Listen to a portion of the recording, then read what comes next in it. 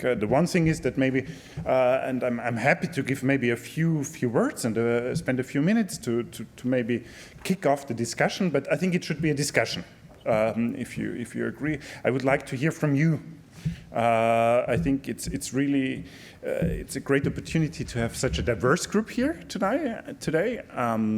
Looking at the list of participants, I think it's a great mix. So I'm sure you will learn from each other. But I'm also very much looking forward to hear from you and hear about your points of view. So what I would suggest is that for the next minutes, maybe I give you a few thoughts, right? Just to kick off the discussion. But then rather than to tell you for half an hour, maybe things that you already know or that you don't want to hear or that are less of interest, then maybe let's then enter into discussion. I would very much ask you to come up. It can be a question, but it can also be a statement and an opinion, right? And so I think that I think with that we could make good use of that half an hour ahead of us. Maybe just a quick word for where we are today. And as I said, I welcome you at the House of the European Union. So this premises, we co-host you, so to say, together with colleagues from the European Parliament's office. I'm heading the head of the representation of the European Commission. So if you please allow me just 30 seconds of self-advertisement, or let's call it that way, and explanation. So we have these representations in each member state. I see that some of you are from candidate countries, from third countries. There we have the delegations of the European Union. But the mission of both of these representations, delegations is the same, to ensure good communication flow between Commission headquarters or the European headquarters and stakeholders on the ground. And so that's why I'm also so interested to hear from you, because I think the idea is that this communication flow should go both ways. So of course we are here, also the colleagues at the delegation are here to inform, to represent, to ask and answer questions with stakeholders on the ground. But then also it's all a bit about, also listening closely and understanding, what are the challenges, what are sensitivities, and then to help to inform colleagues in Brussels, help inform in the end the political process at the European level. And so I would all invite to get in touch, if you haven't done already so, with the representation, with the delegation in your home country. I know they all, so speaking about Berlin, for example, I know they are doing an excellent job with events, there's newsletters. We do this in Austria. We are on social media. So please, that would be my ask. Let's keep in touch, yeah, and please follow us.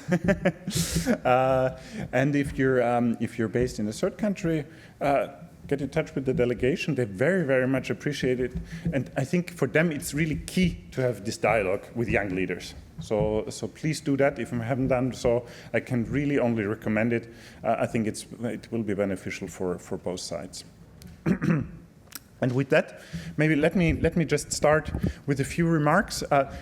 Mr. Lucy, you said it all, right? So turbulent times, right? I think on this we can all agree. Well, then some may say, well, has it ever been quiet? Yes, I think it has been quieter in a way for some years. Probably more or less the years that you experienced, And now I think for me the question is, well, we all thought this would be the rule, right? Peace, prosperity, an international system that works with all its faults, but works, at least for us, and I think there we have to be self-critical, relatively well. And this would continue, well, hopefully for the years and decades to come. And now I think we're at the point where we have to ask ourselves, well, didn't we get it wrong? No? Were these relatively quiet years? I say relatively, but was this more the exception than the rule? And is this something that, when we look back in a few decades from now, when you will be, in your older days, you will look back and say, yeah, this was yeah, an abnormally in the end, right? And rather than, you know, what we thought would continue. And so I think, let me speak a little bit about the situation I think that Europe finds itself in. Yes, and Mr. Lucy, you said it, on the one hand, maybe a difficult place, a more difficult place than a few years ago, but with, not without opportunities. And I think, let me explain you in a few moments why I think that we are rather well placed in this difficult environment. But shortly looking back, I think you heard it before, right? But I want to start it, nevertheless state it for a moment. I think, yes, our old business model maybe is gone or is changing dramatically. No? And I think this was told many times, but let me just quickly repeat it because it really captured this so well, that the business model was importing security cheaply or for free from the United States, importing cheap energy from Russia, and importing cheap, in the end, cheap goods and or labor from China. And I think we as Europeans, we lived relatively well on that. And what we exported was, I think, our high quality product services, and all that despite all the conflicts around the world, for us in a relatively stable environment, both internationally, but also I think politically, domestically. And I think all of these three things are now gone. To a certain extent, not completely, but changing rapidly. And I think probably the most significant and most serious one is, of course, the security threat coming from Russia, with the war of aggression going on from Russia attacking Ukraine. I think to take one moment, I think this is really, I mean, now I think we should never get used to it, no? But I mean, if you think about it, how unbelievable this is. And that this cannot stand, I think that is really a defining moment for us Europeans. Yeah, that we cannot have this on our continent. This is totally unacceptable, and I think that's why our leaders stand so firmly with Ukraine, because this is a threat that is a threat to us all. And I think this is really something that is, I think when we're talking about looking back in a few decades, now thinking historically, I think this will be really a defining moment for us. But I mentioned the two other dynamics. I think also there we have seen significant changes, right? Not least our relationship with the United States. I think of course, I mean, you know, we have ties going back over decades. I think we are well advised, and I think that's exactly what we do as Europeans, that we don't, you know, let this century-old relationship be defined by 100 days. But something is changing, and I think we cannot and should be, and we are acknowledging that we cannot turn back time. So this won't be the same relationship, no matter, you know, how the next years will evolve. This will never be the same relationship as after, you know, the end of the Cold War. And last not least, I also mentioned it with China. Also, you know, something that is really going to define us where we stand as Europeans. And I think I would like to spend one moment, and you all know it, but I think I want to mention it nevertheless, that I think when we look at these challenges, I think the answer is that despite, you know, different views we might have around member states, despite, you know, of course, our natural and good democratic processes where we have intensive discussions with different stakeholders and different views, I think there is a common theme. How should we encounter these challenges? I think that we are better off in Europe if we do this jointly. And with all due respect to the country we're in, Austria, 9 million inhabitants. Let's be honest, no? I mean, this is a city in China we have never heard of, right? And with all due respect to our bigger neighbors in the north, Germany, a country I know very well, 80 million? Okay, it's a province, yeah? I never heard of. Yeah, so I think so I think this saying that in Europe we only have small and mid-sized powers at best when we look at nation-state level, I think this is truer than ever. And so when we look at the big challenges, so I mentioned, our relations, security relations, threat from Russia, economic relations, political relations with China, with the United States, global challenges like climate change, how we deal with the digital transformation. I think how can we master this? Not alone as Austrians, not alone as Germans, Finns, Spaniards, Portuguese, not alone, I see from the candidate countries, as Albanians, Moldovans. But if we work on this together, and I think that is really the key moment, and I feel it. I think maybe you experience this as well. Let's just take out one example or two examples. But when we talk about security, I remember when I was working in Vienna the last time, 12 years ago, I think, then we had a very nice, maybe Christian, you remember, we had a very nice fact sheet and President Juncker prepared where we would show security, military cooperation across Europe, across the member states. And then there was a fact sheet where we would show, okay, I don't know, we in Europe, we have 40 different tanks, types of tanks. United States, 4. We would have, I think it was around 20 different kinds of artillery.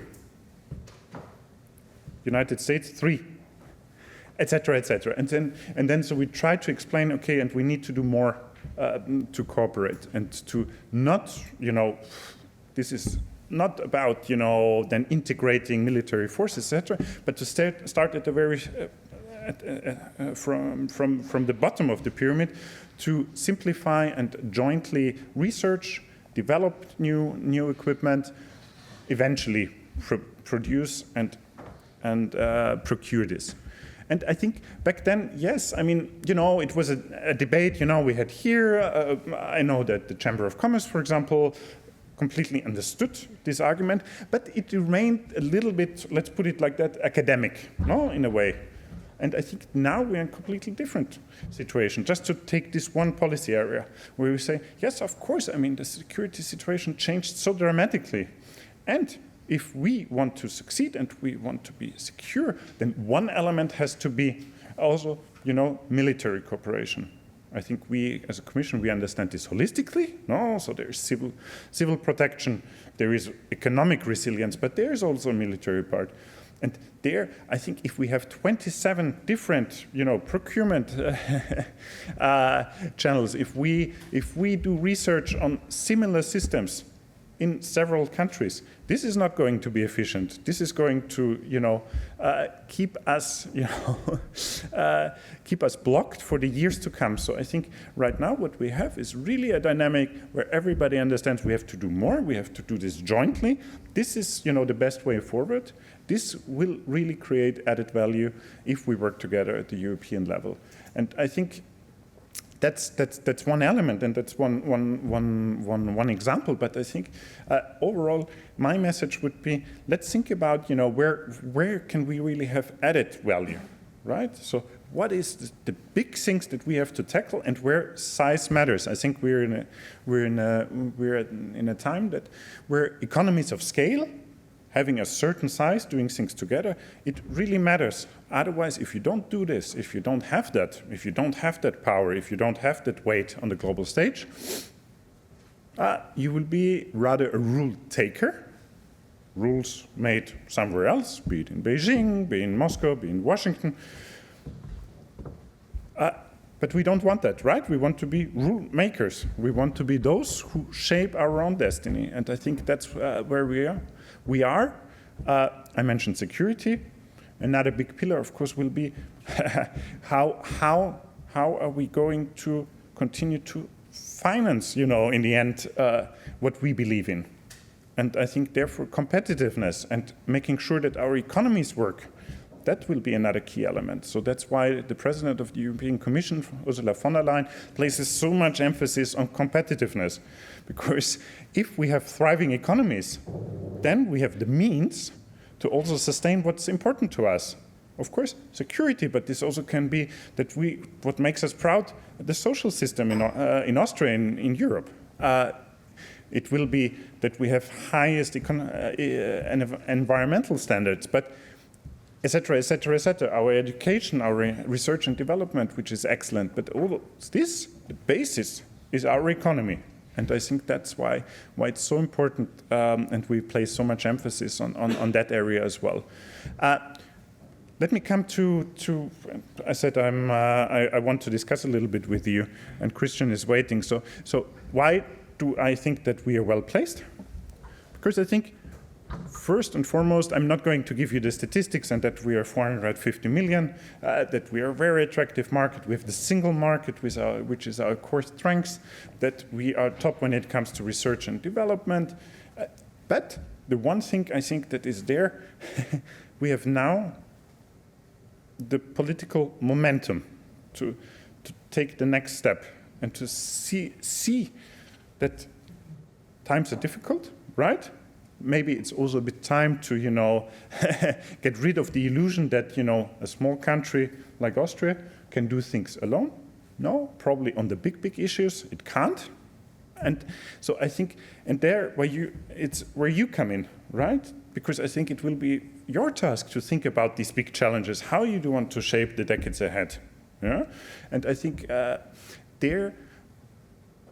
my ask would be to think about what are the big issues, where can we make a difference on the European level?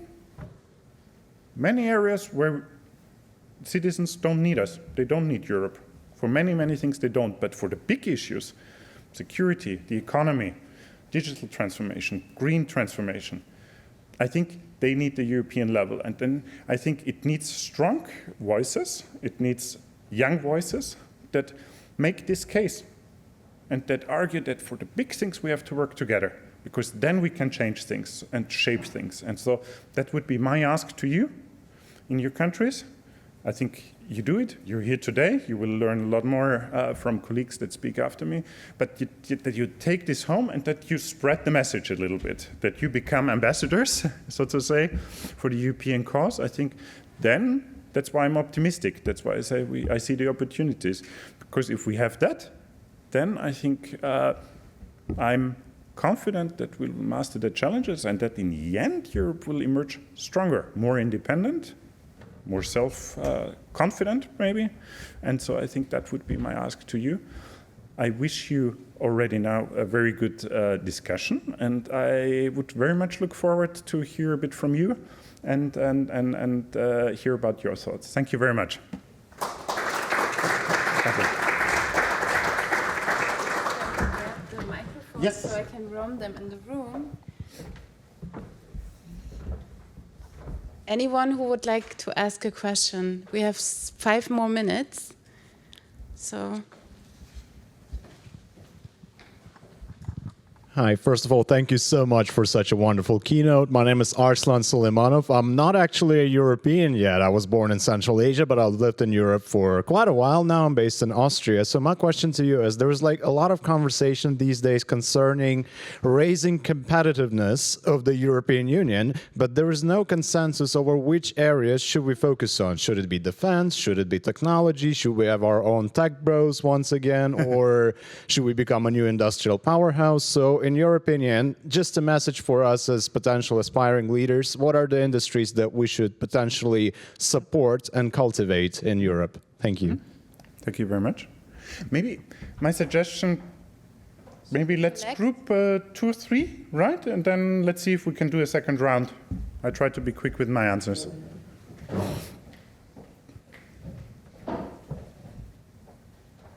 Yeah, hi, thank you for your speech.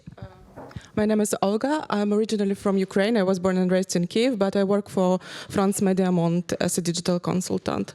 And I'm really curious about your opinion on how to keep our European family really united, because we know such guys as Orban and Fico who are really like have this populist attitude and trying to really disintegrate the society. And my question would be how to keep this family united and how to spread this common voice through their audience, also using some communication strategies from European Union, because comparing with Russian propaganda, I see that they have this tone of voice. Yeah, I see that they have definitely like some strategy behind it. And when I see like some statements and some strategies from European Union, sometimes I feel lack of this unity, like frankly speaking. Yeah.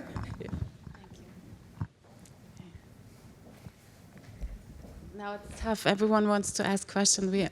Can I maybe take two more? Maybe let's take a third one, and then we do a second round. Christian, if you give me 2 more minutes, right? Then it's okay. Hello, my name is Mariana. I'm from Republic of Moldova. I was very happy that you mentioned Moldova as a potential country to join the EU. My question is, considering the last elections in the US and the current policies and decisions, but for sure is affecting all over the world, especially also the European Union, do you believe there is a real risk of an economic crisis, and what EU is considered doing in that case to tackle all of this? Mm-hmm. Yes, thank you very much. Good, I take these 3. Excellent questions, by the way. Really spot on. Maybe let's start in reverse order, yeah? Ladies first, sorry. I think, yes, there is a severe risk, absolutely, because in the end, what does it mean when we talk about those tariffs? And severe disruptions in our trade system. I mean, in the end, it makes things more costly for everybody, for citizens, for businesses. So I think the Commission President put it quite nicely, that tariffs in the end are taxes. It's taxes on our citizens, on our small businesses. It makes lives more difficult. It's the state, wherever, taking away money from those who want to have a smooth and well-running economy. And it harms efficiency. And that's a cost. And so I think, yes, I mean, that's not good. And that's, I think, why we as European Union, I think we are so much against it. And we work to, maintain that efficient system, acknowledging that there are imbalances, and this needs to be fixed. No, it's not perfect, far from it, no? But tariffs are definitely not the answer. Just very briefly, I think our approach, first of all, with the United States, yes, we want to negotiate. We put on the table a 0 for 0 proposal, which means to abolish tariffs completely, to have really free trade, true free trade between the biggest economies in the world. I think would be beneficial for everybody.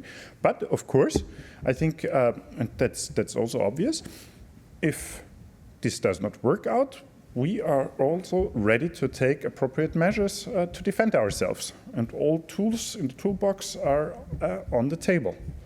I think the second point where we have to be cautious in Europe is that, of course, by these tariffs, you will have secondary effects potentially. For example, high tariffs, you read it all, United States, China. What will happen to with Chinese products that cannot go to the United States anymore, or won't? I mean, they can, but at very, very high cost. We might have secondary effects that those goods are shipped to Europe at, cut prices and harm our economy. So we have to be very cautious there. I think the third point is that we need to diversify our trade relations. And I think everybody else thinks the same there, right? So I don't know a single country, because I think every country was hit by tariffs or threats of tariffs in some way, no? I think everybody will do the same thing. They will think, we need new partners, we need other partners, we need to diversify. And that's why I'm also optimistic in a way for the European Union, because what we are super attractive, right? We're a very attractive market, and we are reliable. You can talk to us, we are reasonable. We want to do business. So I think I think, therefore, I think that's our approach to really get in touch and now speed up, building up trade relations with other partners. And then the fourth point is that we have to strengthen our single market. That's our core strength, right? But barriers remain. And we have to be also better, that, a small business owner from Portugal can do business easily in Lithuania.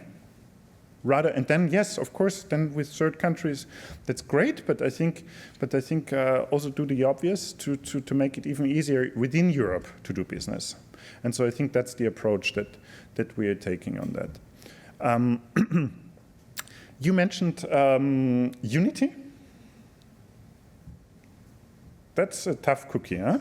I mean, I think the only thing that makes me, in the end, in the long term, optimistic about it, despite, you mentioned a few countries, is that we have built over the decades, we have built such a strong institutional framework. I always tell people, the good thing about the European Union is, yes, very different interests. In some cases, well, of course, everybody has to agree, sorry, for my pronunciation. But the good thing is, in a certain way, that we are so interlinked, right? We are so interdependent. And you always meet again. We have the institutional framework that you always meet again. So the story I always tell a little bit, when my friends ask me, well, imagine for a second, let's say Brussels, and the member states meet, and then on Monday, what's on the agenda? Let's say it's fishery in the seas, And then for whatever reason, the Netherlands, Greece, they're eager, to have a certain agreement. And Austria, for some reason, they say, not interested, we don't want it, no, we veto it, because we are a landlocked country, no, Bob, we don't care, okay. And that day, the others might have to accept that position, right? Okay, let's think, to continue this imaginary example, next day, they meet again. And now it's about mountain farmers. Okay, the Austrian walks in. Oh, this is super important to us. There comes the Dutch representative, says, my Austrian colleague, good to see you again. Hey, you remember yesterday? Oh, surprise, we don't have any mountains. You know what? I'm exaggerating a little bit, but I think it's a simple example, evolutionary example, which shows that I think one of the key strengths, of course, is that we have this institutional framework where, there will always be a balance of interests, but you meet again, right? And there I think one key strength is that we have the system in place to kind of find agreements because we are so interlinked. Some things matter more to others than other issues, but I think that's a key element. The other element, you mentioned it yourself, is having resilient civil society. And you mentioned it, that, one of the biggest dangers is, I think, foreign interference or unfair and automated manipulation of our democratic processes, of our debates. And I'm not talking about legitimate, discussions, citizens having very different opinions. And this can be stupid, what some of us might consider stupid ideas or outrageous things. But okay, all of this, that's part of our normal democratic process. But when it's about having automated trolls controlled by Moscow, that flood our social media channels, etc., I think this is a huge danger. And I think this concerns candidate countries, existing member states, etc., alike. And I think there we really have to build this resilience to be, yes, it's about education. It's I think in the end a toolbox where it's also about technical fixes. And I think this is absolutely something. And the good thing is, I think it's on the very top of the political agenda. So if you're in Brussels, I think there won't be a day where this is not discussed. I think the awareness. I think the good news, awareness is there, but I think of course, we have to be cautious that, yes, on the one hand, we want to have a free and open debate, and this is a real treasure, and we have to be cautious not to in any way, come into a situation where this is put into question. But this is not about it. This is about, controlling foreign interference done by automated systems at scale to harm our democracies. So Mr. Lucy is saying, no, now I really have to go, and Christian rightly waits. Sorry, just very quickly, and I think that's the perfect bridge to Christian. Competitiveness. You mentioned a few sectors. Yes, I think, unfortunately, all at once, right? So that's the thing. I think one element, of course, and we've been quite ambitious on that from the European Commission, to make sure the framework and the conditions are the right ones, that there is not too heavy bureaucracy weighing on, innovation. I think for the president, a key concern, and we listened very closely to citizens, to businesses, say this is too much bureaucracy, is killing us. Yes, I think we have to go about this in a smart but in a decisive way. That's why we have taken the first steps, for example, to lighten reporting requirements, especially for the small and medium-sized enterprises, so to make it easier for them to do business. Then I think a key element, you mentioned it, probably where do we see, what are a few areas? Absolutely, so it would be the digital sphere, it would be green technology. I think that's where I had the Green Deal, because it's doing the right thing, in the sense that, without that, we will run into serious problems with our environment, but it's also because it's good for business. Everybody will need that, and if we are at the forefront in Europe, well, okay, that's the smartest investment we can make, and that's why we put also so much emphasis on that from the European Commission side. So, sorry, I think you see that I really enjoy this, and I would continue, but before I get dragged off the stage, thank you so much again. It was a pleasure. I wish you a great day ahead. Christian, you're up next. Good to have you here. The floor is yours. And enjoy your day, and please keep in touch and keep in mind the European cause. Thank you very much. Thank you. Thank you. Thank you, Patrick Lobis, for hosting, of course, and for this very enlightened speech. We will now move over. We already touched upon trade, tariffs, and competitiveness.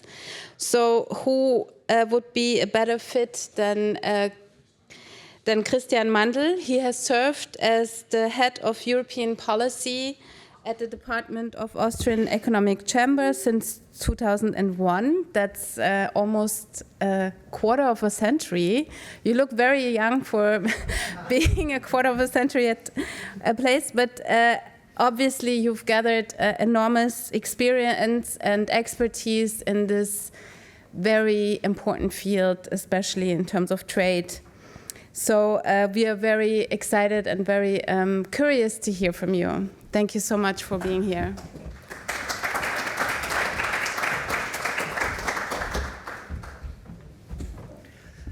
Good morning, ladies and gentlemen. I have a presentation for you. Yeah, just a few words about my career before. I served also in the Federation of Industry for another 13 years, so also about the topic of European Union. But as there are other three speakers of the Austrian Federal Economic Chamber, I would only like to give a short introduction. What is the Austrian Federal Economic Chamber? Because I think it's a little bit special in European Union, because the Austrian Federal Economic Chamber is based by law. And every Austrian company has to be a member in our organization. We are also social partner in Austria. That means we are doing the collective agreements with the trade unions. We are negotiating. And in comparison, for example, in Germany, we don't have any legal or minimum wage by law. That doesn't exist in Austria, because 99% of the workers' fees are negotiated by the collective agreements. So you see, it's a really important task which the Austrian Federal Economic Chamber is negotiating with the trade union organization. That's one thing. On the other hand, we are a partner of the government, but we are not dependent of the government.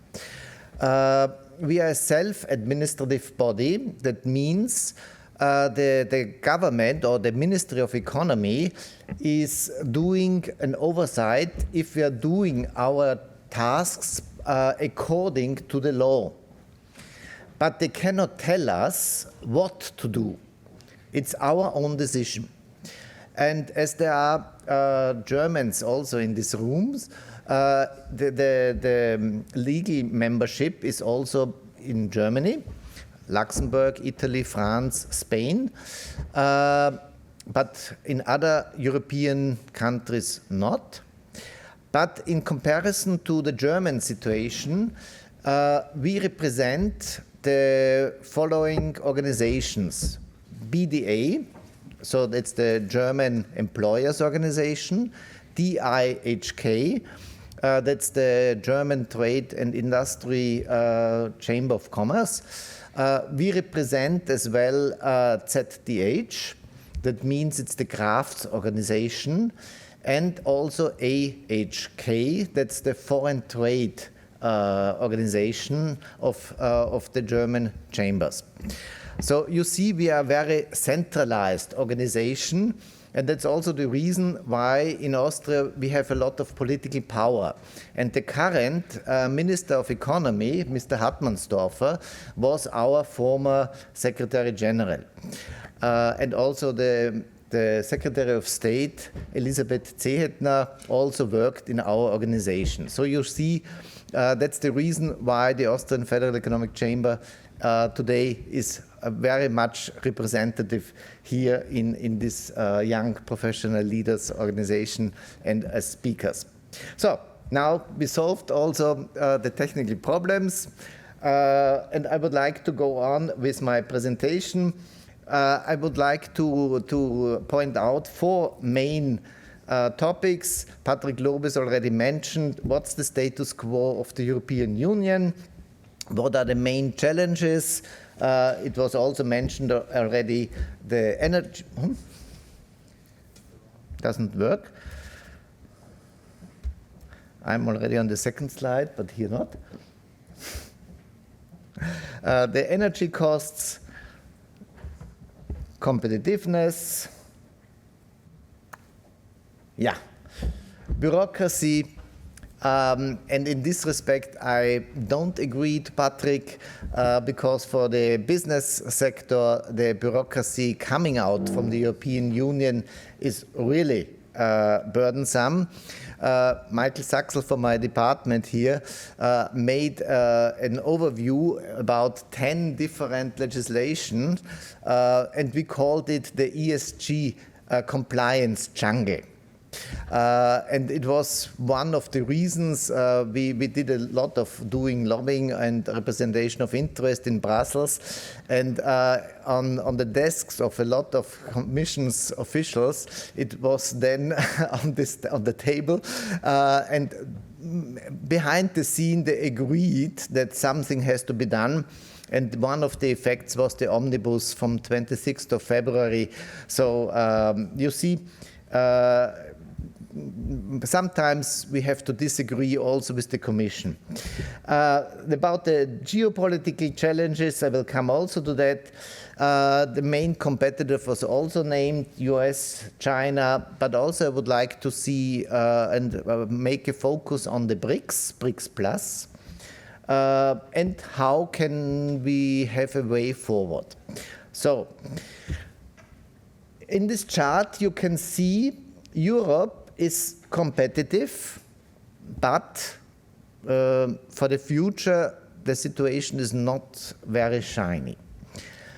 You can see all the Eastern, so the Asian countries are climbing up, and Europe and Americas are going down. So that's the main picture here. And in Europe itself, for example, Austria, Germany are not quite doing well. And it's not only the last 2 years. It's also 5, 10 years already that it's really going down.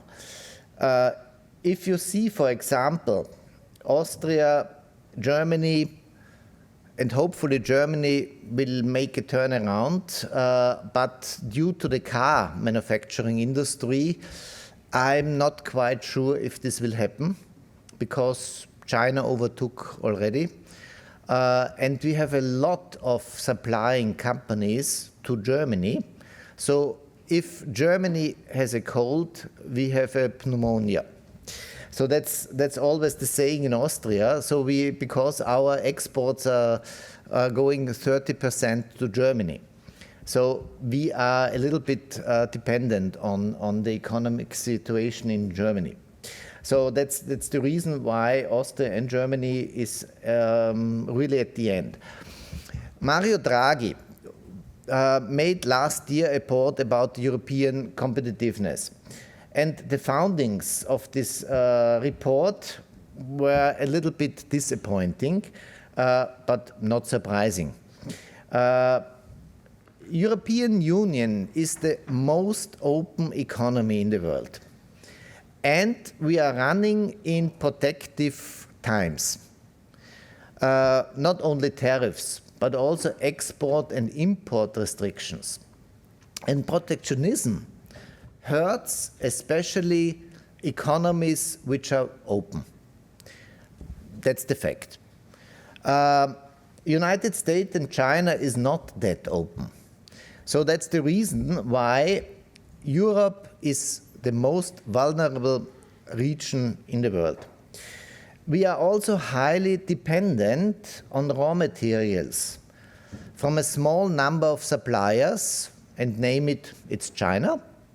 For the green and digital transition, we need a lot of rare materials, rare earth, and this is mainly digged either in China or Africa, but the companies in Africa or the mines in Africa are owned by the Chinese and then processed in China. So that's another dependency which we are facing now. And we have some rare minerals also in Europe, for example, lithium, also in Austria, in Carinthia, or in Sweden, Kiruna, or in Serbia. Serbia perhaps will be digged, but in other European countries, due to environmental legislation, no one dares to give permission to dig it, whatever. So we are dependent on imports. We have the highest energy prices. As Russian gas, oil is nearly cut off, we have to import LNG, and LNG is much more expensive. And you heard Donald Trump, dig, dig, dig. So now we have to import it, but it's a far way. LNG is much more expensive than doing in pipelines. So we also have the highest energy prices in the world. When it comes to high tech, when a company is innovating and growing fastly, yeah, we call it the unicorns, yeah, they need money. And we don't have a real capital market in the European Union. So what they are doing? They transfer their business to the United States. Because startups, seed capital, venture capital is coming there. A lot are investing, private investment, and European Union. Yeah, we have the same amount of patents like United States. But when it comes to the marketing of these products or innovations, then the companies are going to the United States or to UK, which is also not anymore in the European Union. So only 4 of the 50 largest technology companies in the world are European. We have also internal challenges. Patrick Lobis already mentioned, we have an incomplete single market. But the single market is our greatest asset. Especially in the service sector, we are not really open. And for example, for Austria, the figures, 70% of our imports and exports are going and coming from the European Union, other countries, 26 other countries. We have high energy costs, okay, we already mentioned it. We have not an incomplete capital market. We have a practical national capital market, but not a European capital market. We have a lot of bureaucracy. And I don't want to say we need no regulation. No, that's not true. We have to have regulations, but smart regulations. Yeah, and I will come to that later on. We have climate challenges and green obligations. We have a slow growth and productivity, and last but not least, a demographic change and skills shortage. European is a declining population. Asia is an increasing, Africa is increasing. So let's go to bureaucracy, our ESG jungle. When it comes to regulation, Europe is the first. For example, artificial intelligence. European Union was the first one to introduce a legislation, what is allowed and what is, first of all, what is not allowed. Yeah? The United States thought, let's see where are the business opportunities, and then perhaps we will regulate. China doesn't care about regulations. So that's a little bit the situation. European Union is always thinking first, how can we regulate something? And that's the same with the green transition.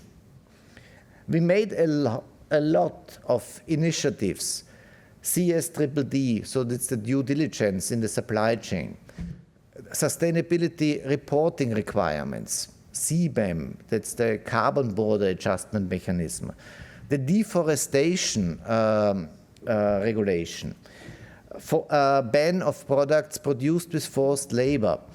It's everything connected to the supply chain, but from different DGs of the Commission. But companies have to obey the rules which are made with different perspectives. But the company has all together. So from the point of view of the European Commission, of a single DG, it's obvious. Deforestation, ban of products with forced labor, carbon border adjustment mechanism. Yeah. Every single DG has its own view. But the company has to comply with everything. And that's the problem. And it's a disadvantage for international cooperation. If you are going, for example, to Indonesia and say about something about deforestation regulation, what? Are you crazy? Go back. We will sell our products to China.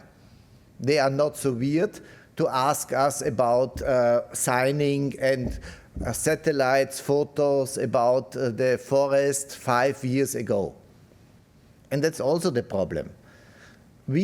On the one hand, we need raw material from third countries. We need to trade with those areas. And on the other hand, we are doing a little bit like colonialization of our values to those regions. And they are thinking, you are mad. We had already colonialization in the 18th century. And we don't want to have now this colonialization about environmental and social rules now in the 21st century. So that's a little bit the problem. We must find a balance, not punishing It should be much more incentive-based. So that's a little bit the problem of the European Union. Let's go to the geopolitical challenges. And it's obvious that we are in a bipolar world. And then perhaps you may ask, well, where's European Union? Yeah, and that's the big question.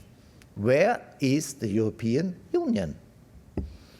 If you see how Ukraine is dealt, that's between Putin and Trump.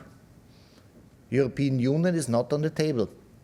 And Ukraine is also not on the table. But it's a decision between two superpowers. And we only have the two superpowers. And you may say Donald Trump is a crazy guy. Make America great again, and he's weird. Yeah, okay, we will survive the next 5 years, and then perhaps another president will come. I'm not so sure. And he's not crazy. Look the world, the map, from the perspective of the United States. Not our typical look, here Europe, here the United States, South America, Africa. Make it from the North Pole. And if you look the world map from the perspective from the North Pole, shit, Canada is between the United States and Alaska. That's the reason why Donald Trump said, let's make Canada 51st state of the United States. And shit, Greenland is between Asia, United States, and not protected. And the ice is away from the North Pole. So there is a new trading route. We must secure this trading route for the United States. Panama Canal. There are some Chinese or Hong Kong-based companies on both sides of the channel. That's not possible. We have to secure this shipway. So he is not weird. He has an American thinking, and you have to think about one topic. China is the rival number one. And the embracement of Russia from the point of view of China is a threat for the United States. And China is the rival number one. So, what he's thinking about, let's cut the embracement between Russia and China, because Russia at the moment is only delivering raw material, cheap oil, cheap gas to China, which is of the benefit of China. And that's not good in the view of the United States. And in the thinking of the United States, okay, Russia is not a real threat to the United States because whole Europe is between. And even if we skip Ukraine, there are a lot of other countries between the Atlantic and the United States. So this could be the thinking of Donald Trump. And we have to face these challenges. And that's the reason why Europe has to think about how to secure our own security. Because the United States' focus is now on the Pacific, China, South Chinese Sea, and so. We have a fight for values. And the problem is that less states are caring about values. And even the United States, I don't want to say it's a democracy at the moment. We have trade wars, and I mentioned already that protectionism is now the normality. And its trade policy is part of foreign policy and will be part of foreign policy. European Union used to say, okay, this is trade policy and this is foreign policy. United States never did this. Trade policy was only part of foreign policy. Sanctions, Section 301, and all these things. So that's always the problem, that European Union is thinking about multilateralism, value-based trade, and all these things. But China doesn't care. United States was not very positive in this sense, and at the moment neglected at all. So where are the partners for European Union? Just a short overview about the economic situation in the world. United States still is ahead, but you can see China is dramatically increasing, and in fact the world order is now aligning along geopolitical borders. And I would like to say it's the global north against the global south. But the problem is the global south is increasing, dramatically increasing, and the rule-based world, like WTO, the dispute settlement since some years has come to an end. The most favored nation clause in the WTO, this reciprocal tariffs from the United States, is a clear violation of WTO rules. So it's ignored at the moment. We have protectionism, sanctions, boycotts, unilateral trade restrictions, import restrictions, export restrictions, and so on. What is worrying a little bit is that the trading relations between the two major actors, China and United States, is dramatically decreasing the last 2 years by 25% each year. But there is a dramatic increase of the so-called trading to connector countries. That means instead of China, Vietnam, and instead of United States, Mexico.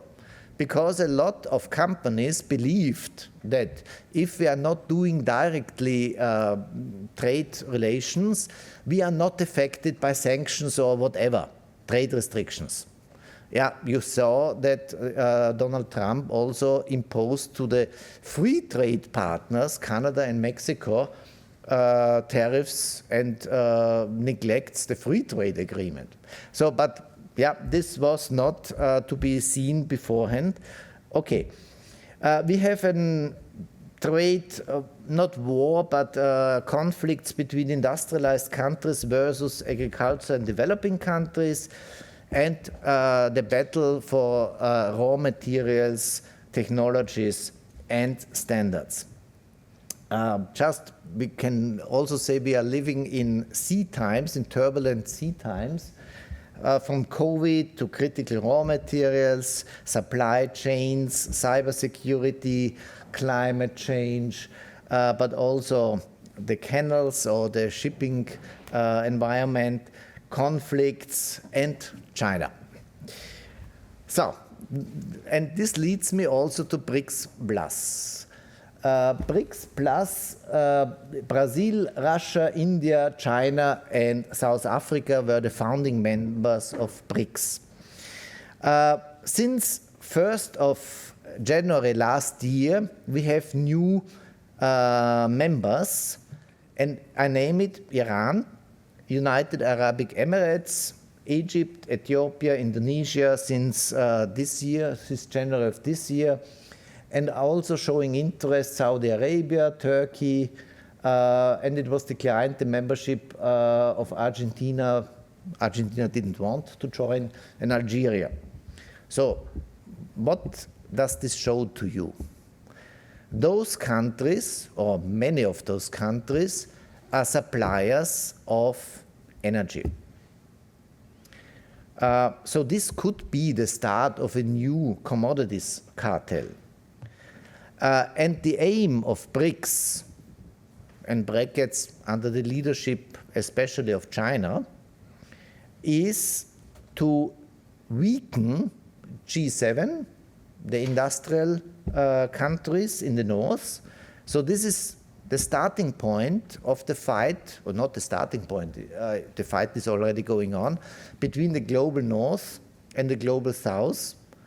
And BRICS Plus, under the leadership of China, but also India, and that's the good news, because India and China, they have not the same view about this, is sort of the voice of the global south.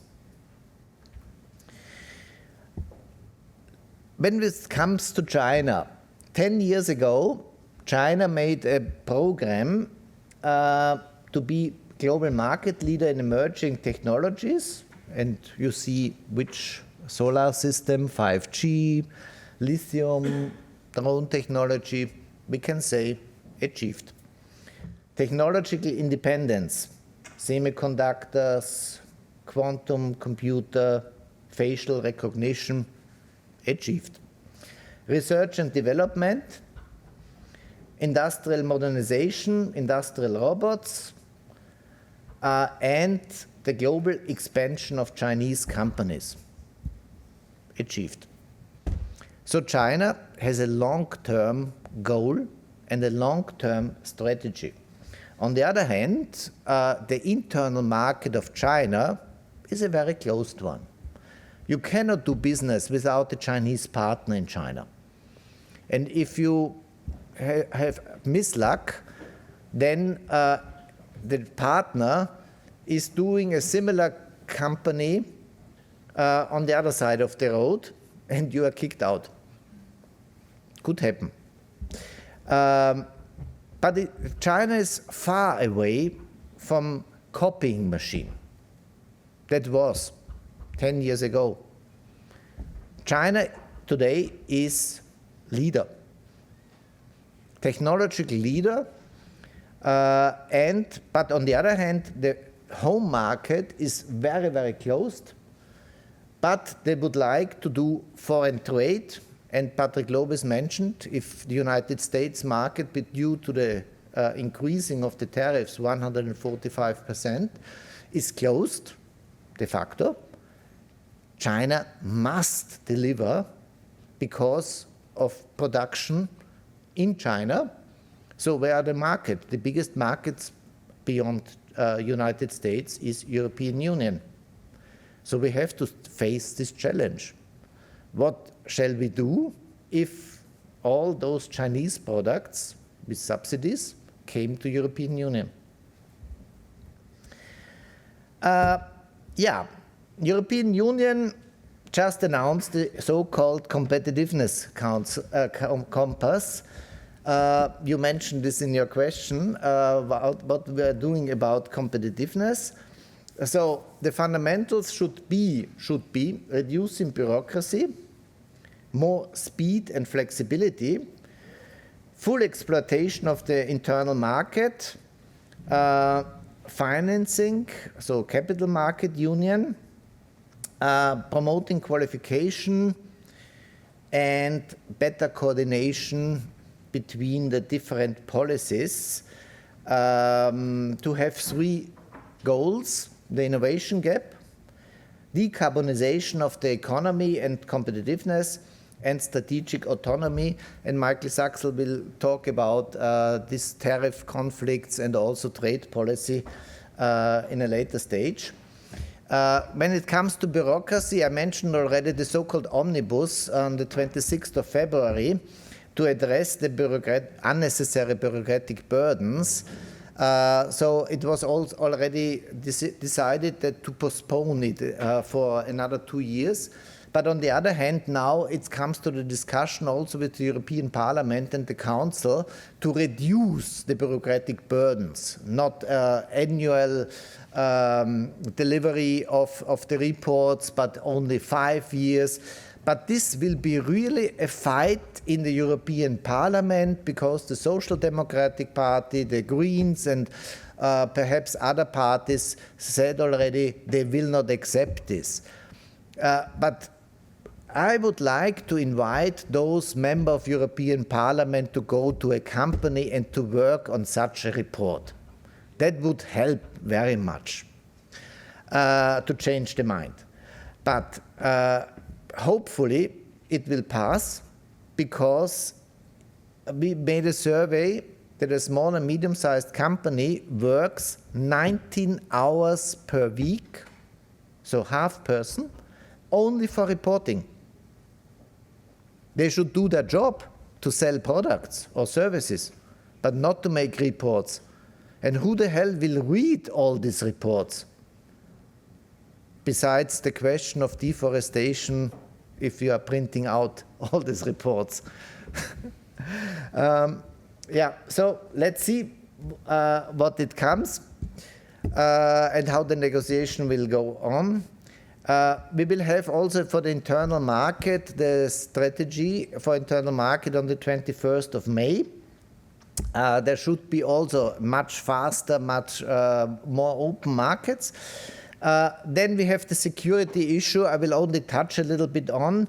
The so-called REARM program was renamed now because of Italy and Spain. That was too armament in their view, because Spain is far away from Russia. So the new name is Readiness 2030.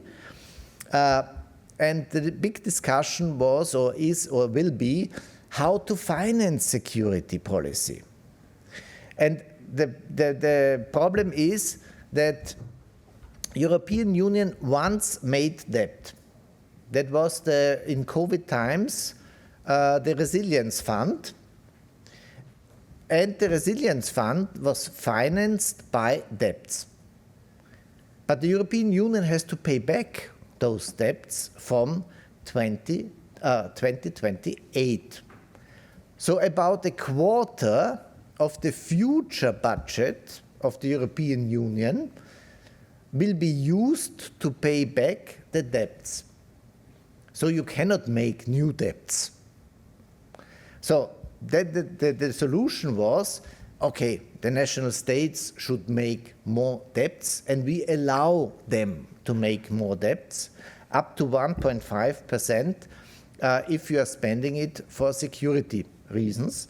There will be a loan possibility for security action for Europe, for countries which have higher interest rate, and there should be a leverage with the EIB group. Free trade, I will refrain from saying something. Supply chains, geopolitics, and partnerships, this will be the topic of Michael Saxl.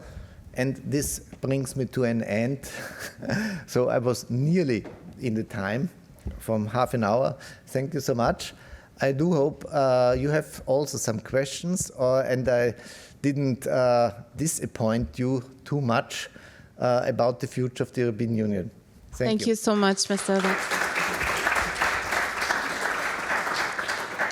Okay, I see many hands. We have only time for 2 questions. So now let's make 3. Maybe Patrick 3 Lobis. Others. As my answer will be shorter than Patrick. Okay, very good. Please quickly. Yes, hi everyone. My name is Vedad Misidlic. I'm from the European Youth Parliament. You mentioned AI, and AI is a topic very close to me on a PhD level. So you mentioned that 4 out of 50 big tech companies are based in the EU, and EU is over-regulating things. Do you think we're past the point where we can catch up in these aspects compared to, let's say, the US and China, etc.?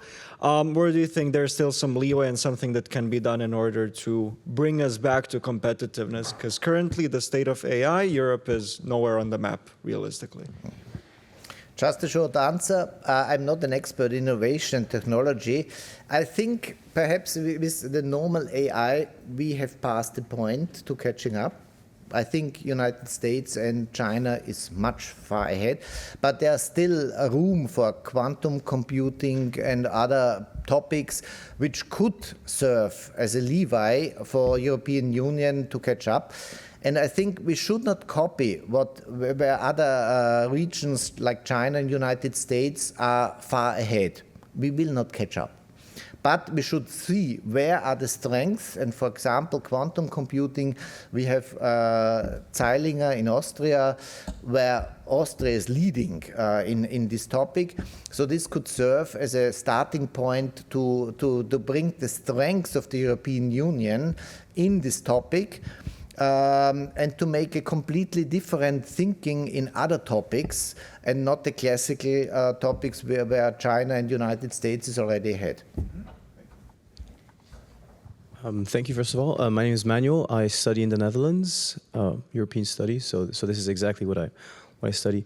My question was, you mentioned this argument essentially that in the US, security and trade are connected. And in the EU, it's clear that trade has always been an EU competence and security more of a member state competence.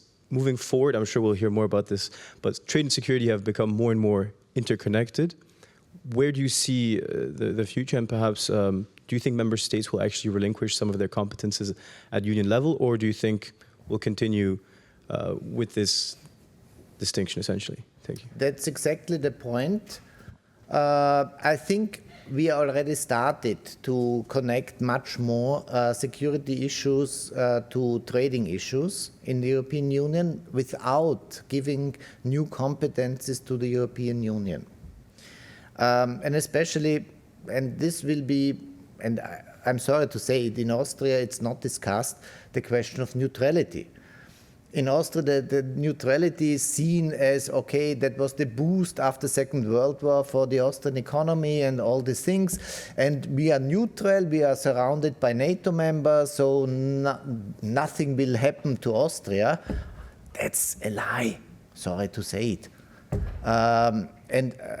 Other countries are also refraining to give up competences in security issues because that's the last resort of a country.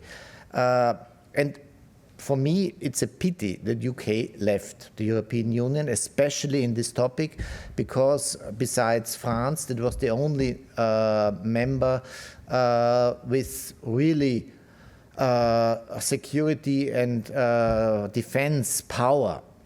And that's the problem. If you don't have defense power as backing for your trading and other political issues, you are not seen as a big partner or competitor.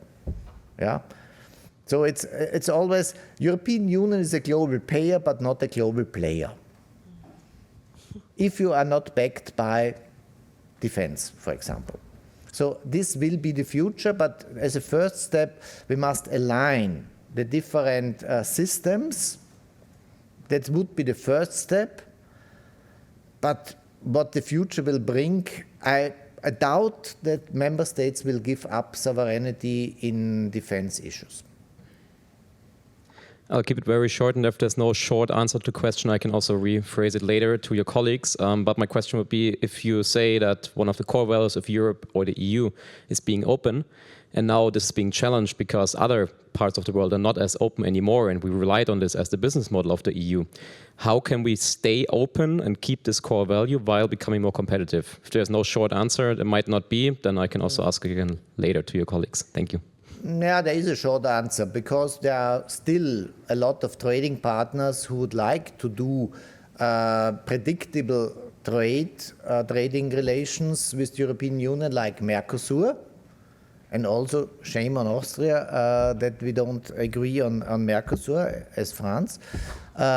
We need new trading partners, but we must not do colonialization with our environmental and social standards, because they have a different history, they have a different culture and all the things. So we must be a little bit more incentive-based trading relations and not so we have our values and you have to obey our values. That's not the way how to do it. And there could be an open door also that China will also have to look for a partnership with the European Union, because also they don't like that the United States is completely abolishing every standards in international trade and all these things. So this could also be a partnership in another sense, but with caution. So this is my short answer to that. Thank you very much, Mr. Mandl, for this great insight.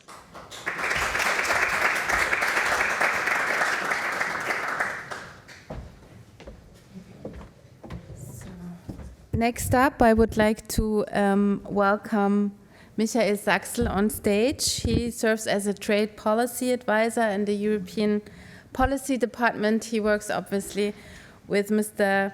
Mandl, and he focuses on EU trade relations at the Austrian Economic Chamber. Welcome. So, well, thank you. It's a pleasure to be here.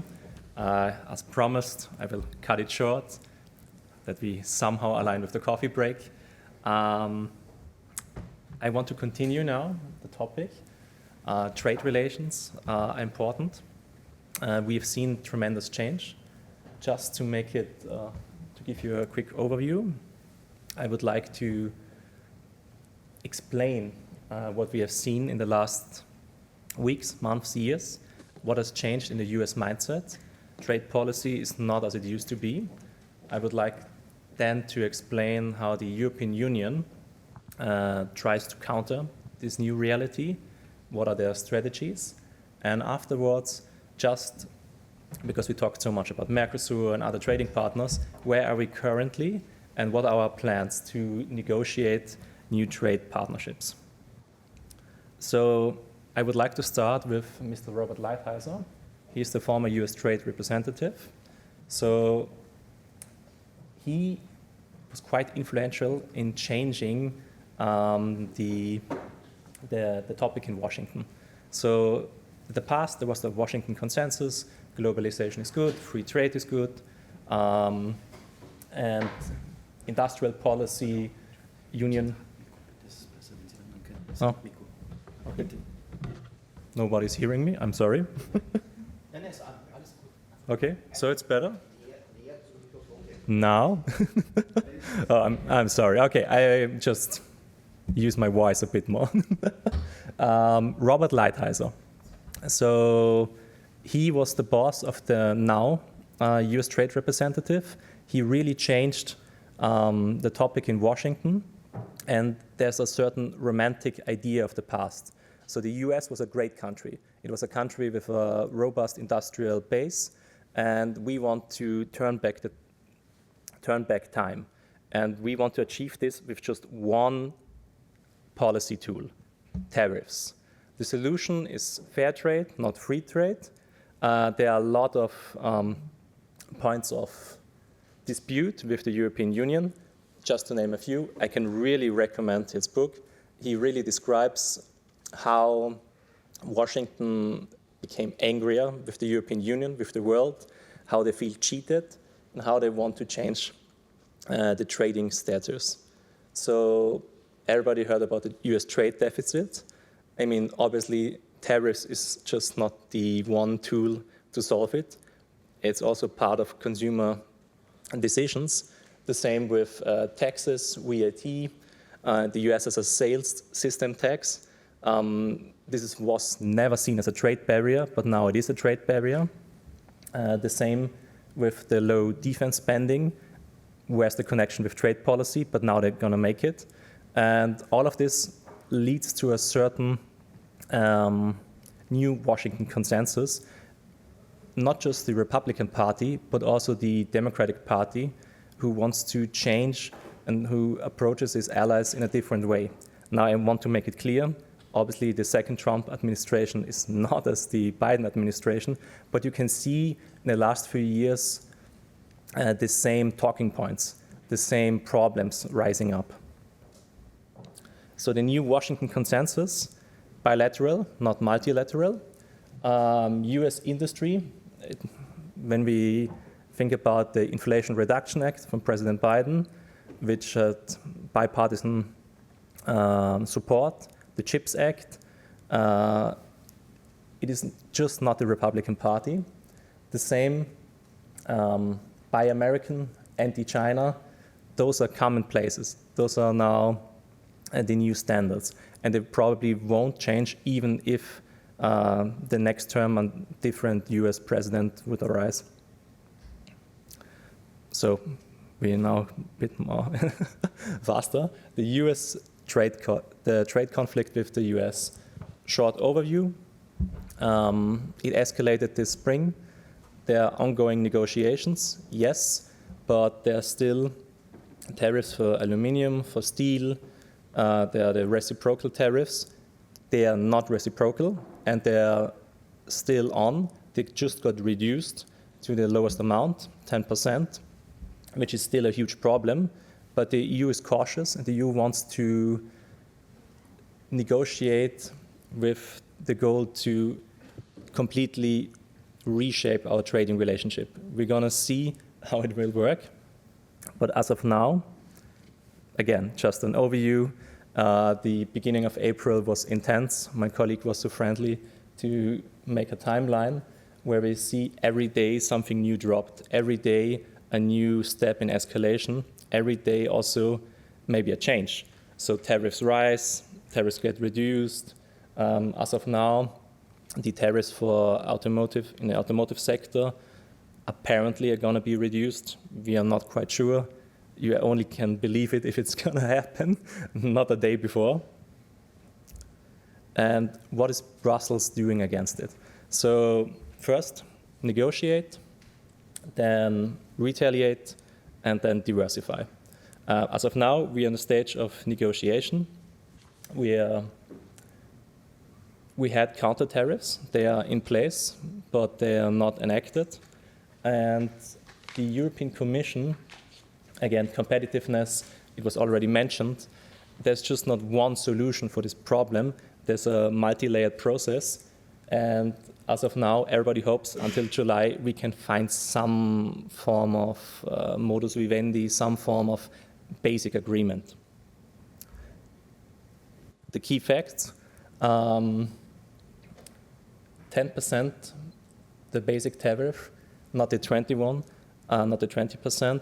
They probably are gonna stay. As of now, for Donald Trump, it's non-negotiable. It's not possible to negotiate away. We will see if it's true. Omnibus simplification. It was also presented as something beneficial for US companies, not just for European companies. It is not enough. The US is quite clear. They want legal immunity. Their companies, they should not be at all regulated by the European Parliament, which again is, there have to be some regulations, and you cannot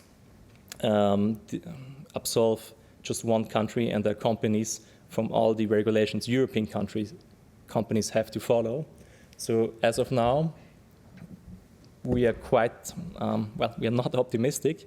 We have news from Washington, from Brussels, from our colleagues, from the big European associations, that this idea, zero for zero, it was an idea even by Elon Musk, by Giorgia Meloni. We want that, but who is in charge of the White House? Who is really able to make those economic decisions? It's currently not accepted. What are our options? Yes, tariffs, everybody knows of them. There's also the anti-coercion instrument. This, originally, it was intended to be used against China. So for bullying, for external pressure, and we are not quite sure how actually it would be implied, how it would be enacted. It's a multi-layered process. It's more than just tariffs. It's also the legal requirement to stop trade in certain sectors, to have to protect the single market against foreign interference. So this is seen as a weapon, but it should be used wisely because it's untested. There are other ways. The EU digital text, it's mostly for the big US companies.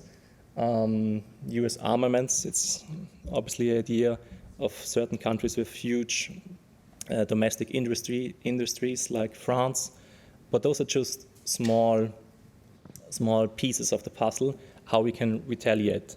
The other question, what can we do to have like a positive impact? One question was, okay, our trading partners. Already, the EU has more than 40 preferential trade agreements. We're quite proud of them. But in the last few years, we have seen that Brussels was not able to deliver, that the negotiations, sometimes they keep on going, but there was no outcome.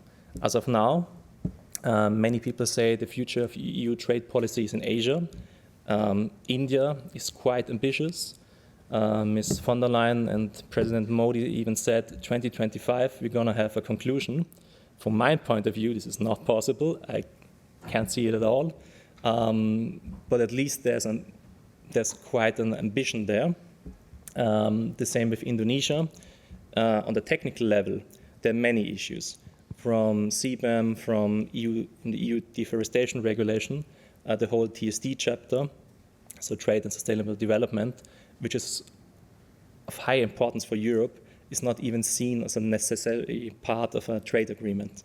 So the future might be in Asia, but I would be quite cautious to say, okay, 2026 we're going to have 2 new trade agreements or 3. This is not possible.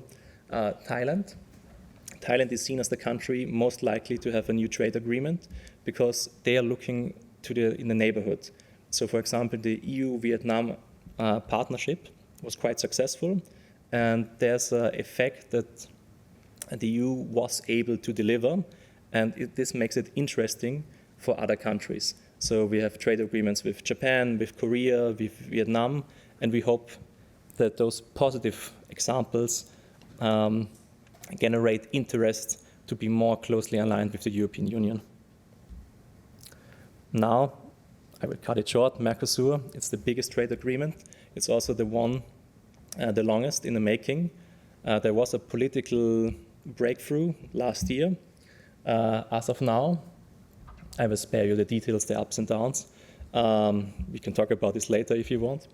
But as of now, we are waiting for the splitting. We are waiting for the final decision, Parliament and Council,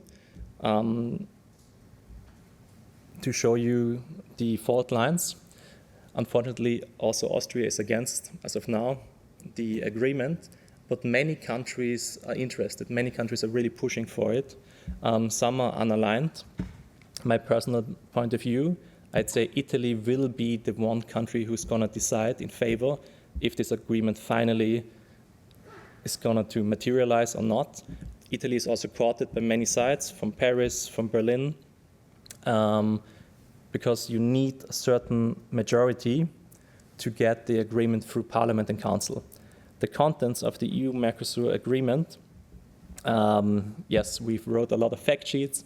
I can send you everything what you want to know about the contents. I'd say just one thing, the European Union was successful. Like, this is a successful agreement, and there are many things in favor of European standards, European producers, access to markets, tariffs. So everybody could really be proud of this agreement. And now, to finish it off, the legal requirements. It is often said that the EU is negotiating in the dark, there's no transparency, there's no democratic input.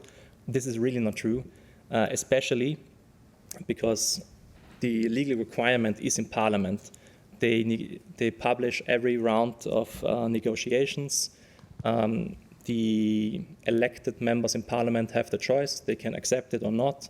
And there's this so-called qualified majority, 15 states, representing 65% of the EU population. So if it comes through, there will be a broad democratic mandate why we have it. And I would like to say, I hope we're going to see it, because the environment for companies, the environment for the European economy is tough. This is the worst case. Everybody expected there's going to be a trade war with China, maybe some issues with the neighboring country, USMCA, the successor of NAFTA, was an issue. maybe something with Germany, but a global trade dispute with the whole world on the same time is the worst case, and really Europe needs to step up its game. Europe needs to improve and say, okay, finally, after 25 years, maybe it's time to decide. So if there are any more questions, someone is a bit impatient, I would love to take them. And if it's not possible, then just during the coffee break. Thank you.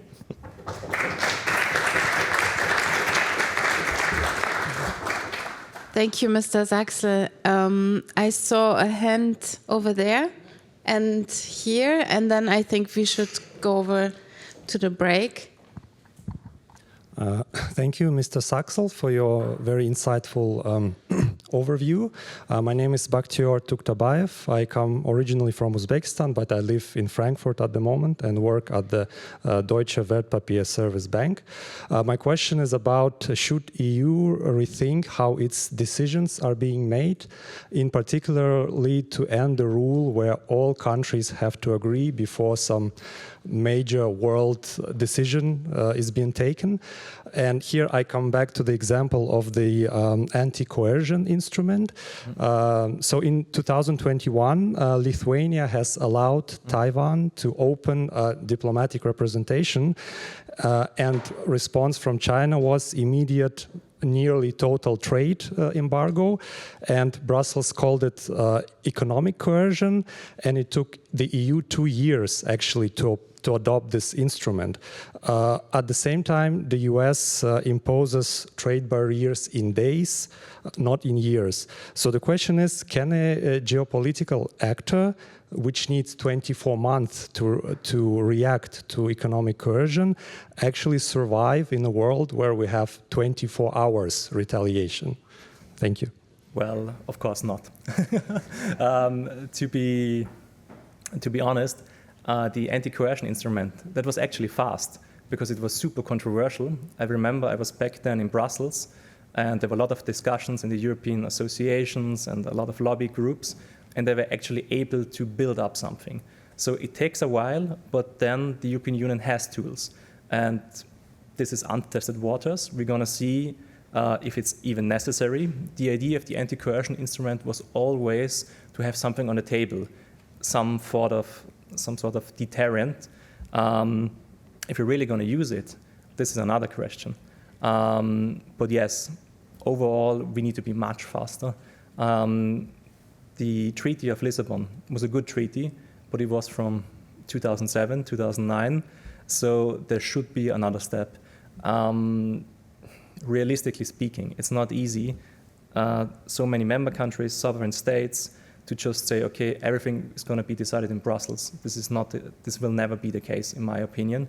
But at least some sense of crisis can be productive to say, okay, new regulations, new procedures, how to react. This is possible, but the idea that we're going to have the same capabilities as Washington or as the United States, I see not in the near future, maybe long term. Hi to everyone. Thank you, first of all, Mr. Saxl, for your insightful presentation. I'm Armina Magelaku from Tirana, Albania. And from a perspective of Albania as a candidate country, I would like to know your perspectives and what's your opinion about the challenges that lie ahead, candidate countries, considering geopolitical dynamics and considering the limited access at EU-level mechanisms that support countries towards their economic and industrial transformation. Thank you. So my colleague would be more qualified to talk about enlargement and the exactly, but I can say that nowadays the EU is quite cautious to be fast to rush the whole processes. So Albania, yes, candidate country. 25 years ago, there was a different optimistic view about enlargement, the European Union. This has unfortunately changed. Some say there are good reasons for that, as we can see in the neighborhood from other countries. However, the long-term perspective is important. And I'd say Brussels is still willing to help the candidate countries. And also Austria was always one of those countries who say we need to enlarge Western Balkans. There are many contact groups, there are many friends of the Western Balkan states, or just the candidate countries in whole. It's just not about the Western Balkans.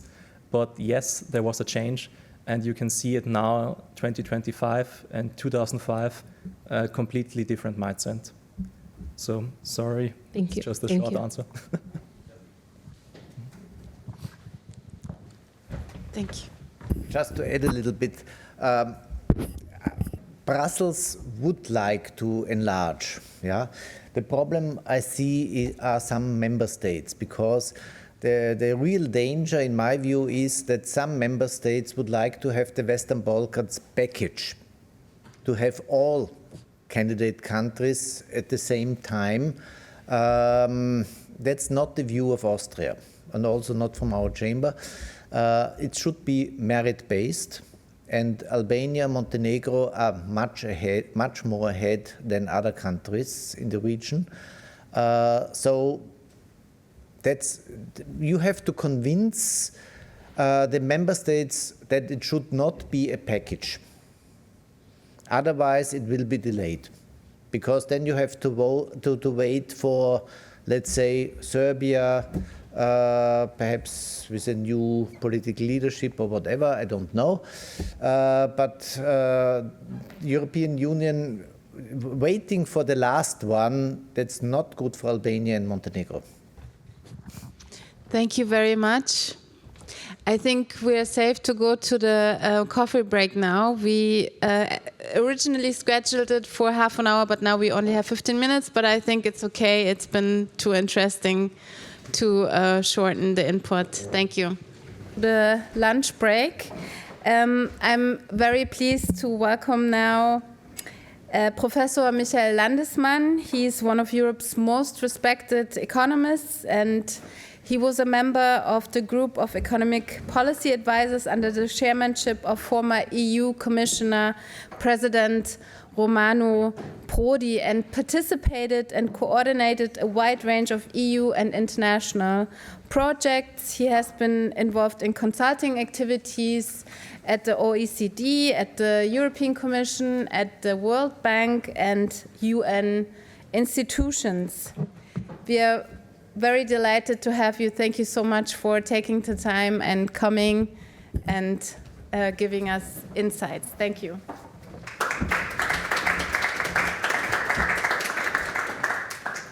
Thank you very much. It's very nice to come back to speak to young people. My appointment partly is also with the Vienna Institute for International Economic Studies, which has a particular expertise on Eastern enlargement. So I think one of the questions was on that. But today I'll talk about industrial policy. And I think quite a few topics were already raised by partly through the questions and partly through the speakers. Industrial policy has got a big revival now, probably mostly because of the changing geopolitics and geo-economics. We had an earlier phase where it was basically not very much on the policy agenda. In the period when the EU was mostly trying to strengthen the single market, and one wanted to have a level playing field, any sort of policy which tried to direct itself towards structural targets, changing economic structures, like, for example, the shift towards the Green Deal, green transformation, or supporting digital industries or something, was really a bit out of the question and couldn't have targeted industrial policies. So let me move to talk about what currently is probably seen as the set of challenges which industrial policy tries to achieve. So probably broadly one should define it a policy which is designed to affect economic structures, the long-term evolution of economic structures. Yeah? It shouldn't just be seen as manufacturing alone. Many other areas of the economy are important for for the competitiveness target, for the growth target, for productivity targets. Could be training, could be R&D, could be infrastructure. could be trade policy. Yeah? So industrial policy should not be seen as simply subsidies directly oriented towards industries. Anyway, going through this list of the 4 big challenges, I think it's probably very much in the current debate that Europe is in danger of being sort of shifting away from the technology frontier in very important areas which where the sort of concentrated innovation effort globally is taking place. So at least one tries to keep pace with the innovation frontier. With the most technologically advanced economies. In the past, it was basically the US. Now we have many other competitors in the area of where technology innovation is very strong. I think one of the previous speakers spoke about the inroads made by China in many areas.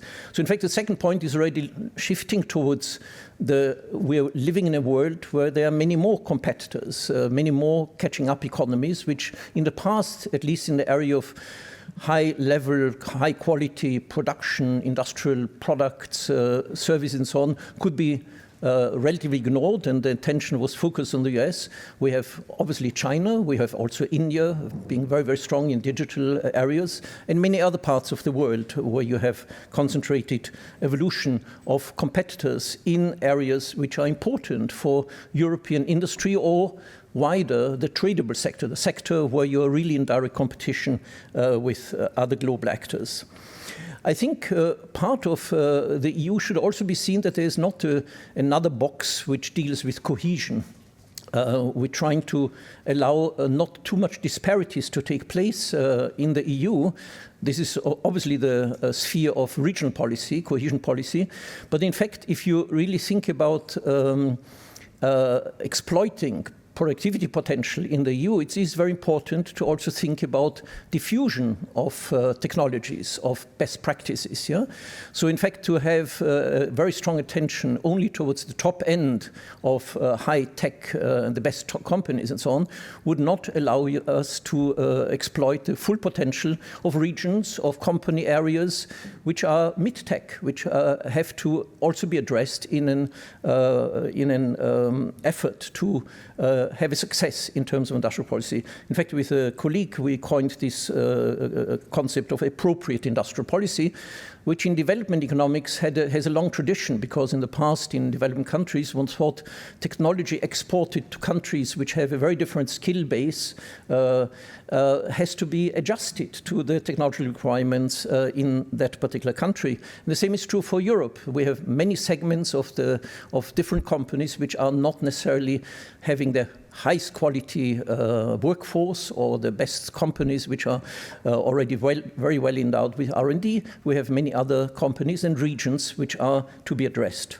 And of course, we also lived through a period where climate change, the Green Deal, was predominant actually in the evolution of the agenda of European industrial policy. It has actually been challenged more recently, partly because of geopolitics, the increasing demands also for military expenditure, and the competition for, of course, also the energy crisis, which started to build up or mobilize certain critical positions towards the strong orientation and focus on the Green Deal. So coming back to the geopolitical, geo-economic context, it was already raised by quite a few people over here. Well, geo-economically, if we look at the long-term trends globally, there are many more competitors going on in the areas where Europe had particularly strong comparative advantages.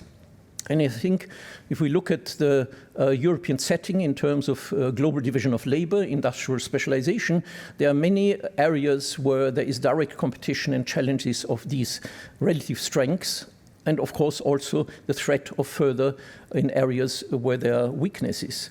And of course also an issue which has been raised in terms of long-term weight of the European economic entity. Demography matters a lot. I think it was raised before. Europe has an overall slow population growth, mostly felt through migration. So migration policy and how to deal with it is really an important issue also for competitiveness, growth, productivity. It should not be seen as a separate box which is unrelated to the issues or the aims or also of growth policy, industrial policy. The geopolitics, I think it was debated, we're going through a dramatic change where there is a big challenge to the previous hegemon, the United States. And as we could see in a dramatic way, but I think some of the previous speakers have pointed out, there's a longer tradition in the shift of the United States trying to see itself much less as a guardian of global public goods, as a hegemon used to think about it. It has concentrated much more of its own national interests. Whether it pursues that in a reasonable or clever way is another issue, but anyway, it affects strongly its behavior. So we are moving definitely towards something which I think international relations experts, political scientists would find quite difficult to handle at the moment. A global multipolar environment which really brings out a lot of instability, potential shifting alliances, and of course, as we can see, we can't really predict very easily the conflict potential which emerges from these dramatic shifts in polar positions. And as we can see most drastically, of course, with Trump 2.0, that it affects international economic relations dramatically. I mean, the type of shift in the trade policy environment is really pretty dramatic and probably pretty not predicted beforehand. But I think also alongside with the shift in trade policy, industrial policy got a lot of prominence in many parts of the world. Whether it's justified is another issue. Industrial policy, like many other policies which are trying to have long-term effectiveness, are very difficult from a research point of view to really track how effective they are. Yeah? I mean, the same thing is with, there's a long debate about EU regional policy. There are advocates for and against. Some people say, oh, it's not proven that they're very effective. Others, and I think that's the case with most policies which try to have an effect in the long run, because there are many other issues which sort of impose themselves when one tries to test the effectiveness of long-term policies, and industrial policies, of course. So I think these four areas, trying to keep up with frontier technological competition with a much wider set of emerging or emerged economies, as China obviously is, the cohesion aspect, and of course the longer-term ecological in industrial transformation. These are the big four goals which are guiding industrial policy in Europe. Now, I won't have time, because I should keep time also for questions. There's a long evolution of industrial policy in the EU, so you don't have to read this in any sort of detail. But I think we had a post-war period of reconstruction where most industrial policy was done at the national level. Obviously, there was not a shying away of strong state intervention. Think about the coal and steel industries which had overcapacities and needed restructuring. This was followed by another long-term phase where the focus, as I said, was the single market. You needed level playing fields, no priority given to national industries, national companies, and so on, and therefore a complete shifting away of what might be called vertically industrial policy, meaning policies which are directed towards particular industries, to particular technologies. Basically, one wanted framework conditions, just horizontal policy, and there was an increasing prominence of innovation policy. Okay, and I think in this area quite a lot of initiatives were developed. And then one could say by the early 2000s, there was a bit of a disenchantment with this fully reliance simply on horizontal and framework conditions. And I think there was a revival also intellectually in the academic literature of a rationalization, of a rationale for direct interventions, in particular industries, in particular technologies, and of course innovation channels in which it would go. Now, most recently, of course, we had the succession of big shocks, which again dominated the agenda-setting industrial policy.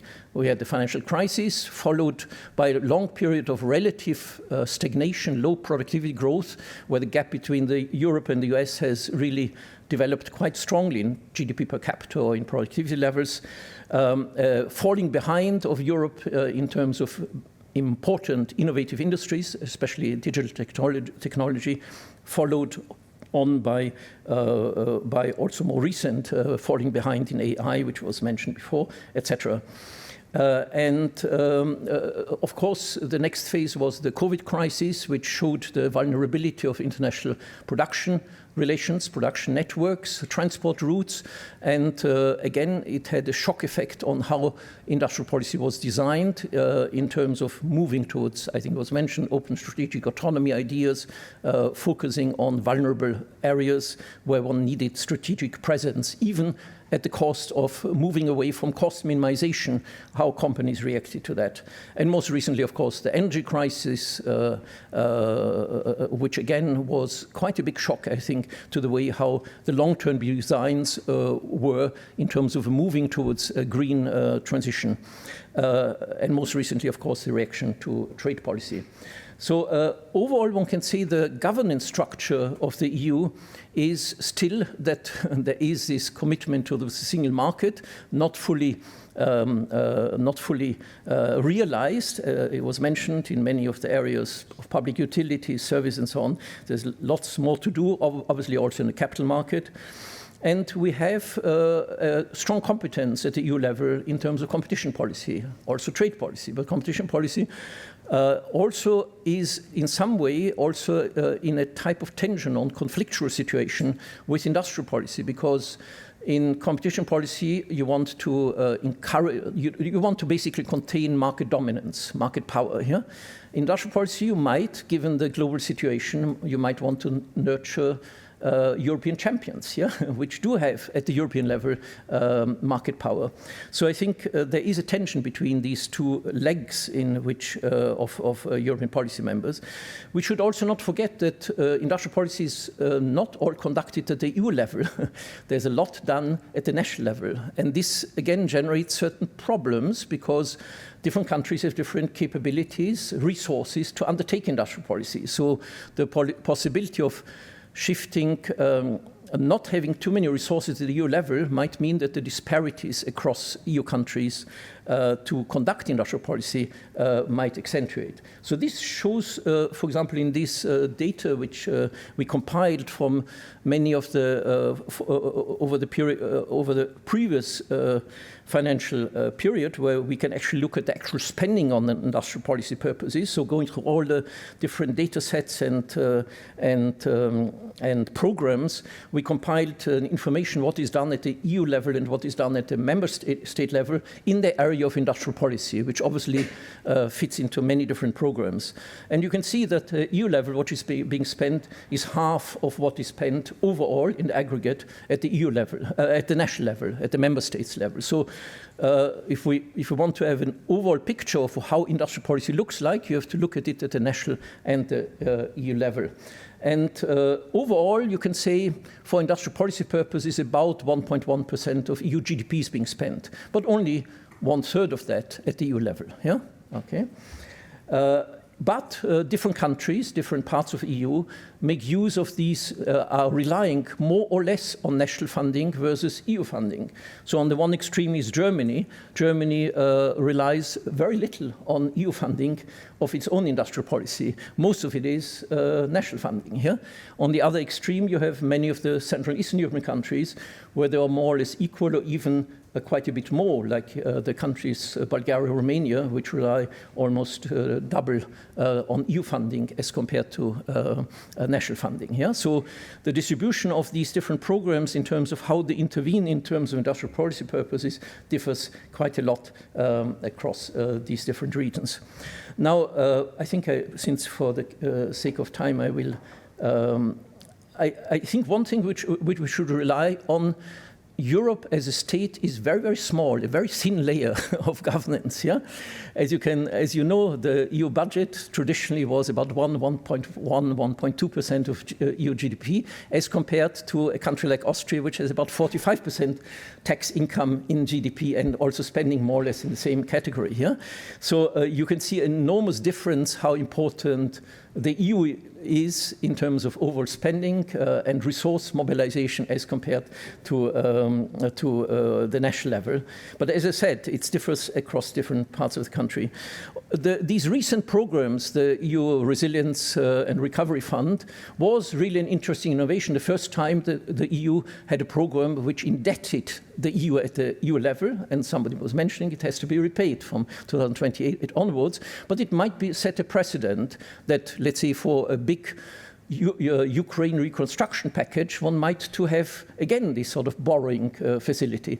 And you saw in the military area also, there's a way of trying to sort of smooth the burden of taxation across the European population over a longer time horizon, probably over future generations. Yeah, it's a traditional mechanism in politics. Yeah, so overall, this was a program which did add to the overall budgetary resources available for industrial policy by another 0.4% of 1%, yeah, of GDP, so it enlarged the possibility, and it was directed, which at that time was very dominant, towards the green transformation, yeah? But also many, if you look at EU reports, it's just a proliferation of different programs. I mentioned some of them, the RE-Power EU, the Net Zero Industry Act, the European Chips Act, the Critical Raw Materials Act, the European Sovereignty Fund, etc., etc., yeah? So we see in the recent period enormous proliferation almost every few months here. Some new program is coming up. How well they are monitored, how effective they are, I think we're still far away from actually proper, rigorous evaluation studies. Yeah? There are many new industrial policy concepts which emerged over the last few decades or more recently, which shows the importance, I think, of the EU conceptualizing interventions or programs which try to steer regions, countries, industries in a particular direction here.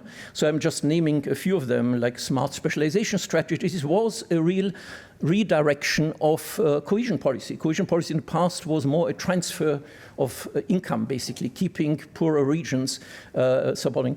The smart specialization strategy, at least in its intention, was really linked to an planning of industrial of specialization and industrial conceptions where many stakeholders were involved. Yeah? And so each region has, in order to get access to the cohesion funds, has to say in which direction do we want to see our industrial economic structure to evolve and what are we needing for that. Yeah? There is this concept which has become very prominent thanks to an Italian, UK-based economist, Marian Mazzucato, which thinks very big about missions, yeah, like the moon mission, landing on the moon, and it should direct a long-term idea of in which direction EU transformation, industrial transformation should go. There are other interesting concepts, like it has these funny initials, IPCEI, Important Project of Common European Interest, which is really trying to follow the relatively successful example of the Airbus. Yeah?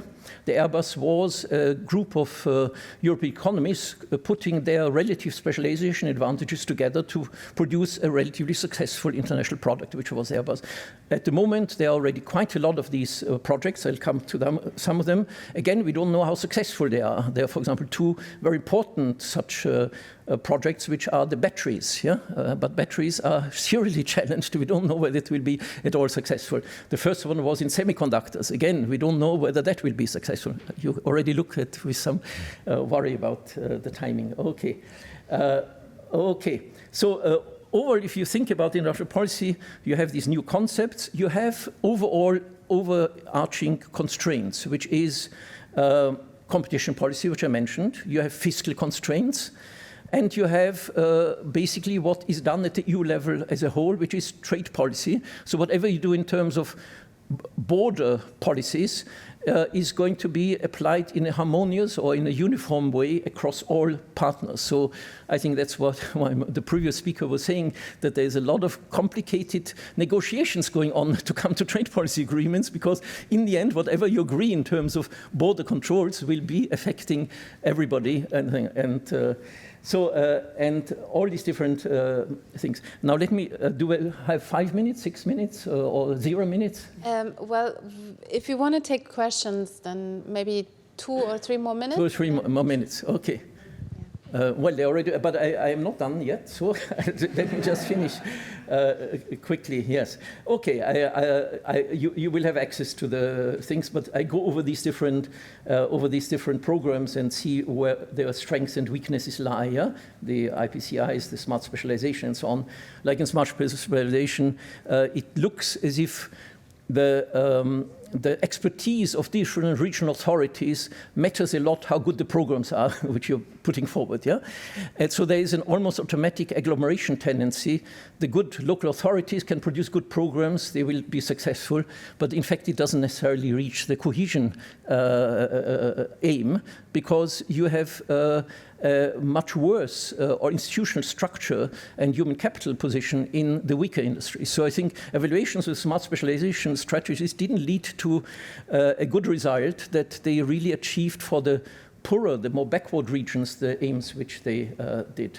Okay, now of course there is a big new kid on the block, which is open strategic autonomy, which in itself has already in its name certain contradictory elements. Yeah, you want to be open, but you also want to be strategic. You want to use, as it says before, you want to use defense, trade defense instruments. Yeah, and at the same time you want to collaborate. Yeah, so I think as a concept it is still evolving in an embryonic form how successful it will be.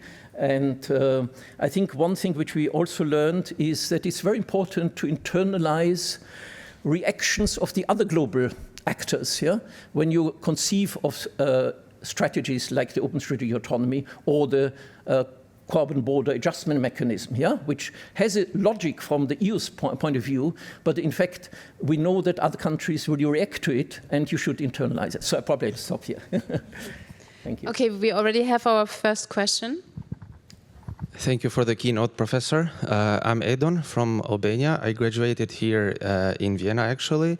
I worked in capital markets and now doing some postgrad studies in Berlin.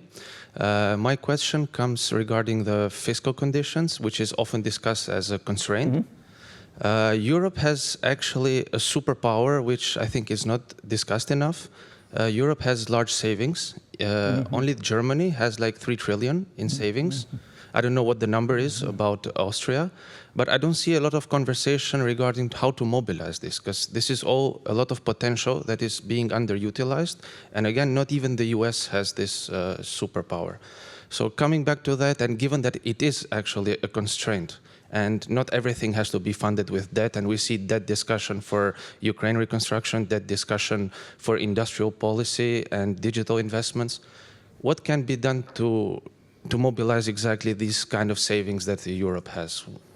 Yeah, or is there actually something? Yeah. You're quite right. I'm not so sure whether you're right to say it's not debated, because it has been going on, being discussed for a long time in terms of the Capital Markets Union and now the savings investment initiatives and so on. Yeah, so we know that this is a severe weakness, yeah, of Europe in terms of generating and mobilizing the resources which are needed. And in fact, if you look at the Draghi report, which I think many of you must have already had a look at, it's quite extensively discussed, yeah, that overall savings volume in Europe is much higher than in the US, yeah, but a lot of these net excess savings go to the US, yeah, in terms of portfolio or other forms of investment, yeah. So Europe is a net exporter of capital, and of course it would be useful to achieve. Draghi has, I think I support this aim. We need to really face the big challenges of Europe. We need to increase the savings rate, yeah, in Europe from about 24% to, he suggests, by another 4 or 5 percentage points, yeah, to realize these additional investments, yeah, which are in military, which in the green transition, which is obviously also in social supports in order to undertake industrial structural change, in innovation catching up, yeah? All this needs quite a lot of fixed additional investment, yeah?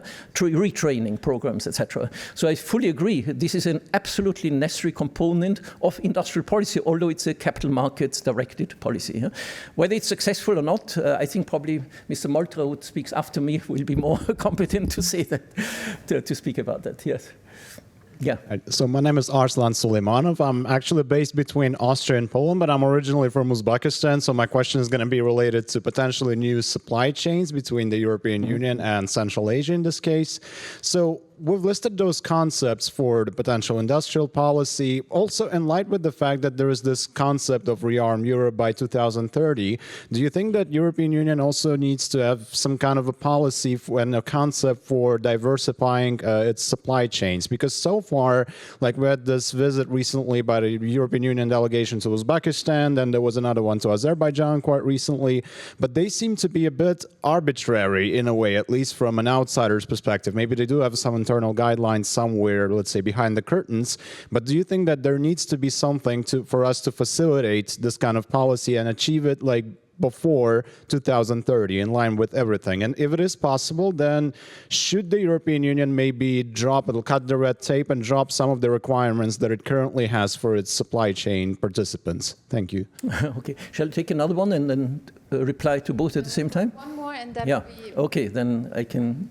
It's more efficient then. Thank you. Good morning. I'm Sara. I come from Italy. I'm studying international relations with a focus on European studies. So my question is, you were talking about industrial policy and how this is both funded by like state funding and EU fundings. But this is a problem because of course, some states have more resources than others to invest.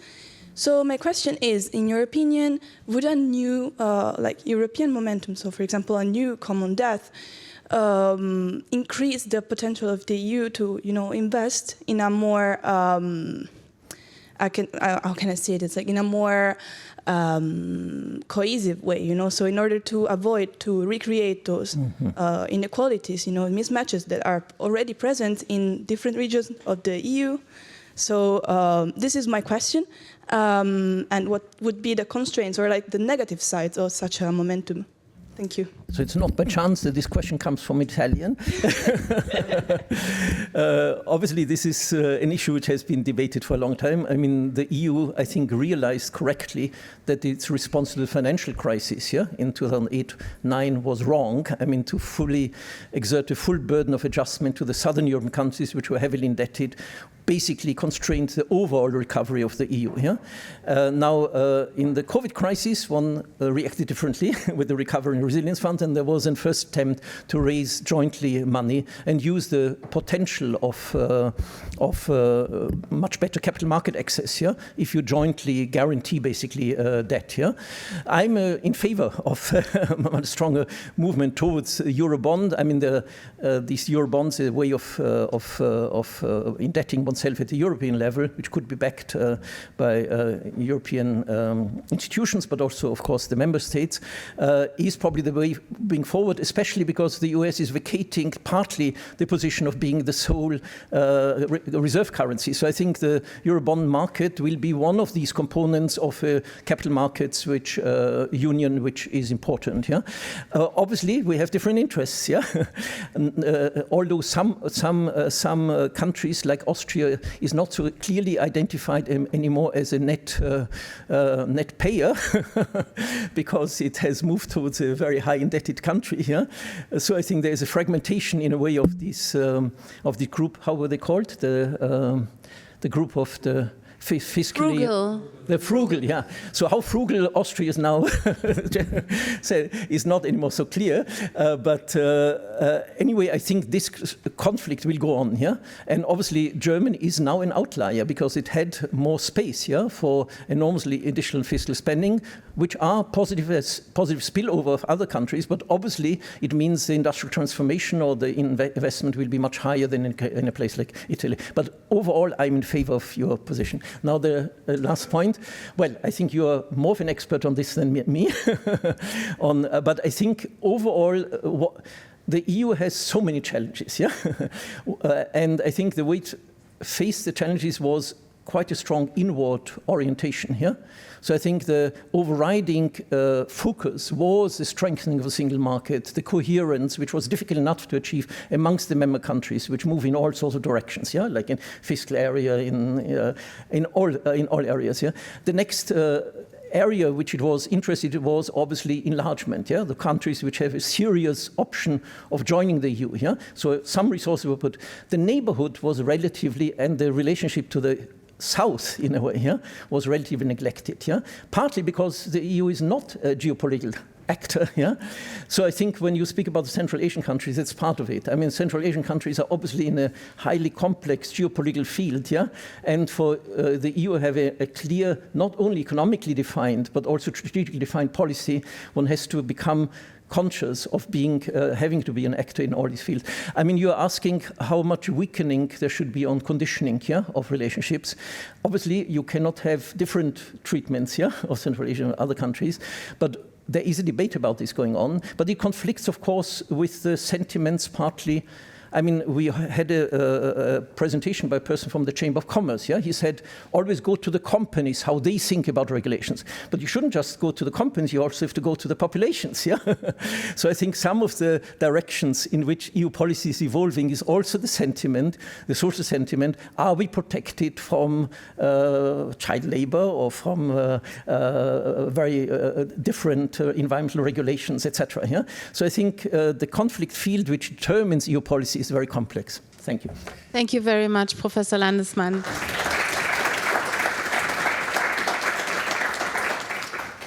So I put this thing on your website, so you can. I will share the presentation with everyone. There are also a number of readings you can do. Thank you very much. We will continue with Iris Marlovitz.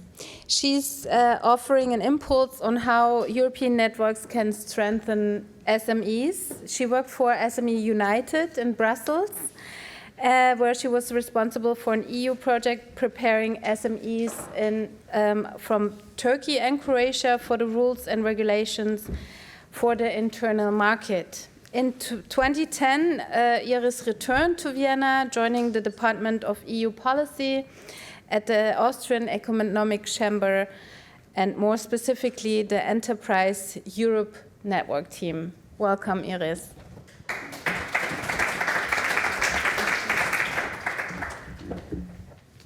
Well, hello, everybody. I came by bicycle right now, so if I have red cheeks, it's because it's really hot outside. All right, well, thank you very much for this wonderful introduction. You've been sitting since 9 a.m., right? Okay, so tell me a bit, from which countries do you guys come from? Talk to me. Oh, Austria doesn't count. No, kidding. Moldova, yeah? Just shout out loud, I can hear you. Excellent. Albania, nice. Nice. Anyone outside, even further? Uzbekistan, I heard? Excellent. Very much impressed. All right. So thank you very much for the introduction, Dirja. I know you a little bit. Now, I was invited to introduce the Enterprise Europe Network to you. Has anyone ever heard about the Enterprise Europe Network before? Who are we? Yeah, who are we? Network that's negotiating for European companies' trade agreements all around the world, more or less. It works, network of all the commercial chambers. Yes, you want to swap with me? Excellent. Yes, thank you very much. That's exactly who we are. We're not negotiating trade agreements, though. We're actually servicing. Where's my... there we go. Yes, we're the world's largest support network for SMEs with international ambitions. SMEs, what that stands for, the abbreviation? Small and medium-sized. Excellent, good. All experts here. Good. Just, you never know. Now, we are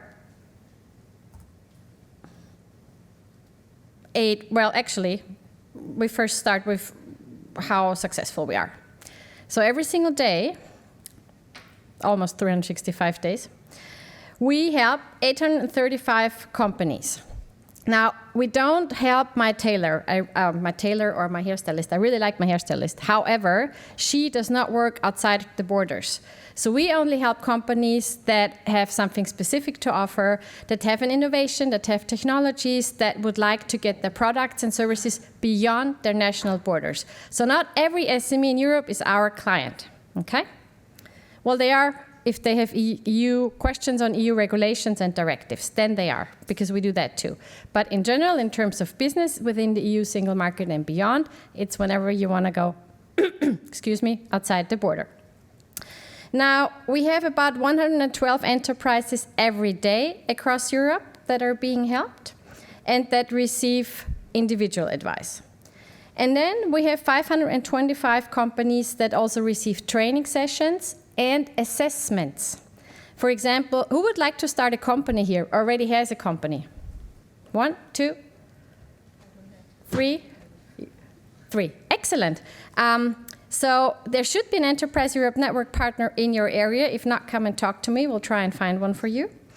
And if you are looking at how sustainable your enterprise is or how well you're going with the innovations, we have colleagues at the Enterprise Europe Network that offer innovations assessments and sustainability assessments. And we sign about 5 partnership agreements between the companies. So we don't negotiate the partnership agreements with them or for them, but we do try and bring businesses together. So it's a bit like business speed dating, I like to call it. It's actually a lot of fun. And the ones we ask, 92% are actually very satisfied with our work. Now the ones we don't work with obviously didn't answer. But once companies have worked with us, have something to do with us or deal with us, then they seem to be quite happy. Right, Katja? Good. My trainee's here too. All right. Please feel free to compliment my speech up here because ex cathedra is always very, I cannot fall asleep, but you guys might, so come talk to me. We are more than 450 organizations, mainly within the EU, but also beyond. So does anyone know when the Enterprise Europe Network was founded? Maybe the gentleman in the light blue shirt? No? 2008. So we're coming from the Euro Info Centers, the EICs, together with the International Relay Centers, so innovation partners and general business advisors on EU matters were founded and put together to the Enterprise Europe Network by the European Commission. Now, the European Commission did not decide to put up Enterprise Europe Network offices and say, Vienna has an Enterprise Europe Network office and Lyon. No. They said, we're going to do an EU project. We're issuing a call of proposals. And business associations, funding institutions, universities, chambers of commerce and industry, they can jump in and offer support service and business advice to companies across Europe, financed by 50%. So I can eligibly say that my wage is being financed 50% by the EU. Okay, we're in the 27 EU countries and beyond. And we have 164.5 million for 3 years budget. Now, how can you do the maths? That's how much per year? 55, exactly, per year for the whole network in Europe, divided by 450. Somebody quick on the phone? It's not a whole lot. Yeah, I did it for you at home. I did my homework. It's between 100 to 120,000 euros per partner per year. So we're one of the smaller projects. Nevertheless, very successful. And this is us across the world. It doesn't look like it, but our main emphasis is on the European Union. But we do have partners in North America, South America, India, Vietnam, New Zealand, and northern parts of the African continent as well. So basically, if you type in Enterprise Europe Network on any artificial intelligence search engine or Google engine, the European website should pop up. And then we work client-centric. So yes, I do talk about the Enterprise Europe Network on the one hand, but if I work with companies, either I find the companies at events, or the whole team does, or they find us. And it's a tailored service. So lately I had a company calling up and saying, look, we have brought aluminum to Italy. It's worth 40,000 euros. We've been trading. The Italian company doesn't pay. As a matter of fact, they're going bankrupt. How can I retrieve my money? Now, for that, you have to know that in Italy, you need a so-called administrative email address. And that was our job, to get that administrative email address for the Austrian company so they can actually at least file their complaint. They never saw the money, but they at least could file the complaint and say, look, we're missing money here. And then we had a company from Styria, for example, who has little chips that they put into cows. Now, mind me, these chips need CE marking. And it is an electronic device. And for any electronic device, it's highly regulated within the EU. I see nodding. Thank you very much. And we helped this company to develop their device that they then chip the cows with. Okay. And we're experts at what we do. If we cannot help you or the companies, we will try and find someone who can. So with my boss, I think I've been working with him for the past 16 years. I've had 3 questions he couldn't answer. And they were all about how to help companies. And now these are our 8 overall fields, very general, I'm aware. Innovation, sustainability, resilience. In particular, since 2020, we're working hard on getting European companies back on track. And on the supply chain, which I'm not an expert on, there are other people that know a whole lot more about the supply chain, but it's still a huge problem. The EU single market and the business partnering, the digitalization, internationalization, and access to finance. And we do ask companies, how do you feel about the red tape? How do you feel about what has been issued lately on regulations for enterprises? And they tell us. And for example, we've had one company saying, I have 4,000 companies bringing components to my plant in Upper Austria. How am I supposed to control 4,000 people delivering little components, big components, if they comply with EU regulations? So it's our job, excuse me, as a chamber, to actually then say, Brussels, yes, we want to go forward and we want to be #1 worldwide and we would like to be leading. However, what we put on the back of our companies might actually help that they're leaving Europe. So let's see if we can find an agreement, and all this bragging about cutting down red tape has actually brought the omnibus regulation I'm sure you've heard about. Any questions so far? Yes, in the back. Yeah, I have a question regarding your support on digitalization. Yes. Do you also support the small medium enterprise on cybersecurity prevention and other things? Yes. As a matter of fact, we have colleagues designed for these things that are usually the research institutions, what I like to call our technology partners. However, right now, almost in every event related to AI, there's always a workshop also with cybersecurity and fake news within the B2B sector, for example. Actually, coming up 19th and 20th of May in Vienna at the Wiener Rathaus B2B Software Days. In case you have nothing to do, open. Yeah, but we do. I probably would not be the perfect person to do so, but I'll ask Thomas, my colleague from FFG, from the Austrian Research and Promotion Agency, to step in. Okay, any more questions before I go into my second part? Yes, 1, 2. Thank you, Ms. Marlovitz, for your interesting points and also introduction of your organization. My question concerns a little bit the previous speaker, a little bit your presentation, and also a little bit, there was a brilliant comment about why EU is not using its superpower strength, which is savings capital, a multi-billion figure. And I would like to bring something which I think is a second superpower strength, which is the intra-EU trade. And if you read the reports of key EU political actors, Letta, Ninisto, Draghi, they say that if 2.4 increase in the intra-EU trade will reduce 20% exports to the US, but it's not achievable because of the differences in domestic rules, VATs, which they equate to 45% tariffs on goods inside the EU and 110% on services. So the question is, does your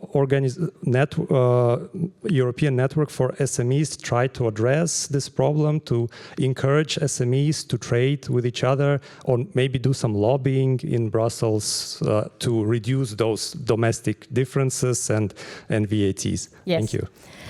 That's exactly what, thank you very much for leading on. That's going to be the second part of my presentation. Our point exactly is, guys start trading with each other. And this is what the Enterprise Europe Network is here for. Part of our speed dating issues, bringing business partners together, is exactly that. We're supposed to be the bridge between an enterprise in France and Austria, in Germany and Italy, in Poland and Slovenia, or Poland and Spain and Portugal. So yeah, but what we also do is, we do this SME feedback I was talking earlier about. So like the one company from Upper Austria said that was exactly the feedback they received. The regulation that you force us to regulate our providers of components will do a lot of harm to me and my company. And currently I have 50 people in my company only being in charge of overlooking which regulation and directive we're not violating. So, I mean, and as an SME with less than 10 employees, well, they usually are, you know, some of the directives and the regulations only count from 50 employees and up.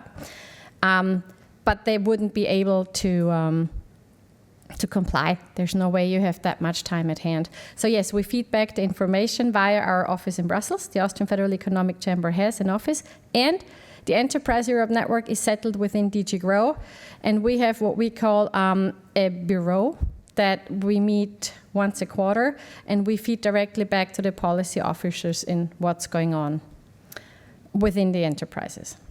And I try and use every private and professional conversation I can have with businesses to actually find out what's going on. So yeah, okay, because this brings me to business partnering, exactly my point. Now the idea is we help them to bring business to them and with them and make business with each other. Now, how does this work? I would like to do a little game with you now. Now, first listen, then read, and then we'll play. And it's 3 minutes, so it's all good. Each and every one of you, and we need an even number, so I might ask a few other people to step in and play with us, please. You're a company. It's a real company that either we or any other Enterprise Europe Network partner within Europe worked with us. You are looking for something, for a product, for a service, for a partner you work with, right? And you have to find your perfect match. Now, if you need help, I'm here, but we have about 2 to 3 minutes to find your perfect business match. Okay, so you might be an Austrian company who actually produces high-quality vases and is now looking for high-quality glass for this very typical business thing for low production costs. So you're looking for a company that produces high-quality glass. And the company's not from Austria. Now, you could also be a Hungarian startup that is looking for partners to commercialize your real-time monitoring tool for web page traffic, but you're actually looking for partners who can help you commercialize your innovation. And the partner will not be Hungarian. Okay? Now, we have to stand up. There's room in the back. We've got 3 minutes. Who is my timekeeper? I need somebody who, thank you, Diria, thank you very much. We've got 3 minutes, and then when Diria points her hand, you'll hear that. And now I'll just quickly go through, and may I please ask you to play as well, because I think we might not have enough people, otherwise there are exactly 34 cards in here.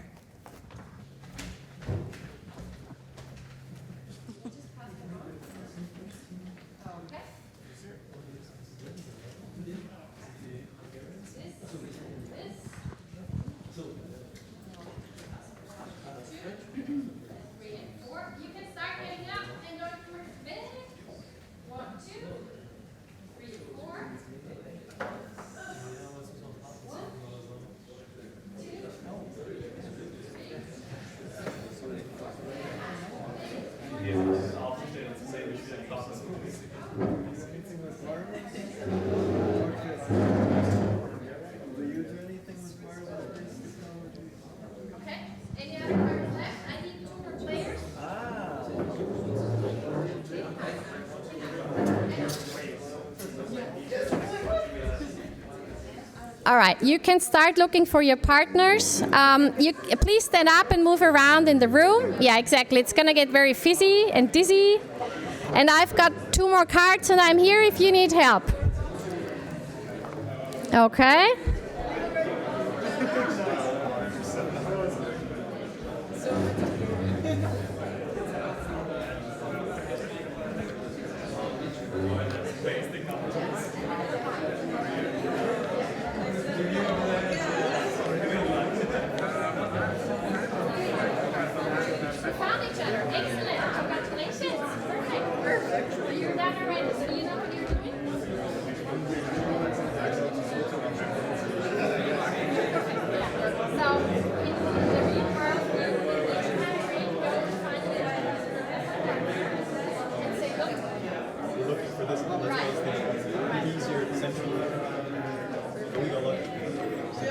I tried to mix them, but usually I have them in a basket and keep it raw. But yeah.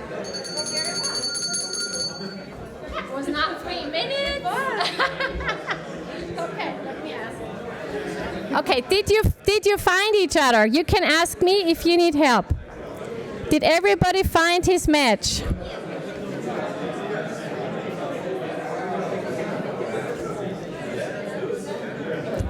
Who is still missing his match? You're missing your match? Okay, who are you looking for? Business and life, who are you looking for?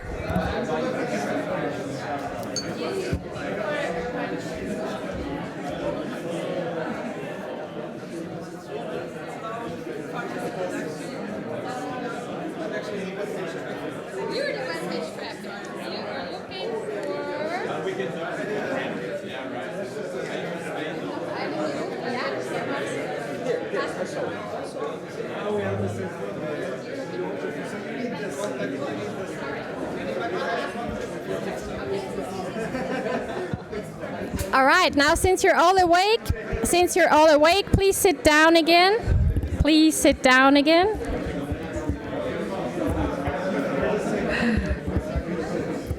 We can play this game next time before a coffee break.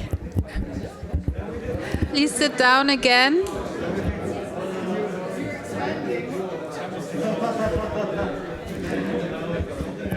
Please sit down again.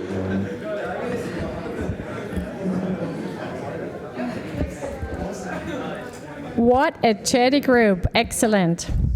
So what do you do if you do not find your partner? Last question. Yes. Thank you. You addressed the Enterprise Europe Network partner in your region. So, ladies and gentlemen, I have about 20 more slides, but Diria actually wants to go ahead and tell you something. So this is it. I'll do that. I actually wanted to open the floor for questions to you. I think we still have a few questions. Okay. And if you're like 5 more minutes. I'm here. I'm not going anywhere. Just a very short question. I was wondering if you're also supporting those enterprises that are in the media sector. Like, for instance, we have a company in Poland, and we are currently looking for a partner for a potential merger in the FDI and real estate sector, the media. So it's sector media. Yes, we do. It's just going to be very difficult in this case to find an expert in the media sector, but we will work together with you, or in that case, with the Polish partner, to see if we can help. I always like challenges. So what it takes time, as everything in the EU. My question revolves around the AI, basically, and how you're leveraging AI. I've been working with a company last week in one of a lead generation and sales pitches, and that company uses AI to very similarly do this, but it maps out every single company, every single feature, every single region, finances and everything, and it's all AI. So now partners, development, you want to integrate you need something for your product and you want to integrate for someone else. Now the AI platform is doing a lot. So do you see that kind of a challenge in long term, or are you using AI also within EU to map out and offer services without the human power needs? Correct, we do both. But I'd like to talk to the company because that saves me a lot of time. Yes, no, we do, yeah. Hi, I'm Yasmin from Germany. I also want to know whether you actually measure the effectiveness and whether the funding was successful afterwards. I know we also heard that regulatory is also somehow detrimental, but on the other hand, one also wants to measure We're an EU project, so every year, within the 3 years, we're obliged to do the so-called EU reporting. That means we go back to, we have a client relationship database, obviously, and then we have to go back on a regular basis to our clients to see if our support, in what way ever we helped, actually brought them forward. So we asked them, did you increase your turnover because of our work? Did you increase your number of employees because of our work? How many more business partners did you find? And the ones that are actually satisfied, they keep coming back. But we have a whole sheet. It's not a cheat sheet, actually, it's just a sheet with numbers. And we have to feed these numbers every year. And then I like to report the numbers on social media and stuff, but it's just numbers. In reality, what counts is that an Austrian company that does on public transportation has figured out an avatar to translate for impaired people the language on the screens on public transportation. It's actually called Iris. But yeah, they received seed funding from the EU, from the Horizon Europe program, for example. So, and these are our success stories that we actually try and get through here. Thank you. Also, you can also read about the success stories on the EU website and on the Austrian website. Thank you. Hi, just a short question. I'm sorry if I missed it if you mentioned it before, but are there any certain criteria a company has to fulfill in order to be eligible to work with you? Well, we also work with one women, one man shows. However, if you're trying to export things, and unless it is artificial intelligence that you're trying to get sold across the world, you will need a team to work with. So yes, we do an assessment if the company is actually capable of going international or of going Europe. Yeah, but that's an informal intake assessment, because usually we start with, I have a product, I have a service, how do I comply within the internal market? That's usually the start in my office. I'm Mats, I'm from Estonia. I have a question about competitiveness. There's all this discussion that US innovates, Europe regulates, and there's a lot of criticism towards an AI regulation in Europe, also some of the green transition, that it's the way it's implemented, it's quite hard on SMEs. How do you see this, let's say, discussion going, and how do you see the efforts to kind of, let's say, increase our competitiveness compared to US and China on this front? Personally or professionally? On a personal basis, I don't think there's a way around. That is the way forward. You have to be competitive and you have to be sustainable at the same time. There is no either or. On the other hand, in Europe, we do have to think about it, because they're not just SMEs in Europe. There are a lot of big companies that employ many, many, many people. And we're very unhappy if, let's say, a grid company, a power company, an airline goes bankrupt and issues 8,000 people out on the street because the red tape within the EU has just become too high. And currently it's really, really hard because there are Kontraströmungen. Thank you. There are counterbalances to all the efforts to save our climate, or at least make it not worse, and that are coming now from all sides, and Europe is exactly in between. But we work with lots of companies, sorry, last sentence, and the startups and scale-ups, they already start on the basis we have to work sustainable. There is no other way of thinking in that, in what we also experience in the old industry. The old industry is changing and has to change. The new startups, they just go with the new Gegebenheiten, the givens, the whatever they have to deal with. Thank you very much, Iris, for this wonderful impulse. Please give her a warm... That's us in Austria.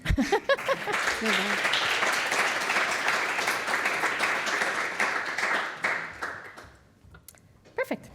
Thank you. Yield the floor. I love my bell. That's why I like the game. Amazing. So, our next guest will talk about Stronger Europe, how to finance competitiveness and defense. And reading his bio feels like introducing several people. So Wilhelm Molterer is a former Vice-Chancellor and now Chairman of GLOBSEC. He will examine how Europe can sustainably finance its competitiveness and defense ambitions. He was Minister of Agriculture, Forestry, Environment and Water Management, then Vice-Chancellor, Minister of Finance of the Federal Party Chairman of the ÖVP. In 2011, he was Vice President of the European Investment Bank and Managing Director of the European Fund for Strategic Investments. So that is quite incredible for one person. Please help me welcome Wilhelm Molterer to the stage.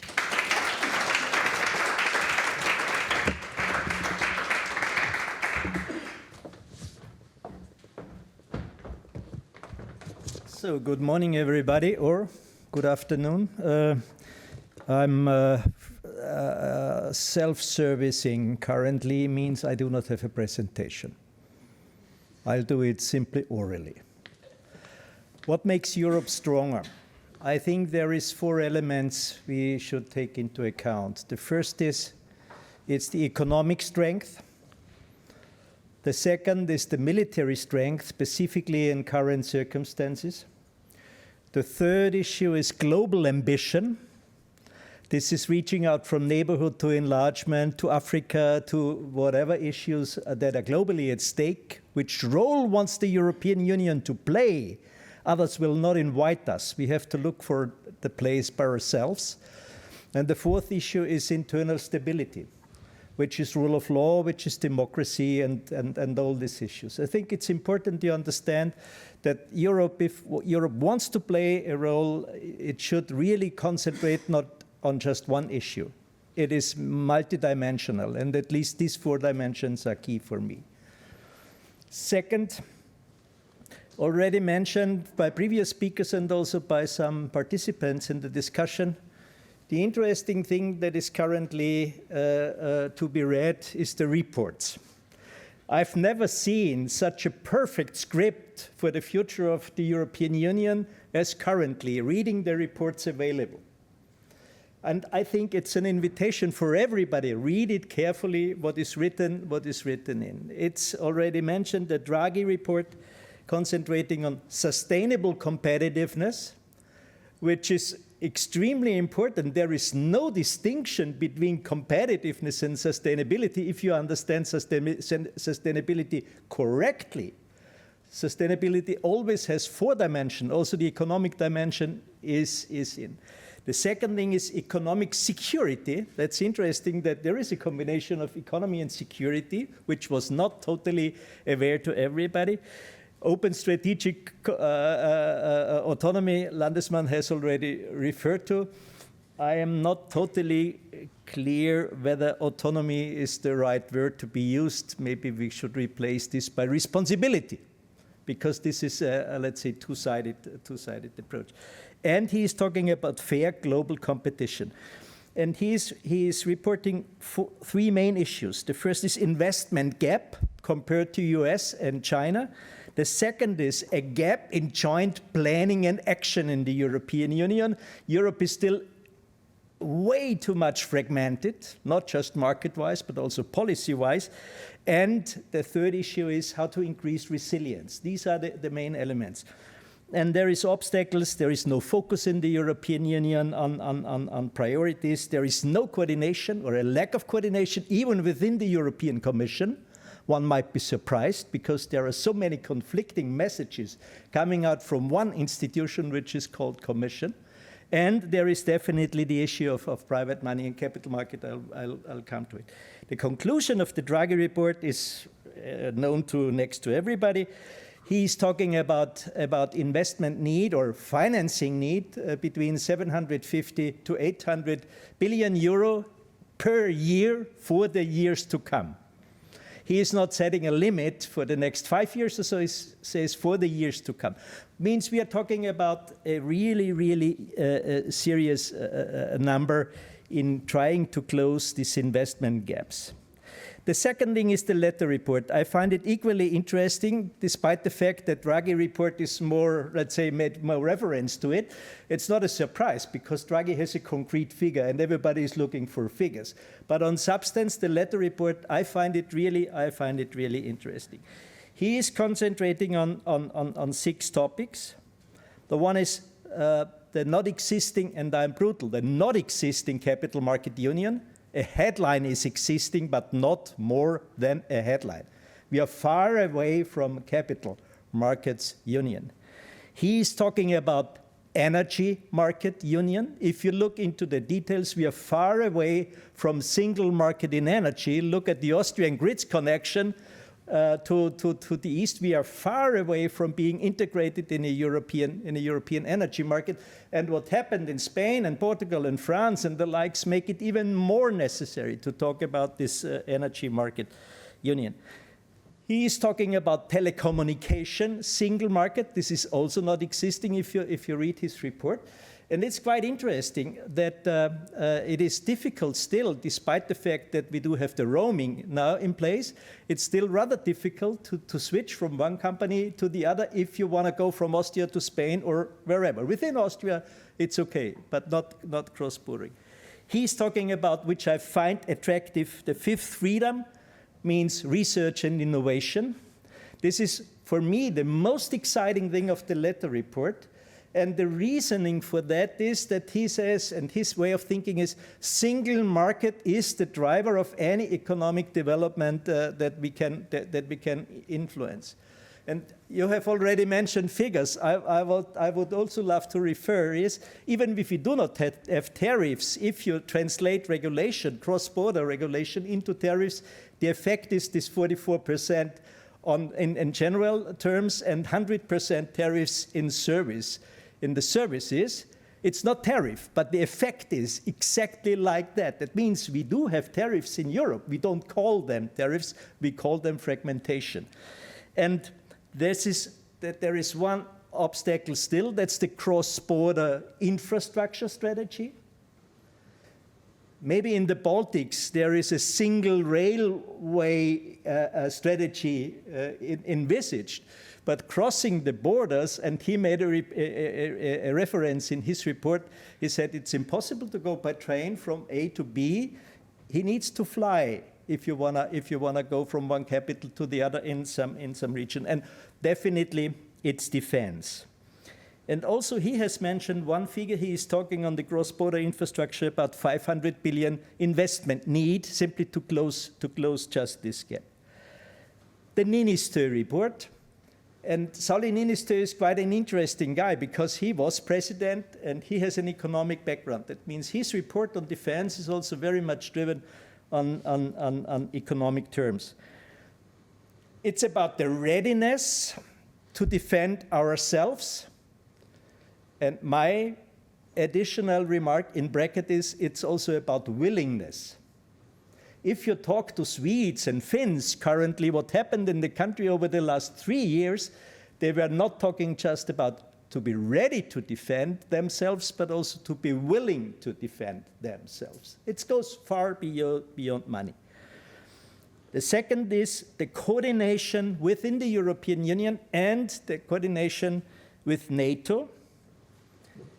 And the third is the PPP financing in defense. Quite interesting. He is also talking about integrating the private money into that. And this is quite fascinating because this really fits to the von der Leyen report on the rearm the European Union, even if they don't call it formally rearm any longer, but that's the substance. It's to rearm. She is talking about mitigating the Maastricht criteria for national budgets, if and when it comes to expenditures on defense. She's talking about some 650 billion over 4 years to achieve exactly these targets. But she is also talking about the initiative called SAFE. It's 150 billion based on own resources. Also Landesmann mentioned that. That's, for instance, EU loans to member states. She's talking about EU budget and she's talking about EIB. If you put all these figures together, Letta, Draghi, Niinistö, and von der Leyen, you will talk about €1 trillion per year, which is needed to close investment gaps, infrastructure, defense, and the likes. And by the way, Airbus is mentioned. You are way too young. You know who was the initiator of Airbus? It was the former Bavarian Prime Minister Franz Josef Strauß in the 60s. In the 60s, when Airbus was launched. And this was the only really single European investment project. in the 60s. So there you see how big and how dramatic our problem really is. There is, I see, 5 dimensions of financing and closing these financial gaps. The first is national budgets. You have already heard the constraints, what we do have. We have an increased indebtedness of the member states. It's around 87% currently, reaching from 150 to 20. This is the range, what we do have.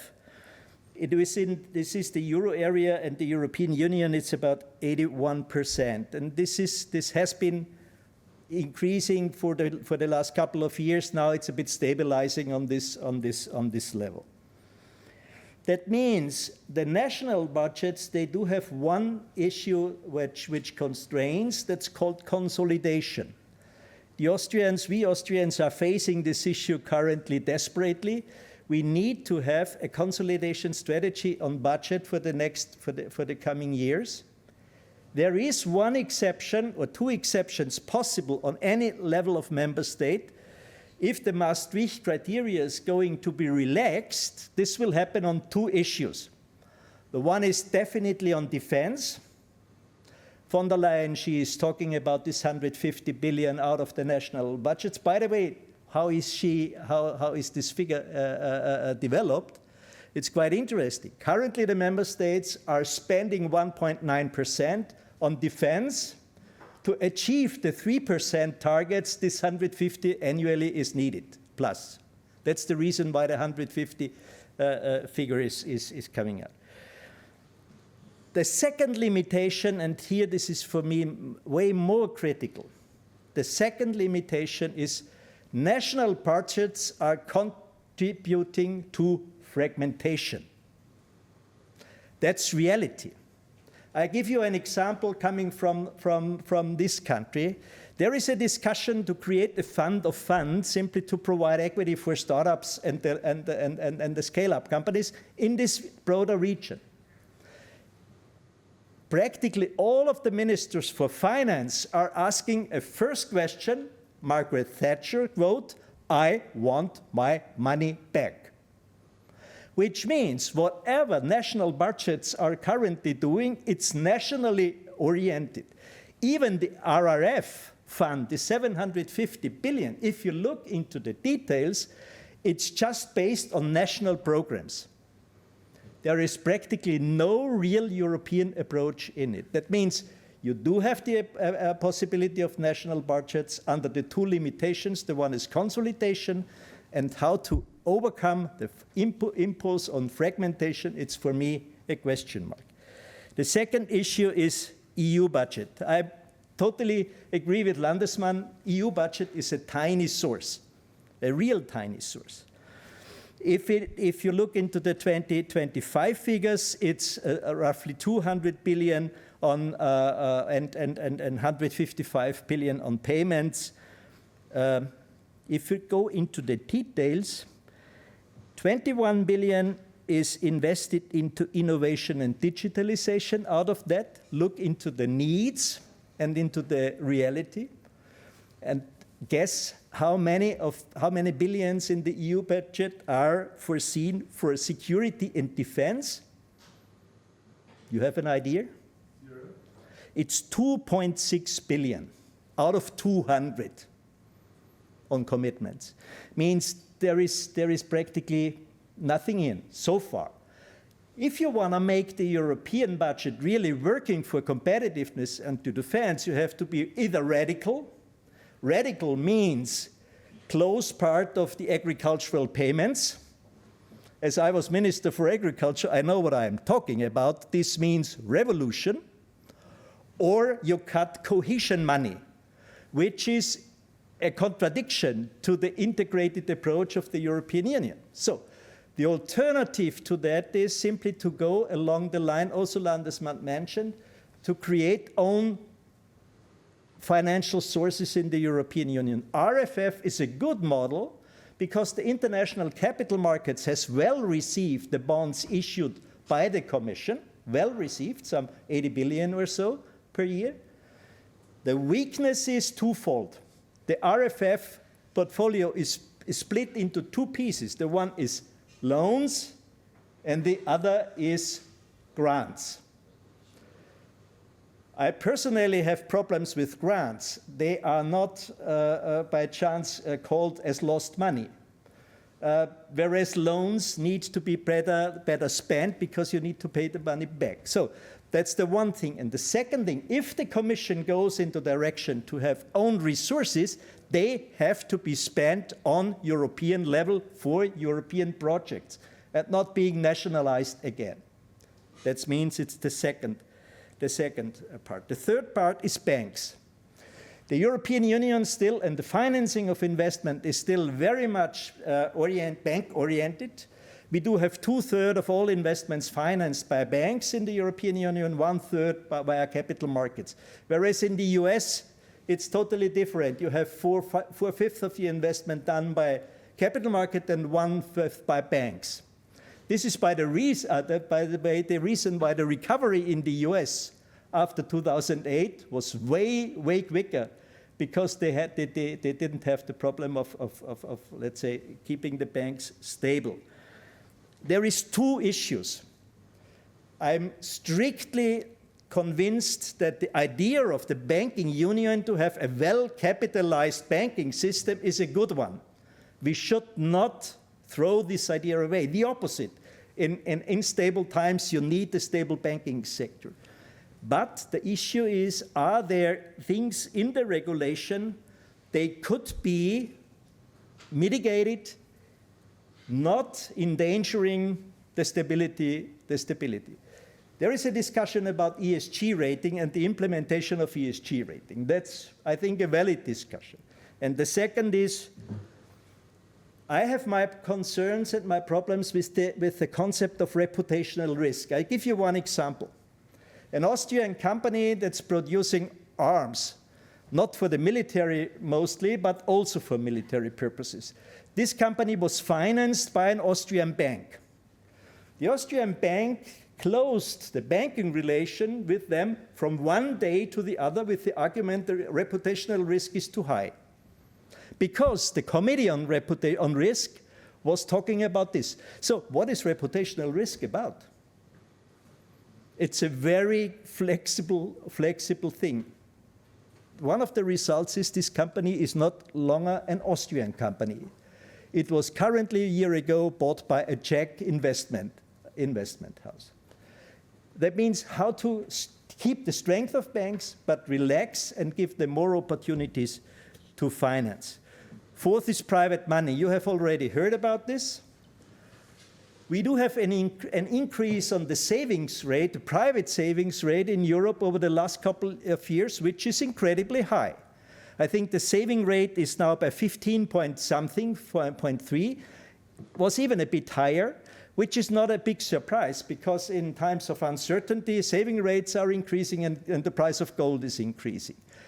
But is this correct? Because increase of saving is less consumption and less investment, economically speaking, because it's two sides of one coin.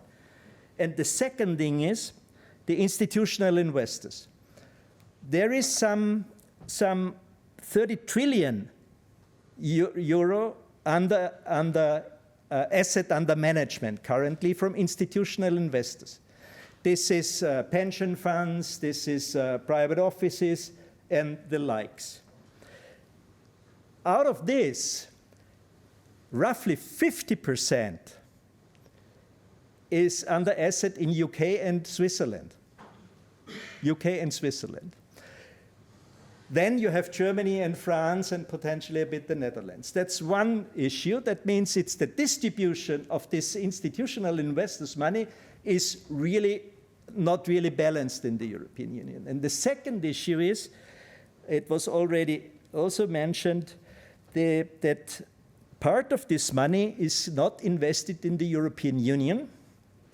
And this is two arguments if you go to investment houses. The one is they see a lack of financeable and bankable projects. And the second is regulation. The regulation for investing money is quite a difficult one. And this is also the reason why I find this issue, this idea of saving and investment union, combining the capital market and the banking union, quite an interesting one based on competition and regulation first, the better possibilities on securitization, retail investment, equity investment, and cross-border capital financing.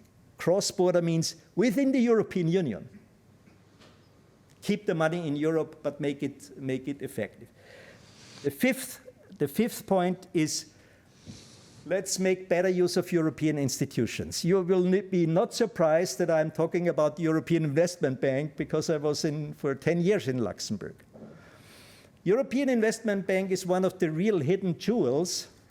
They are last year they have offered some 90 billion financing for making investment happen.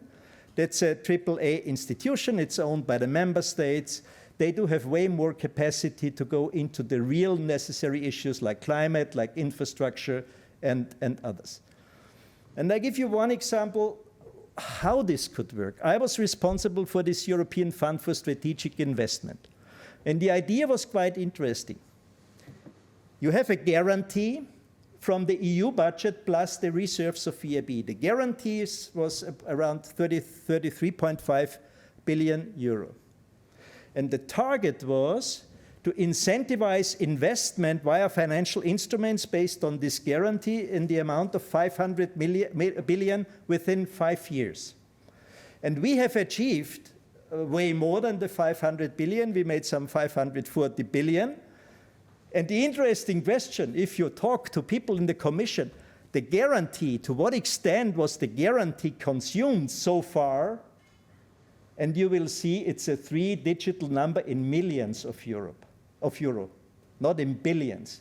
That means it's a real business case for the EU budget, because the EIB had to pay for the guarantee, a guarantee fee.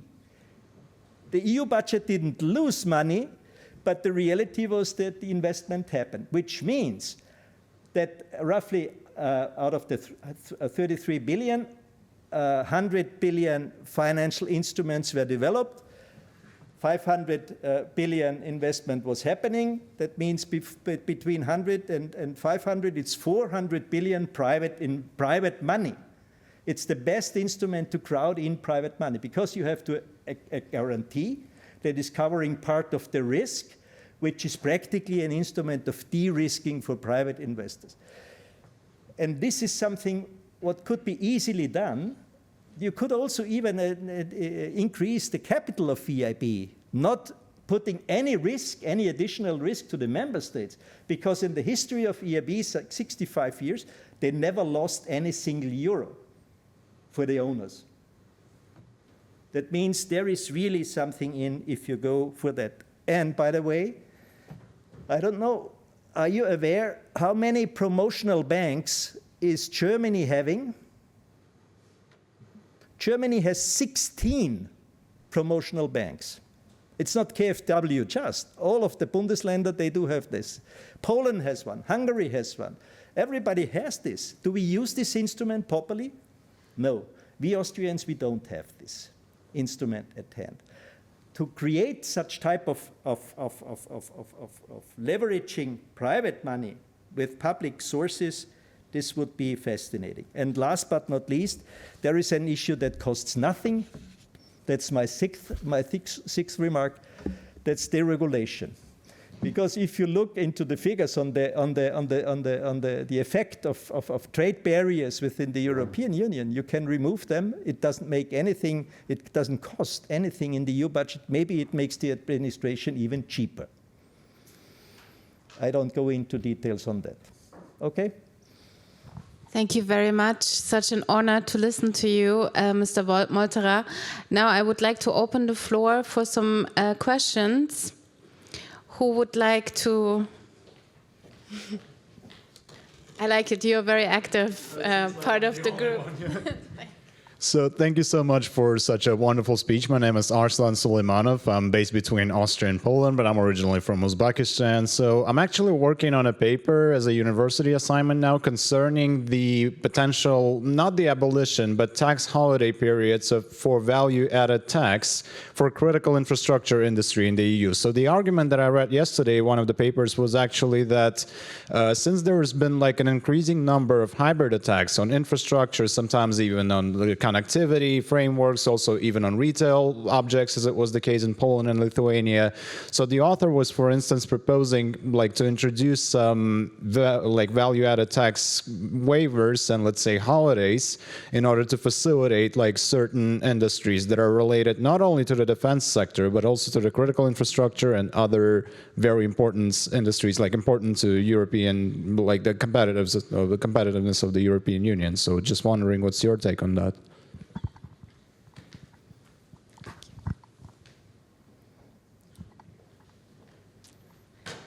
Should we collect the question? Yeah, go ahead.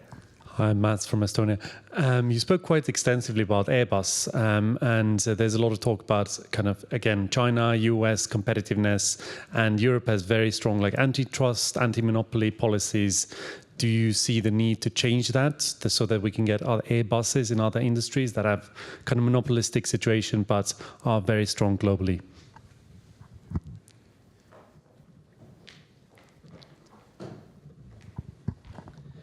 Professor, thank you for the keynote. Although no presentation, I must say, at least for me, it was very inspiring. And I have a question more on the political sense, not economical. And I was thinking about asking it, but yeah, I'll ask it. And it relates a lot also to previous keynotes. It seems that a lot comes down to fragmentation, fragmentation, fragmentation. And solution seems to be integration, integration, integration. We are fragmented in capital markets, military, decisions, single market not fully realized. I like this expression from one of the past keynoters, which said Europe is a payer but not a player. On the geopolitical sense, we are nowhere.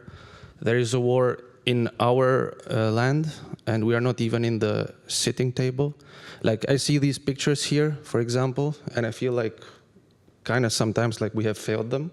Mm-hmm. And there is a gap in joint planning and action in Europe, as you said.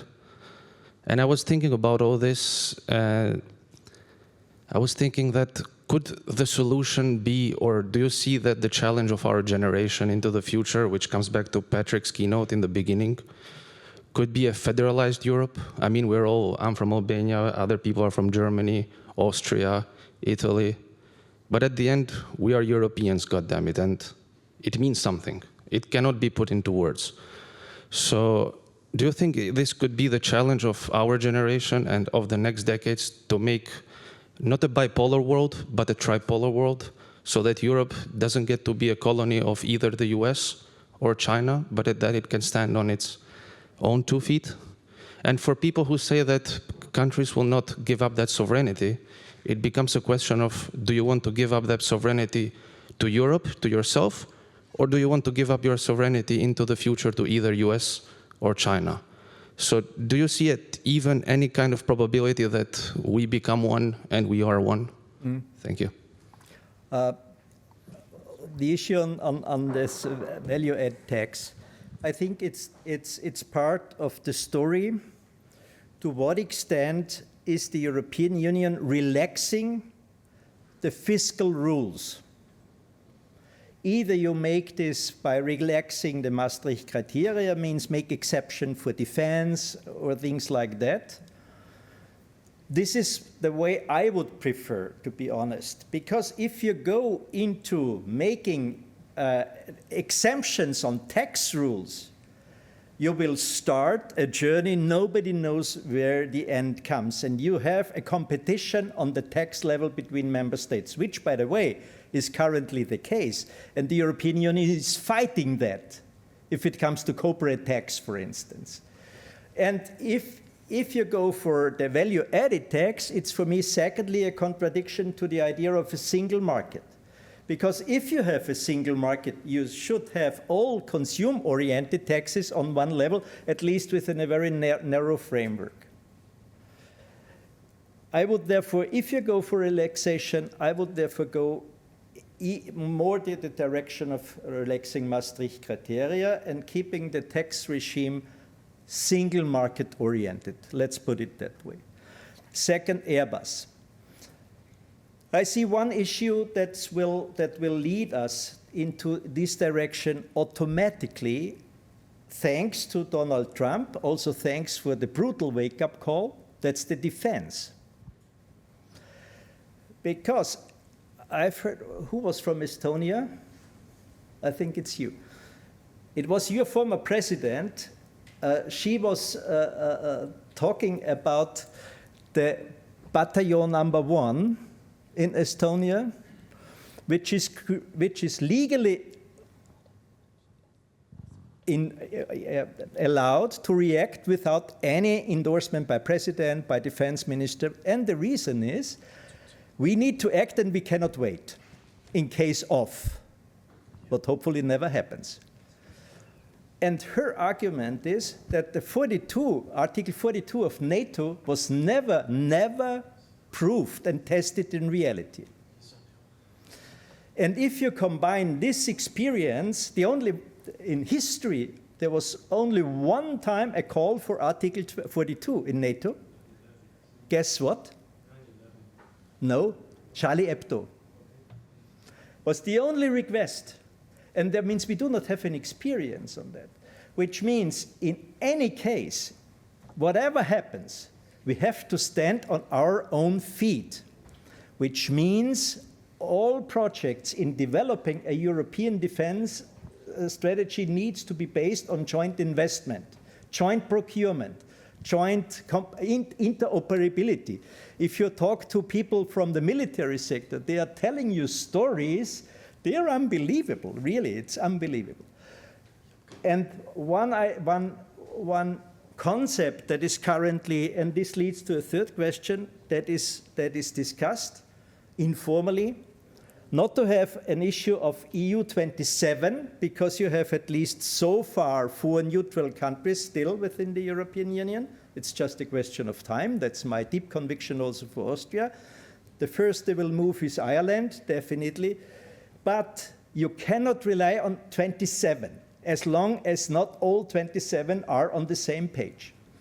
That means it's expected that the big 5 in this area will lead the process. That's Germany.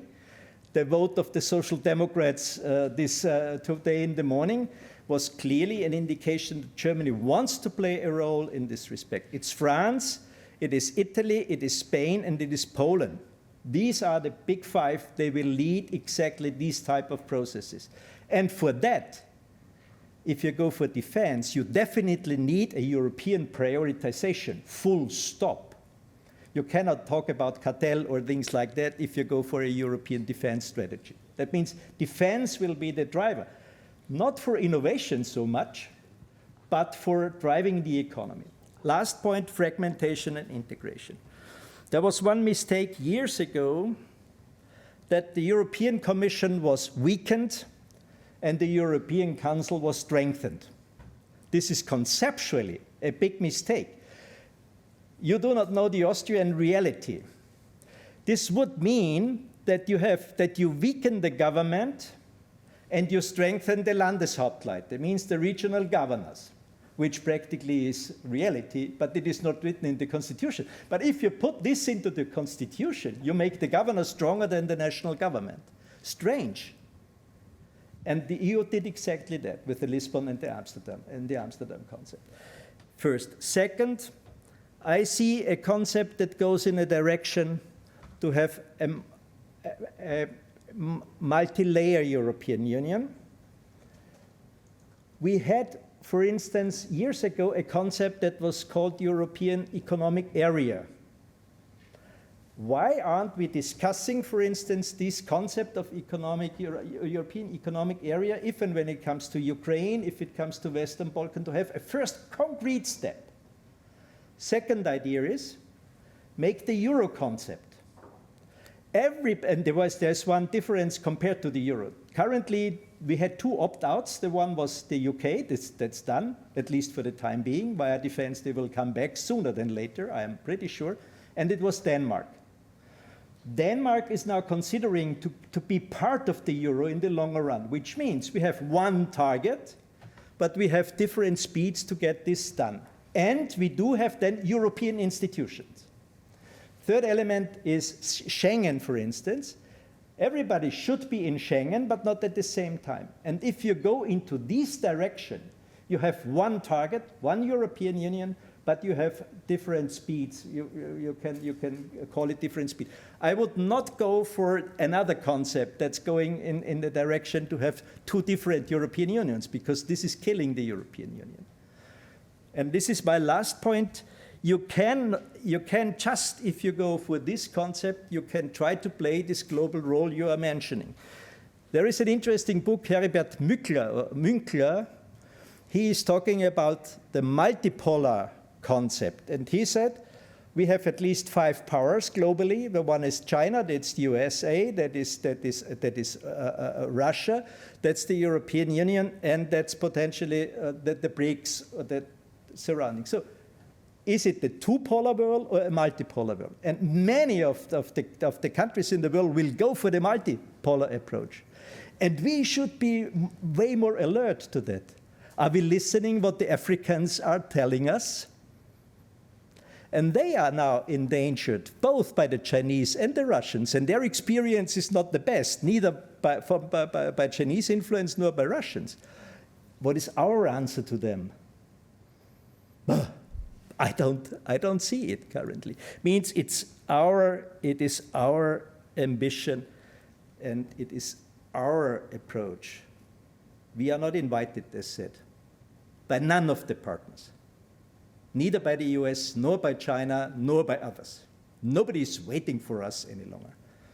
And last but not least, we should also realize what happened in geopolitical terms on trade, on production, GDP, and on population. You know who is the third largest country population-wise in 2050, 2060? Nigeria, exactly. India is by roughly 1.2. China will be reduced to 700, down from 1.1. And Nigeria will have roughly 500. What does this mean? The third largest country population-wise, and what's our relation with them?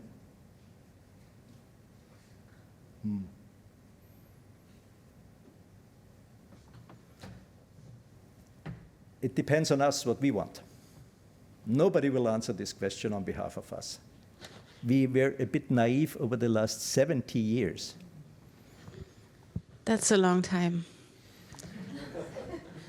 Be careful.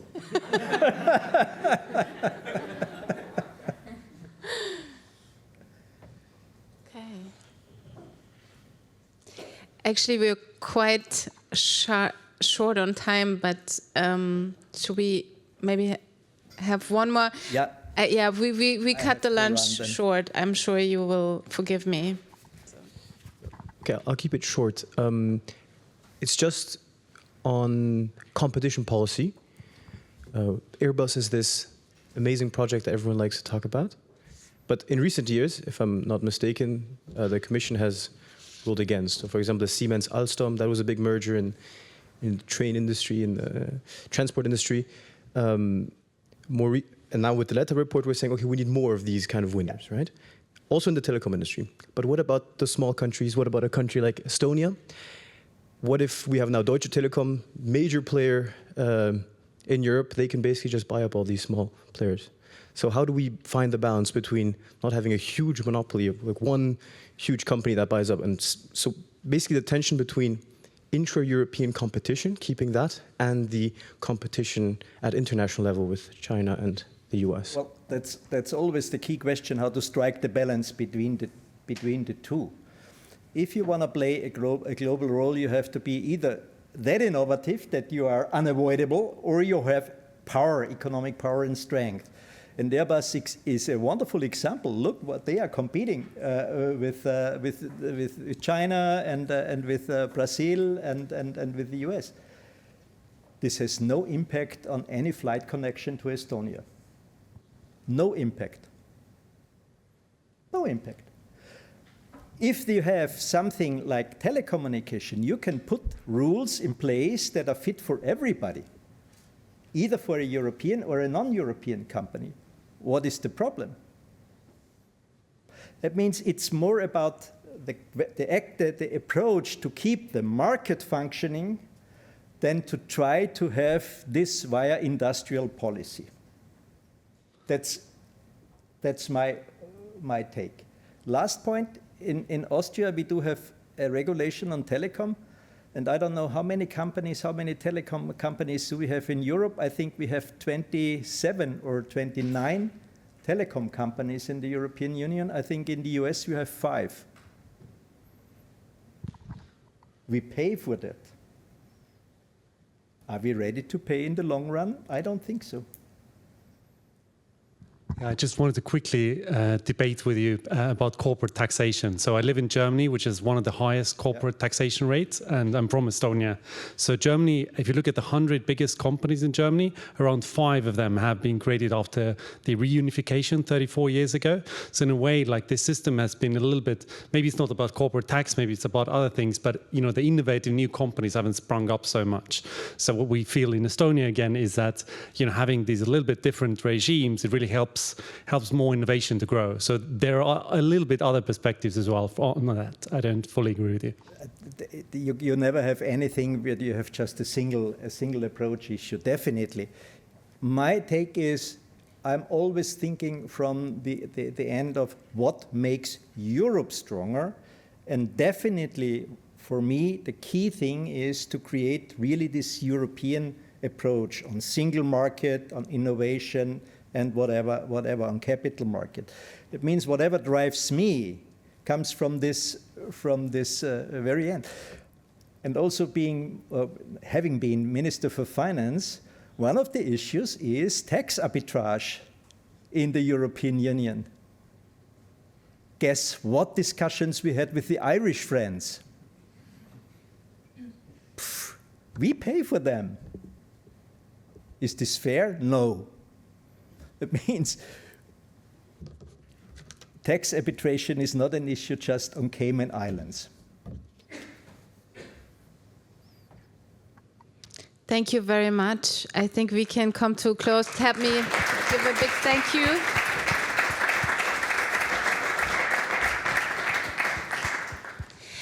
We would like to make a group photo, and we hope, Mr. Molterer, you will join us for the... No, not really. Not really, okay. Well, we have to okay. If we have to be quick, so Mr. Molterer can be on the picture. 3 lines, please. The large human beings, bitte, please go to the back, and the smaller ones to the front. Mid-size in the middle.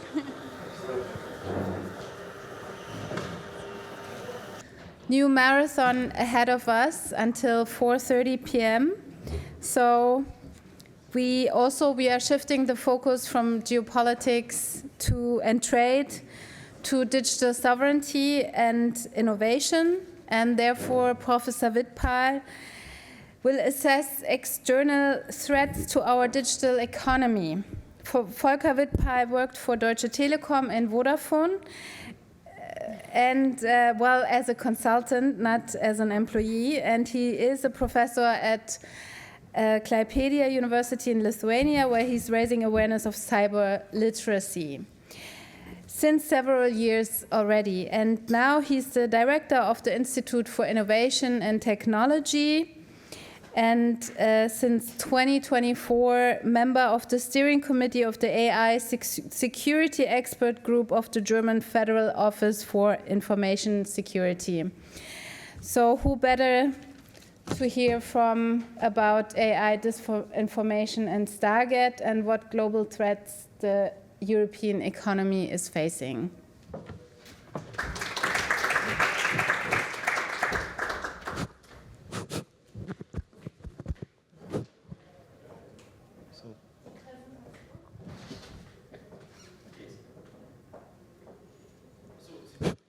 Moin.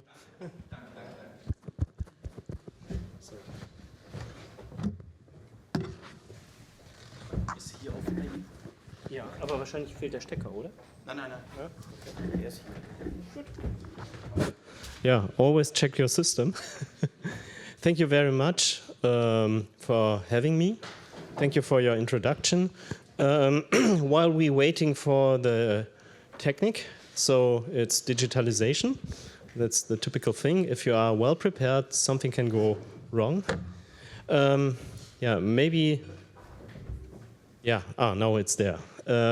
Before I start, I would like to give you a short, brief introduction what I would like to do with you. And thank you very much to be here today, because we have had a lot of discussions in Berlin, and then I was asked, could you just explain in a very brief way all the things that we have discussed? And I say yes, and then let's continue to discuss. So for this, that we have a common base for discussion, I will give you a very, very short introduction of AI, disinformation, and Stargate, just that we have the same starting point for discussion.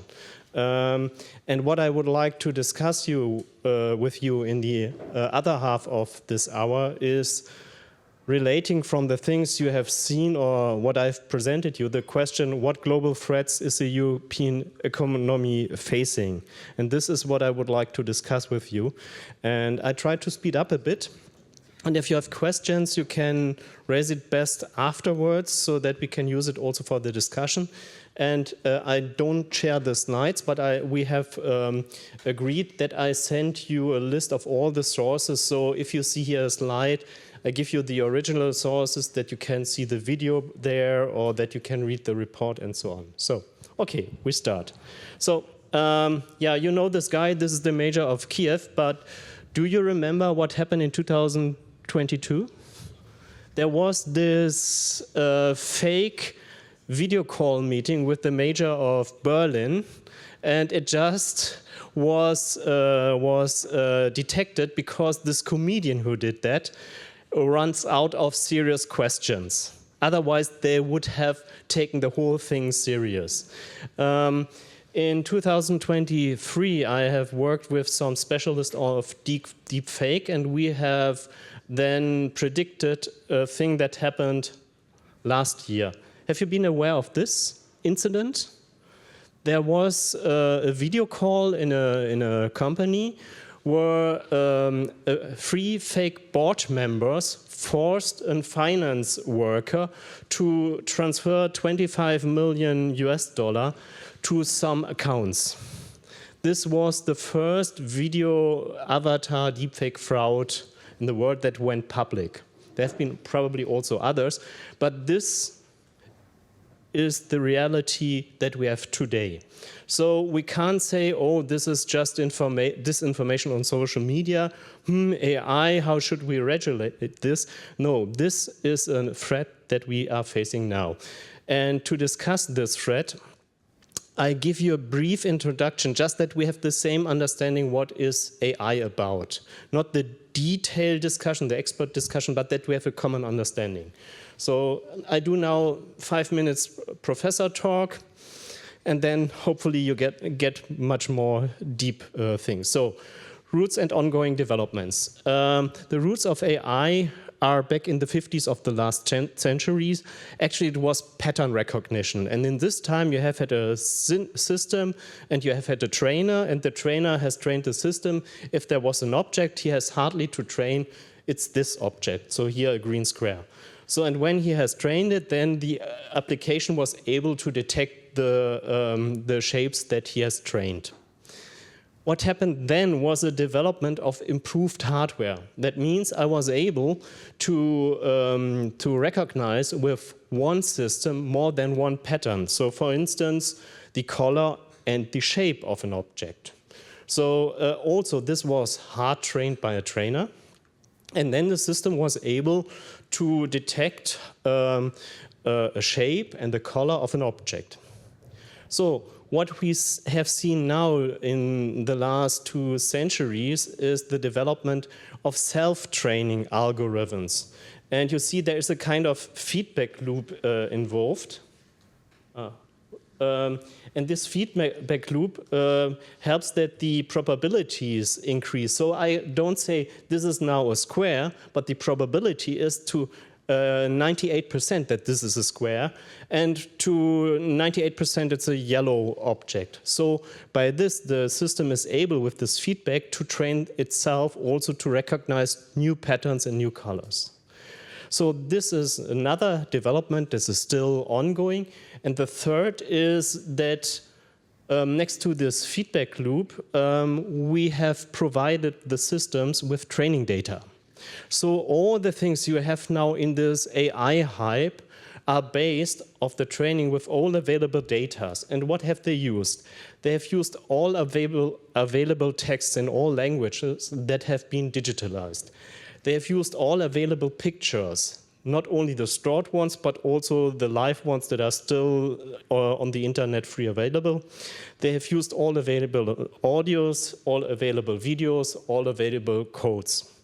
So, and these have now trained in the system.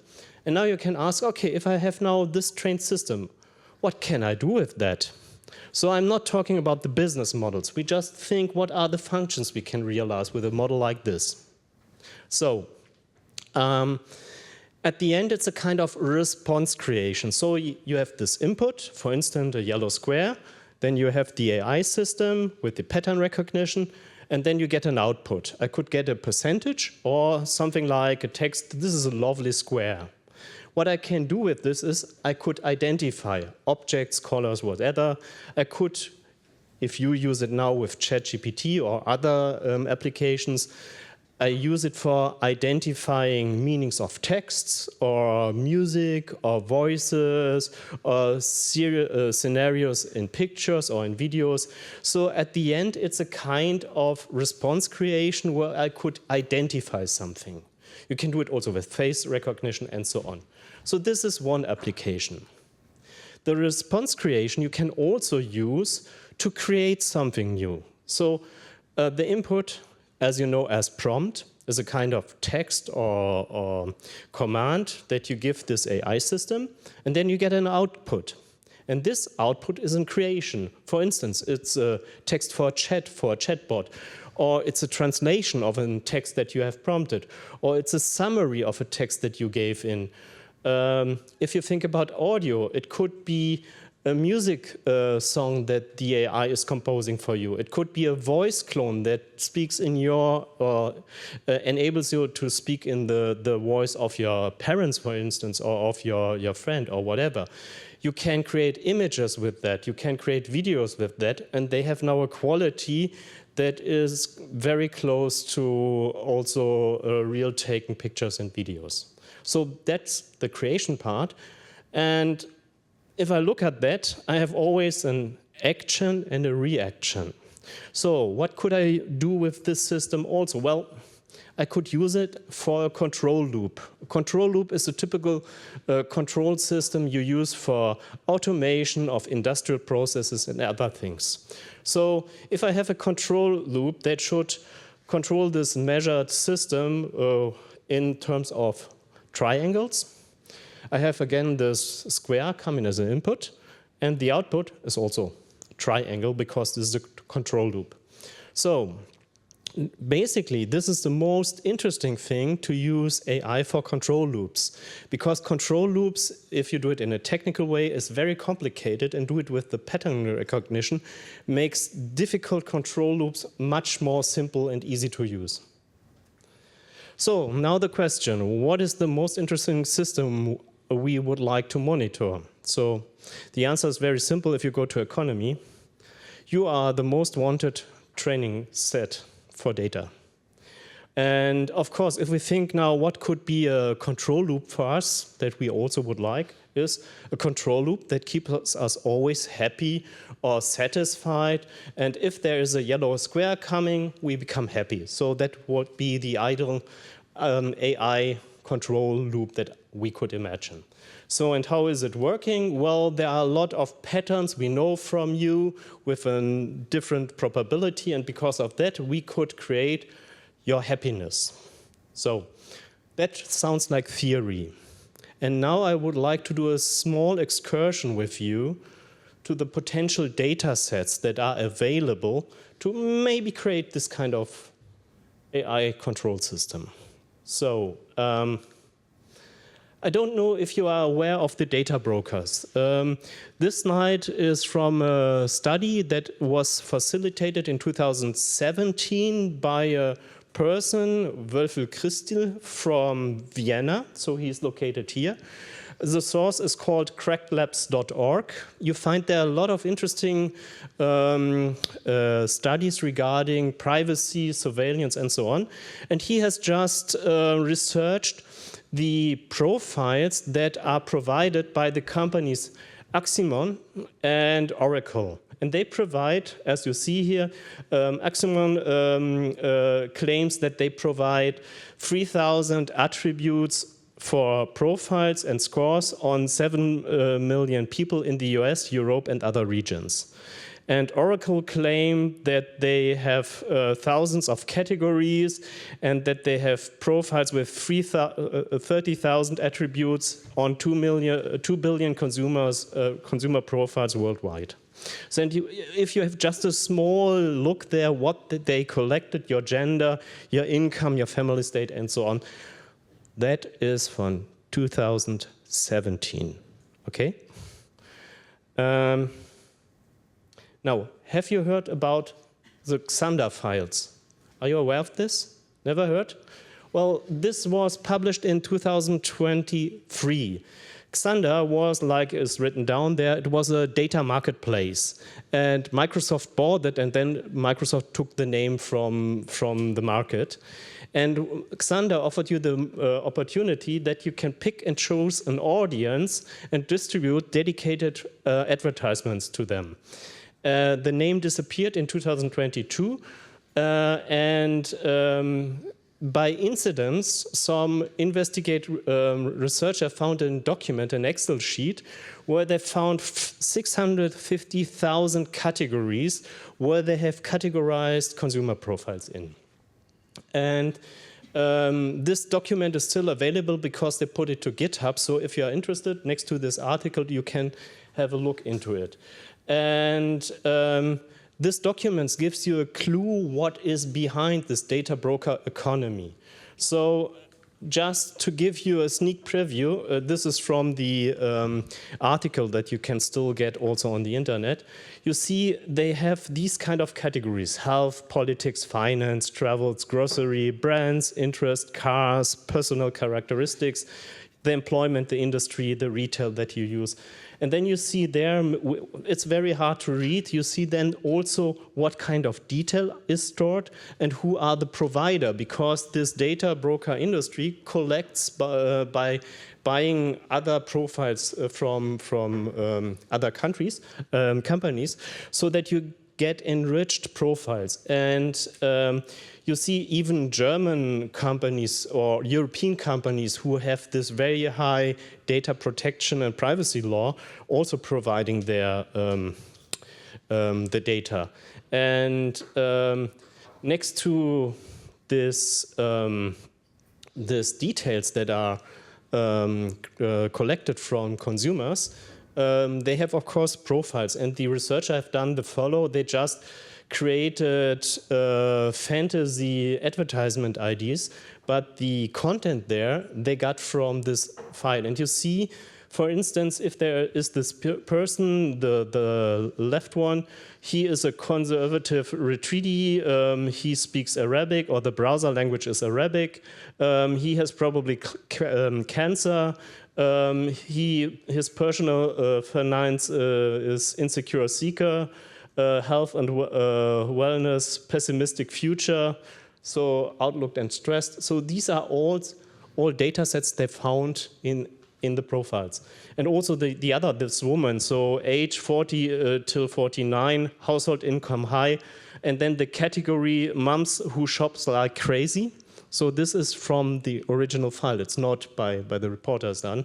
Brand affinity Gucci, travel indication Paris, Or also the other one is in the 30s with an income between 2,500 and 4,000.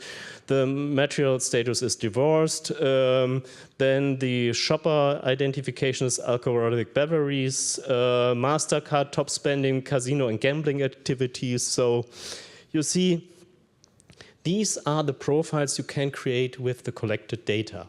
And now you may raise the questions, how do they get all this data? Well, that is shown in another investigation that was executed last year. Because when you install on your phone an app and share the location, the app provides the so-called advertisement IDs and give with the ID your location and some other data direct to data brokers. Then you have companies like, for example, DataStream. These data broker bundle the data sets for sale.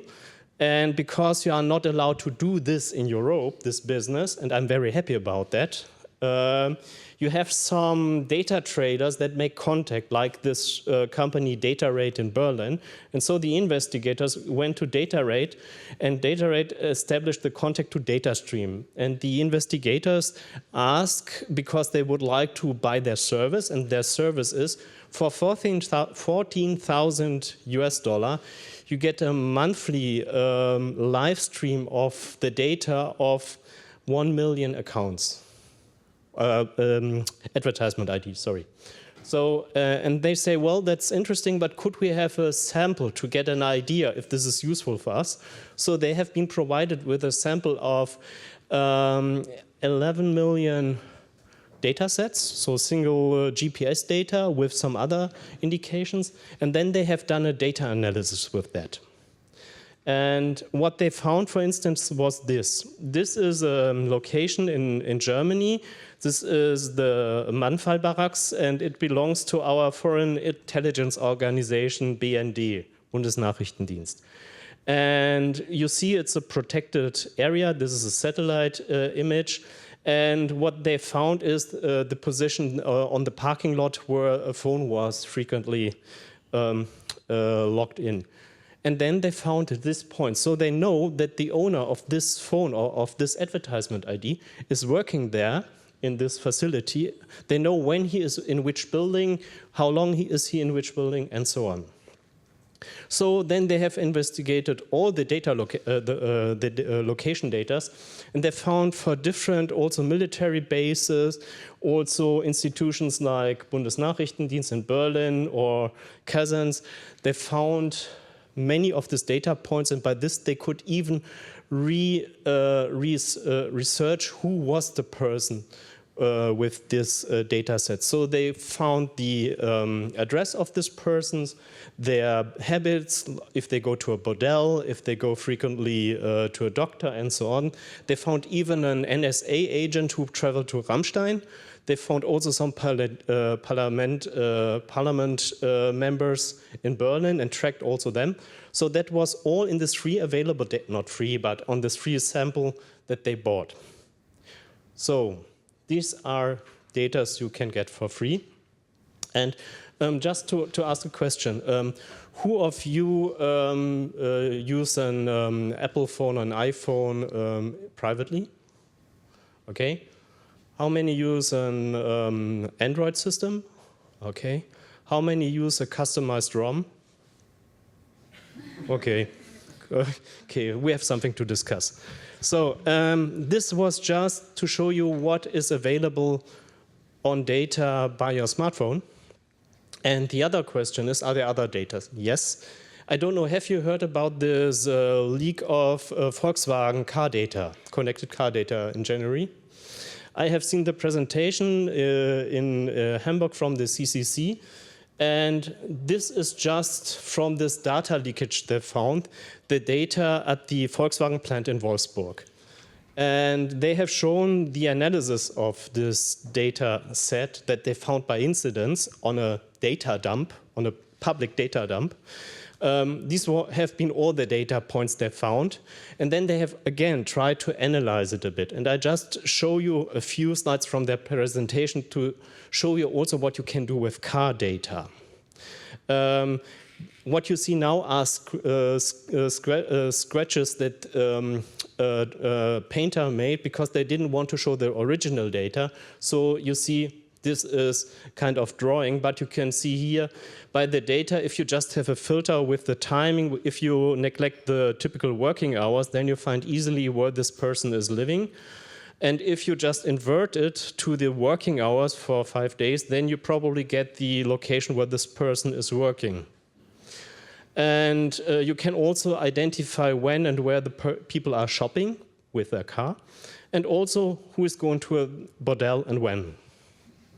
Again, bordel seems to be something that is very interesting to research.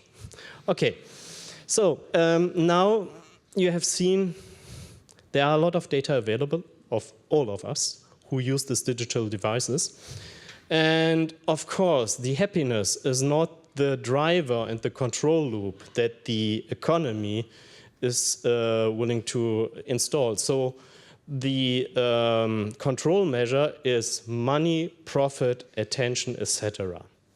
So this is more or less the reality that we faced during the last 10 years. And we have, luckily, a lot of very good laws in the European Union that tries to protect us against this. But due to the lobbyism, not only of the US tech companies, the citizens think that this is just something where EU is regulating again, and we don't need that. But if you see this data, you may come to another conclusion. So this is also from Cracked Labs, this is showing you what happened when you interact. So every interaction that you do in the digital world, if you click, if you swipe, if you watch a video, if you register somewhere, if you install an app, if you like something, if you move around with a smartphone, if you share something, if you post something, if you purchase something, and in the past, if you have a call with a call center, everything is somehow locked in log profiles and is processed. And it has an effect to you because it determines what kind of content is shown to you. It determines also the products that are shown to you, the prices that you get, and it depends where the data are also used. If you are not in Europe, in the US, it could be that due to your health status or other things they know from data that you maybe not get an insurance anymore. So things like that could happen if you have this data economy available also here.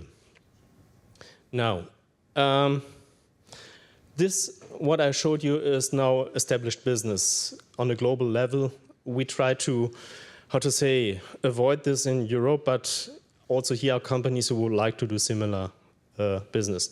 But with AI, we come now to a new development that is called automated influence. So I showed you now that you are in a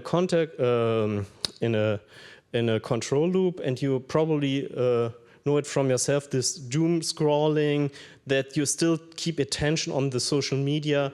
This is a kind of pattern that works like this. So what I could do now, because I know that this is working, I could define now groups, target groups, name it, and I could bring these groups into a dedicated emotion or opinion or to a dedicated decision. So if I want to create now a conflict, I don't need huge political issues anymore. I just need a dedicated, let's say, prompt or strategic approach that I get two groups who have had no conflicts or anything with each other in the past, get a kind of conflict, tension, or something else. Or they start to protest or whatever. And by this, I could move groups and motivate groups or demotivate groups. And for this, I don't need an army. I could do it even as a hacker or as a company, because you just need the right algorithms and the interfaces. That sounds a bit silly maybe, or also frightening, but where are we now? Sorry, this is from a German computer magazine, but to explain where we are nowadays. Last year there was a study in Nature, I don't know, no, Science it was. If you have heard about it, there was a research that has investigated that people who believe in conspiracy, that you can bring them from this belief to the belief that this is fake. And that was done by an AI. So the AI has, as a chatbot, interact with this person, and then this conspiracy theory was, as a belief, gone. So if you think about now that the algorithms are able to bring you in the belief of conspiracy, and they can bring you back to normal, it means these systems can bring you in any kind of belief the system would like you to have. So, and I think because of that, I have copied the German sentence from this. So, you see in the first part they say that there is this potential that fact-based chatbots could really change the belief of conspiracy believer, but they say also it's the responsibility of the developers if these systems give fact or disinformation and distribute that. And the worst case scenario, it says, would be a dictator who use it for propaganda in a huge scale with these models. So this is the development, or call it threat, that we are facing now. So this is just a very brief overview, and I would like to give you some, not conclusion, but first trends. So what are the future attractors?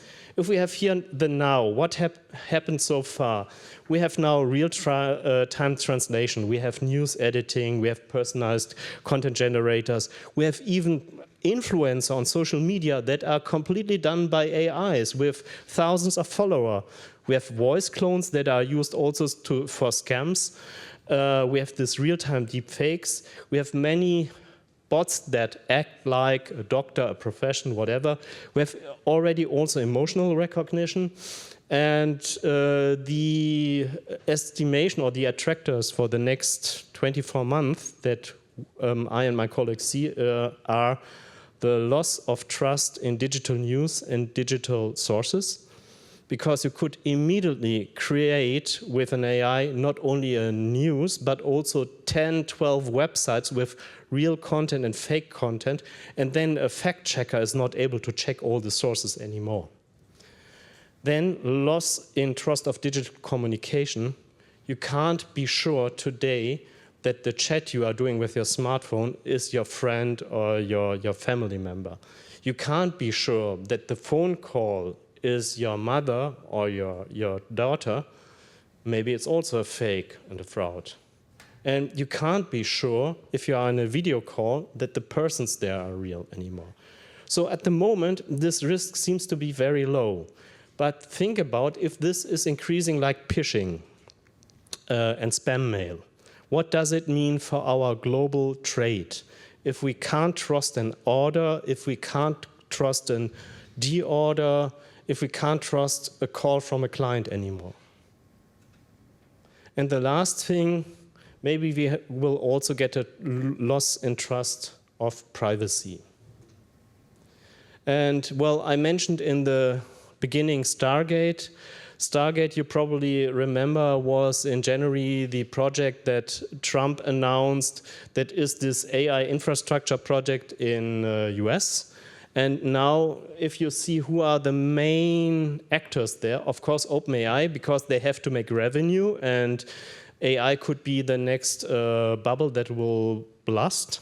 SoftBank, that is a Japanese semiconductor company who would like to compete with NVIDIA on AI chips. And Oracle. Oh, Oracle, we have heard this name today, right?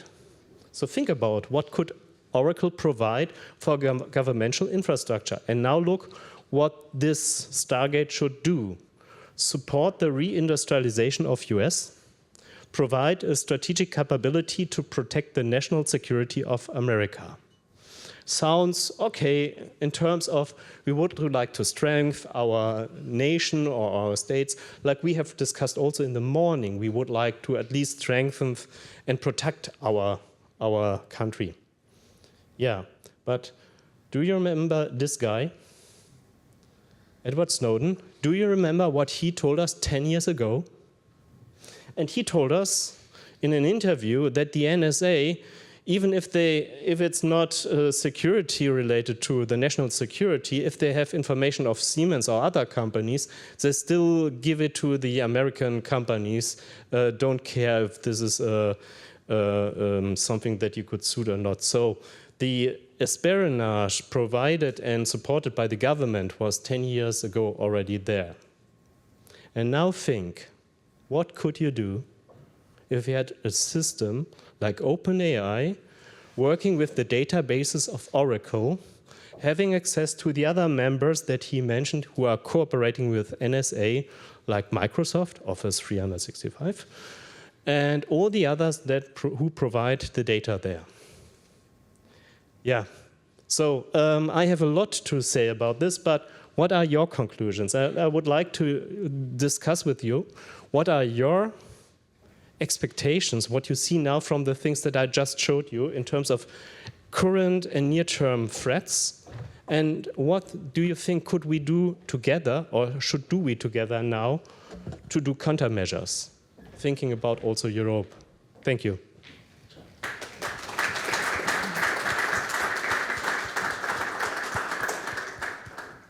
So, who wants to go first? Yeah.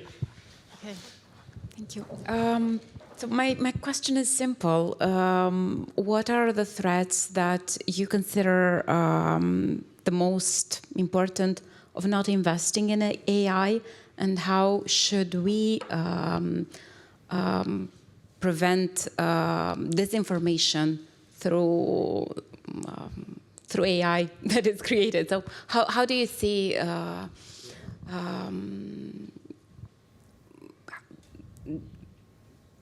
making a change now? Thanks. Okay, thank you. So that have been two questions. One was related to the investment in AI. If we don't invest, what did it mean? Yes. So from my point of view, a lot of effort has already been done. So this large language models are also available for free. Not the whole, but some. And I see a lot of potential use, but also threats by using it. And I'm very happy that we have the Cloud Act because of that, what I showed you. So I don't say we don't have to invest in that, but we should wisely think where we want to use it. So because the huge investments have been done, and the Chinese shown just 1 week after Stargate was announced with DeepSeek that they could even do a more efficient model. I would say, yeah, we do have to take effort in innovation, but we don't have to do it in a similar, we just spend a huge bunch of money like the Americans. We should one step aside, have a view, what is happening now, what are the consequences, not only the negatives, I just showed you to aware you, but what could be also positive consequences, and how could we avoid this by still making money? Because privacy could be also something that could be a value you can pay for instance. So, and you ask what we can do to protect. Well, last year I have written with a colleague a study regarding disinformation. And last year there was an election in Taiwan. And the Taiwanese managed to remove the whole Chinese influence from the election. How did they do that? So they have fact checkers, they do pre-bunking. So things like I have shown you now, they show always when they are aware of that. So that when you get a mail or a video call that looks a bit, don't know, if it's weird that you know, it could be this kind of thing, and then you ignore it. And also they have fact checker, but not like we in Germany who do a research. They have a kind of track map where they see how a meme is developing, what is the framing, what is the wording, so that then they could steer it a bit and also cut it. So they have some countermeasures there. And one thing is, like we do now, awareness creation. And also do not share everything, just do a research. So what we can do is create trust with each other so that we are sure that we are we, and create trust in the sources that you use. So don't blame the media always, but let's use media that are trusted sources and strengthen the media that are trusted sources. Thank you. Thank you very much. I wanted to share the fact that we saw a lot of the negative side, like the threats and the insecurities, but we understand that the door was opened and things will change and we cannot go back. So everybody will start using AI. Things will be different in 5 years. And how we protect ourselves from not, for example, not losing jobs, so being competitive, remaining competitive, knowing that everything will be different. Okay, from my point of view, it's a challenge, but it's not that hard. Yes, there are tasks that can be automated by AI. And there is a report from the Global Labor Association from Goldman Sachs last year, no, 2023, where they have shown which jobs are to which degree automated in future. And there are some like caring jobs, nursing jobs, and so on, that will never be done by an AI, and probably also not by a robot because it's too expensive. There are other jobs like lawyer that will have a lot of tasks that can be done by an AI, for instance. So with the change of processes, there come also new tasks that you can go for. And from my point of view, trust and interaction like we have now in the real world become more value. So from my point of view, it will probably be a shift more again to reality things, and then you need people because you don't do everything on volunteer base. So we can discuss this more intense, but I think there are also some other topics. Otherwise, I won't stop till 12:30. Yes, excuse me. So, thank you, first of all, for the pretty interesting keynote. I'm just interested in the Palantir discussion in Germany, like the police forced to buy it, and I don't know, on a bigger scale in Europe, like buying AI for cyber wars, kind of hybrid wars. What do you think of developing and buying it? And yeah, that's kind of... Yeah. Palantir is a discussion that I have also followed. I don't know who is aware of Palantir. Okay, good. I don't have to explain what is Palantir. Okay. Palantir is coming from the military, and the bad thing on Palantir is that even as an innocent citizens, you can become suspicious. So they go through all the data in the police databases, but they added also all the mobile data, where have you been when, and also the social media. So that means if you, by instance, are in the same supermarket as a terrorist is, and by incidence you have shared the same link, then you become suspicious without any reason. And this is why the NGOs say don't do that, because there is too much on fault cases that could occur by this. It's not that reliable.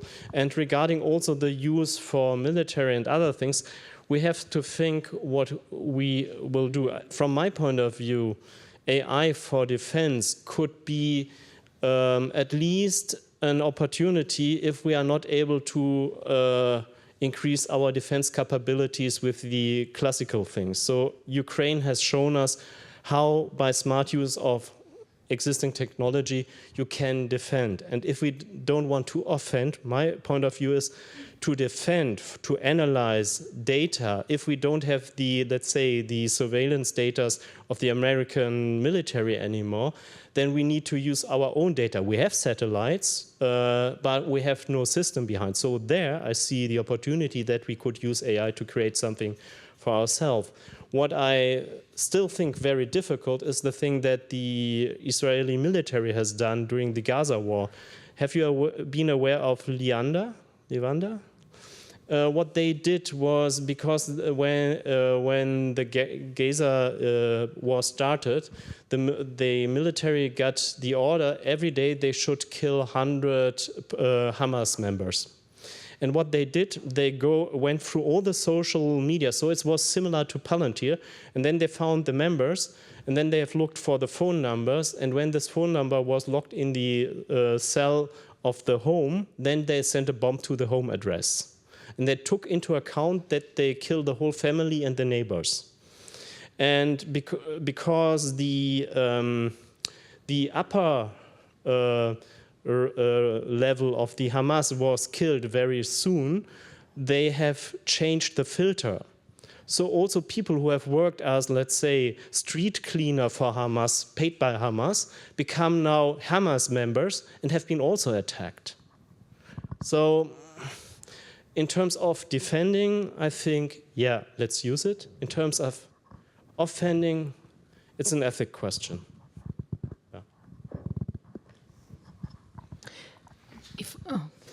Do you? Sorry. Okay. Yeah. Sorry. Yeah. Quick. First of all, thank you, Professor, for your fascinating presentation and keynote. Very, very insightful. And thank you once again.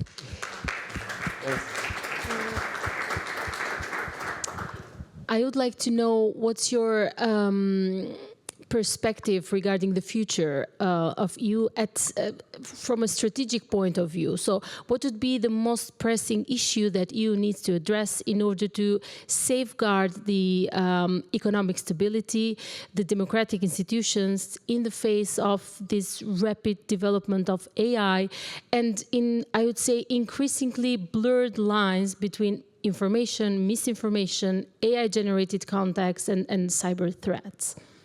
What needs to be addressed what needs to be high on the agenda of the EU? Thank you. If you mean the official EU, or if you mean us as EU members and citizens? Officially, the EU. Okay, so from this point of view, what we need is a kind of unified feeling, like also this organization who has established this unified Europe that we need. I still have a national passport. I would change it immediately if I would get an European passport. So I still identify myself with the European Union, but because of the nationalism, I always a German, a Lithuanian, a Dutch person, but not a European. And from my point of view, the politicians neglect to create this common feeling by giving sovereignty to the EU, so that we don't have all this national regulation that we have just one. That would decrease bureaucracy. Everybody would feel more same level. But to do this, you have to promote the values of the EU. For me, it's like health. Let's say the starting members of the European Union know the national state very well in a positive way. They have not the same experience like the Eastern European countries with the Soviet Union. And everybody has the fear of losing money, losing comfort, and so on. And national politicians always use the European Union as counterpart who they blame for. And we have to stop blaming European Union for the thing. It's like you blame your body to being healthy. And when we lose health, we remember we should do more sports, we should eat healthy, and so on. And then we say, oh, when we get health again, then we do it. But it's not like that.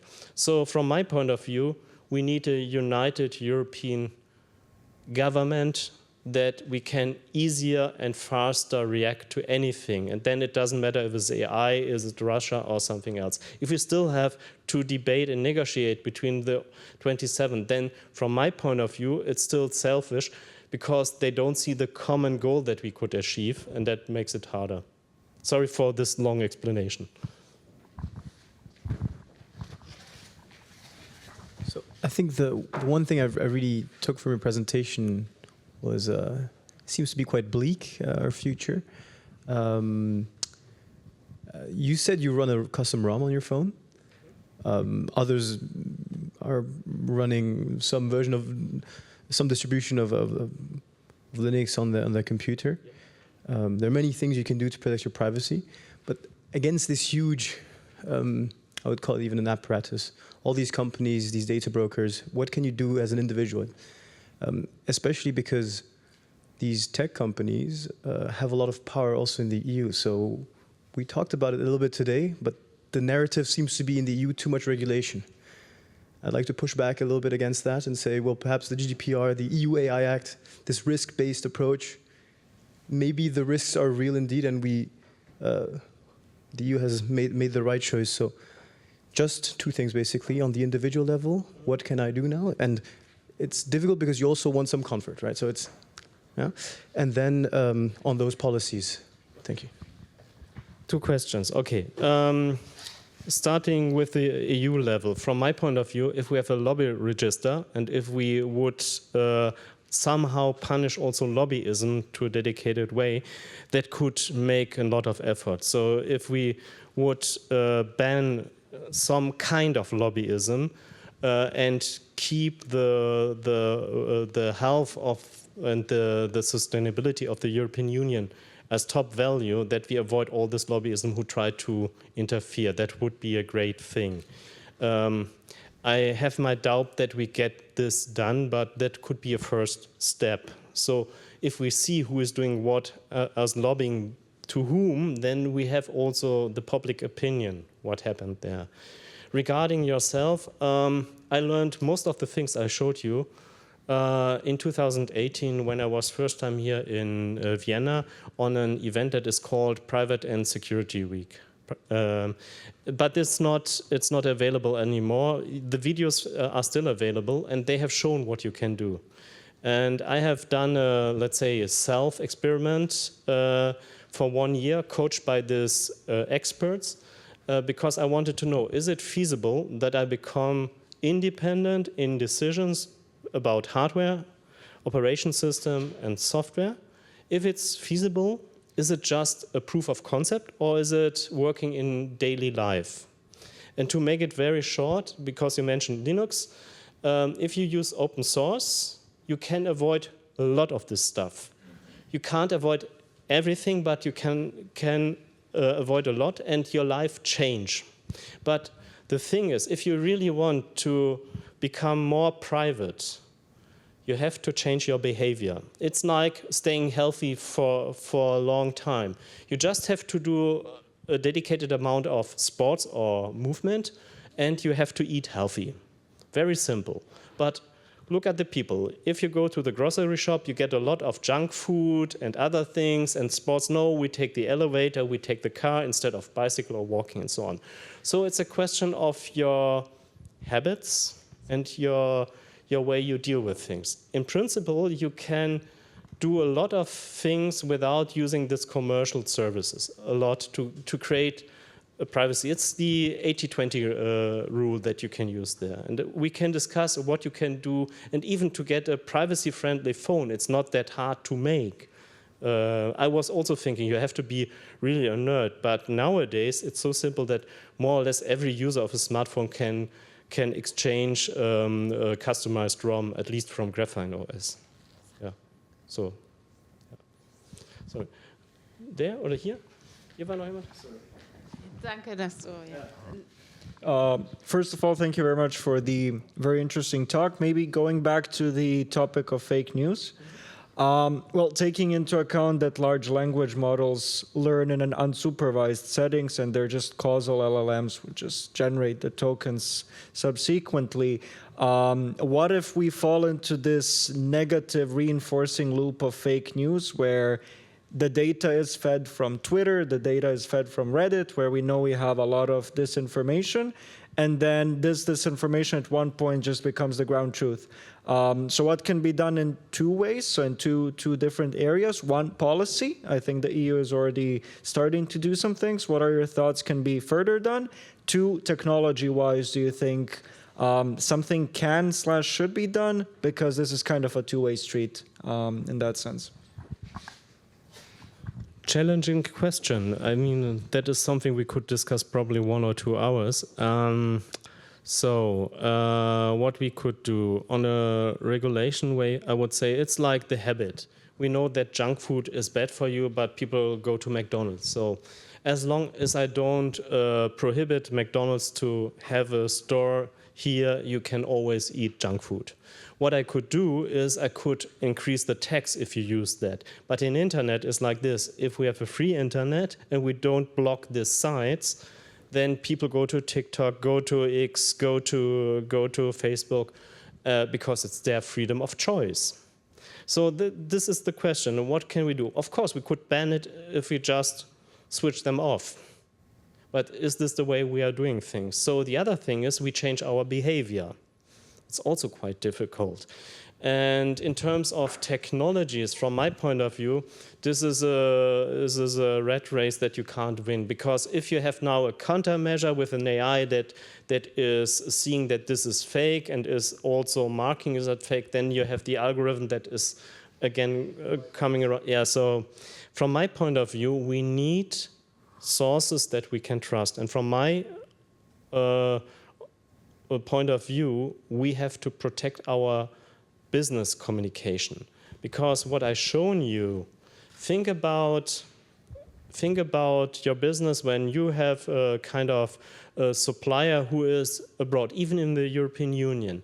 And I always do to get an idea what could be a threat. I try to imagine that I'm the business developer of a cyber gangster. And he says, well, ransom business is not giving that money anymore. Have you an idea how we could make more money with the structures that we have for ransom? So with this, I come to ideas. And these ideas sometimes happen then also in the real world. So from my point of view, we have to think, what can we do if we can't trust even our internal communication with our clients, with our suppliers anymore? What kind of countermeasures and processes could we establish then for daily life, but also for case of emergency? And this we only can do when we meet, because then we have a trusted relation, and then we are not together. We have to think how we do it. Do we have somebody who brings you a stick or a hard drive? Do we have some entity abroad, like a Chamber of Commerce, who is doing the signature for you or whatever? But we have to think how to deal if we have tomorrow onwards a zero trust even in internal communication. And this is a topic that is, from my point of view, the most critical for the whole global economy. If this is a trend that increases, then the global economy will somehow collapse. And to avoid that, all of us are on the frontier to defend our communication. And therefore, I would be very happy if we could discuss what kind of countermeasure all of us can do in the organization, in our networks, with our families, to avoid that our communication in the digital world is corrupted. Thank you very much for your presentation, and also, at least on my side, for creating this kind of awareness. Two very brief questions. Number one, given our dependence on foreign actors in terms of digital means or services, do you see a case for European sovereignty? And the second question would be, coming back to your question, what threats we see in the medium term is the relevance of non-state actors. Mm-hmm. Okay, so the first question is regarding what can we do to become independent from the big techs. So actually there are already solutions. We have also started to create something like Gaia X, but the point is when we started to create our own, we let also Google and Microsoft to the table because they paid money, and they have stopped the processes. So the platforms we started to enable as efficient platforms are not working. From my point of view, the European way could be using open source for platforms. In the Baltics, it's already working, and they are defending their open source systems against the attacks of the Russian every day. The Germans are a bit too reluctant because they are still believe Microsoft is the only way. We have now one federal state, Schleswig-Holstein, who has an open source strategy, and they want to use the X-Road platform of Estonia, but also just in bits and pieces. So from my point of view, having open source so that even if the provider is going bankrupt, you can still use the code because other people can also use it. As if you have proprietary systems, could be the way we go. So this is regarding the question of how we can deal with that. And from my point of view, we should use an open source European-wide system and don't have these attitudes like the Germans. We have to develop it on our own. Every federal state for itself, it's not working. Yeah. Sorry, and the question? Non-state actors. European Union ones or others? Yeah, what the secret services and the defense agencies are seeing that there are proxies or there are even hacking groups of government actors who act as cyber criminals to, to camouflage that it's actually a kind of sabotage act. And you find it also in the German Lagebericht des BSE 2024. They named, I think, 10 or 12 ATPs who are dedicated on government, administration, and also some of the industries. And also the Chinese, they have a whole bunch of different groups. They call it Panda in the names. And some are doing espionage for the next 5 years plan on biotech, on aeroplanes, and so on. So, yeah. They are somehow covered as cyber criminals. Somehow you don't know who it has been. But most of the times they are proxies. So one more question and then we move on to our next speaker. It's not so much a question, but more comment to the question before that regarding the flooding of the internet or just maybe the data centers of these big companies with artificial information. So while I think it's important from a cyber security perspective and for us individually to keep protected from that, also these big corporates which are collecting data, they're relying on good quality data. So they also have an interest on not letting artificially created information flood this data and sort of kind of make this data that they're using to, again, train their algorithms, train their models, become, let's say, not high quality anymore. So you should also probably try to differentiate that when you're thinking about it, but still a cybersecurity perspective, like personally, really important to stay safe there. Yeah, and there's just a reflection on that. There is actually also business within European Union for that, because we need trusted data center. And you need it everywhere, also as a kind of fallback backup.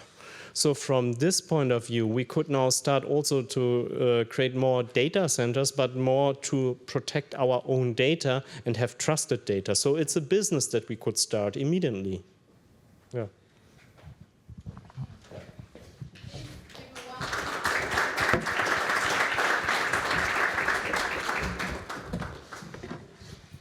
Thank you very much, Professor Wittpal. That was fascinating. And I would like to introduce now our next speaker, Mats Kuskema. He will share how Estonia has built one of the most successful tech ecosystems in Europe. We've heard a lot about Estonia already. And he basically started his career as a diplomat for Estonia, working with trade and investment policy at the Estonian Ministry of Foreign Affairs.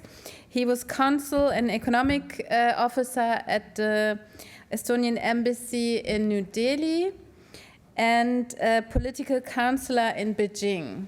Impressive. So in 2018, he joined Estonia's e-residency program, and actually some 10 years ago, I heard in Dubai from some Chinese people about this program already, so I didn't know about it, but somehow this program really enjoyed a lot of good reputation.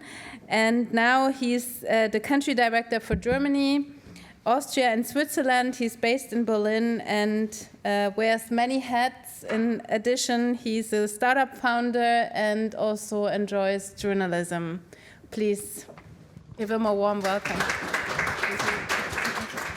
Hi, everyone, and thank you, Diria, for having Estonia as a topic here. Happy to meet you all, and I hope you still have energy. I don't know, stretch if you need something. It's a lot of talks today, a lot of interesting content.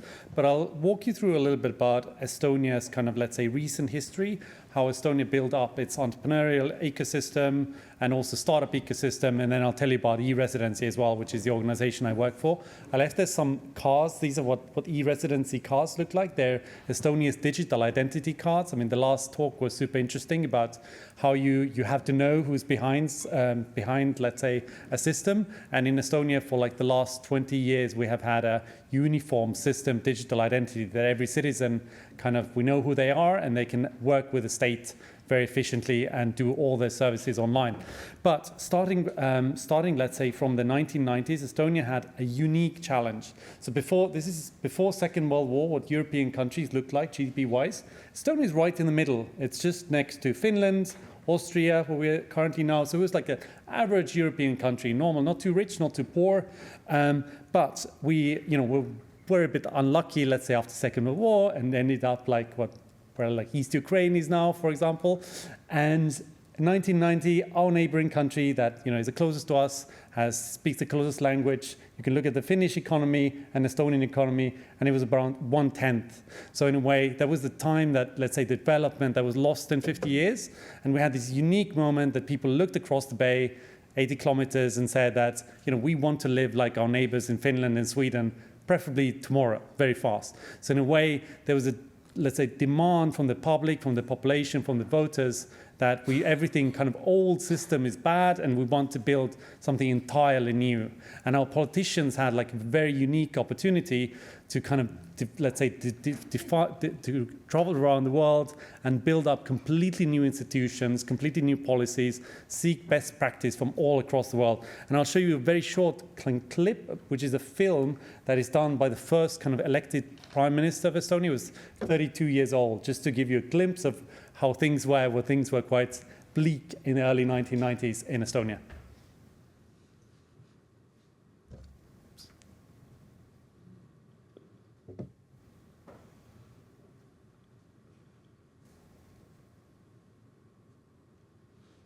I think this is sound as well, this video. But Können wir den Ton? no worries, it's fine. You can read the subtitles. It gives you a flavor.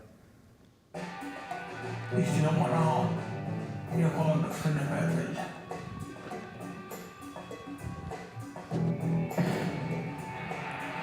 Ja on ikka suhteliselt vanamees, kui on tänu 32 aastat vana, tegelikult veel nooremad.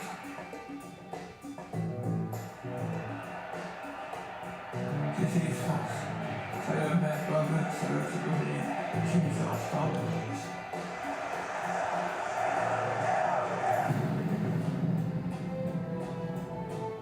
Me pidasime ennast mingisuguse missiooni kandjateks. Ega me keegi ju ei teadnud, mismoodi poliitikat päriselt tehakse. Me olime otse mõttes noored vihased mehed. Nad kutsuti, et Jokis frontblokk. See oli rock'n'roll.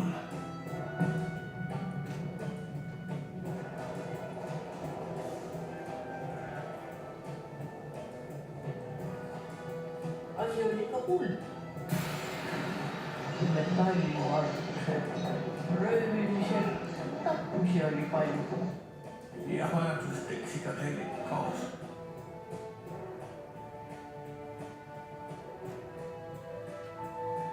Ja siis me kärpisime eelarvet. Ja muidugi muutus loomad korraga kõigi lihtsalt inimeste vaeldaks numberiks.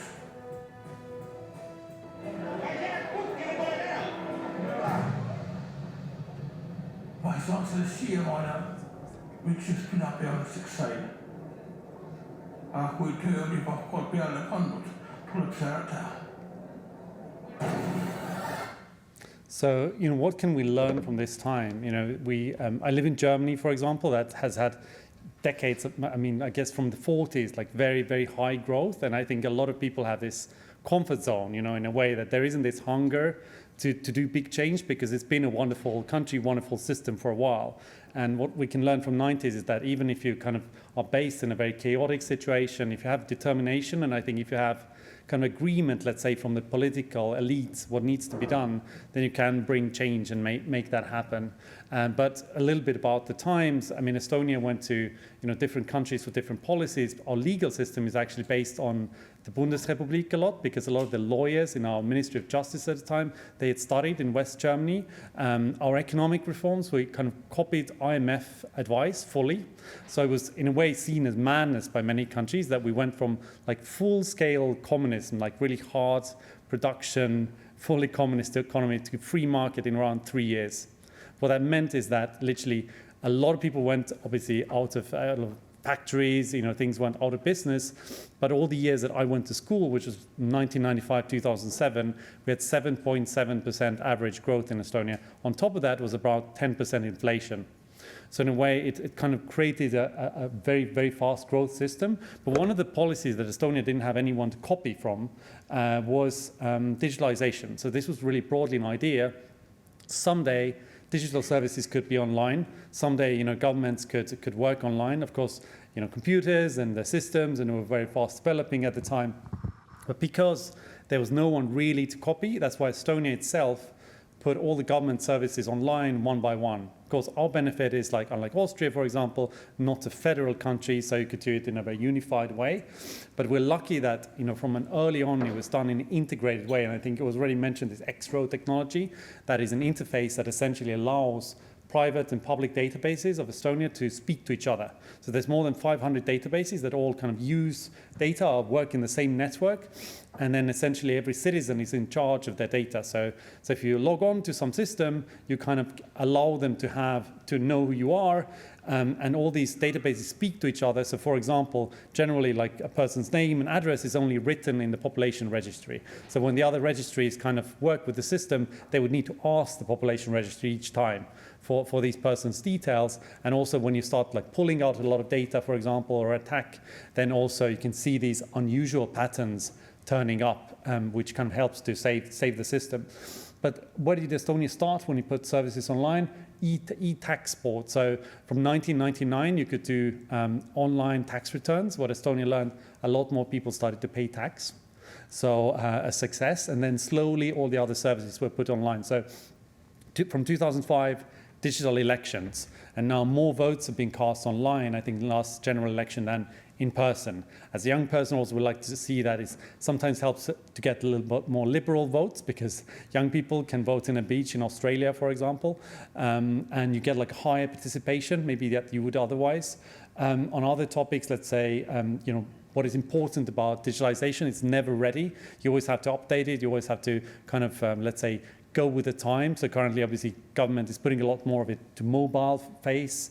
There is also this concept of invisible services. So actually a changing governance processes. So for example, if you get a baby in Estonia, you just have to name them and basically write like who's the father kind of confirms, and then you're going to get like health benefits, child benefits, for example. You don't have to go and apply for things. So in a way, what I see that sometimes, let's say, I don't want to name some countries, but people kind of don't understand what digitalization means. They think it's just putting bureaucracy online or applications online. But what is it really, from our perspective, is like allowing IT sector to solve the problems of governance. So what does IT sector do usually when they look at how to create a process? They look at user experience. They look at all the steps that you need to bring to kind of get something done. And then they try to cut these steps and cut these things. And I think that is where there's a lot of like confusion. I see that from some bureaucracies, let's say, they really fear that maybe their role would be changing or something like this. But what we see in a way is that actually, thanks to digitalization, it allows like all the government people to do the smarter tasks, like actually helping people and supporting them rather than sitting on paperwork. So also, yeah, it's been a great success story for us in many ways. What's also important, data embassy. So Estonia, of course, because we started early on to put all the government online. Cyber attacks have been a big topic. If you lose your iPhone, you can kind of get a backup from the cloud. We can also get that from our digital state. We can kind of withdraw the last version as we have a data embassy in Luxembourg. From 2014, we also have e-residency, which is like an organization I work for. I'll tell you more about it soon. Just about Estonia in comparison, because people ask, like, what do you get with these kind of reforms? What are we good at? For example, we copied a little bit of, let's say, legal system from Germany, so very close behind there. Corruption, it also helps definitely to lower corruption, for example, when procurements are online, or just, you can see, there's digital tracks on things. It's actually creating a better interface for everyone. Estonia also has a very particular tax system. We had a little bit tax talk earlier, but Estonia has, from the 1990s, when there was no capital in the country, we have this law that essentially companies can reinvest their profits. So that means if you are a company and you make money, but you don't take it out as dividends, then if it keeps in the company, then you can it's taxed at zero, basically. And once you pay out dividends, then you pay 22% on this. And it's been a very particular kind of system for us, but it's really helped small companies grow. And what I see personally, again, living in Germany, for example, some, let's say, corporate structures can also reduce efficient tax rate to very low if they keep investing in property, which is not a smart investment. We talked about like tech system and leaving behind and everything, but we have a simple system kind of for everyone. It's really, let's say, it's helped smaller companies grow, and it's also kind of helped create a system where people spend very little time to manage their tax. Like, it's not, if you walk on the street, people don't talk about their tax advisors and stuff. You don't hear the words all the time, which I do, I have to admit, in Berlin. And so that's been a very kind of easy, simple system. What is e-residency? Because we've had for maybe 20-something years digital identity cards for Estonians. So we broadly kind of opened this system to anyone in the world who's interested. And it was really, let's say a government-run startup idea. Like, nobody knew what's going to come out of it. It was very much an experiment. And we thought it would be used much more for safe digital identification.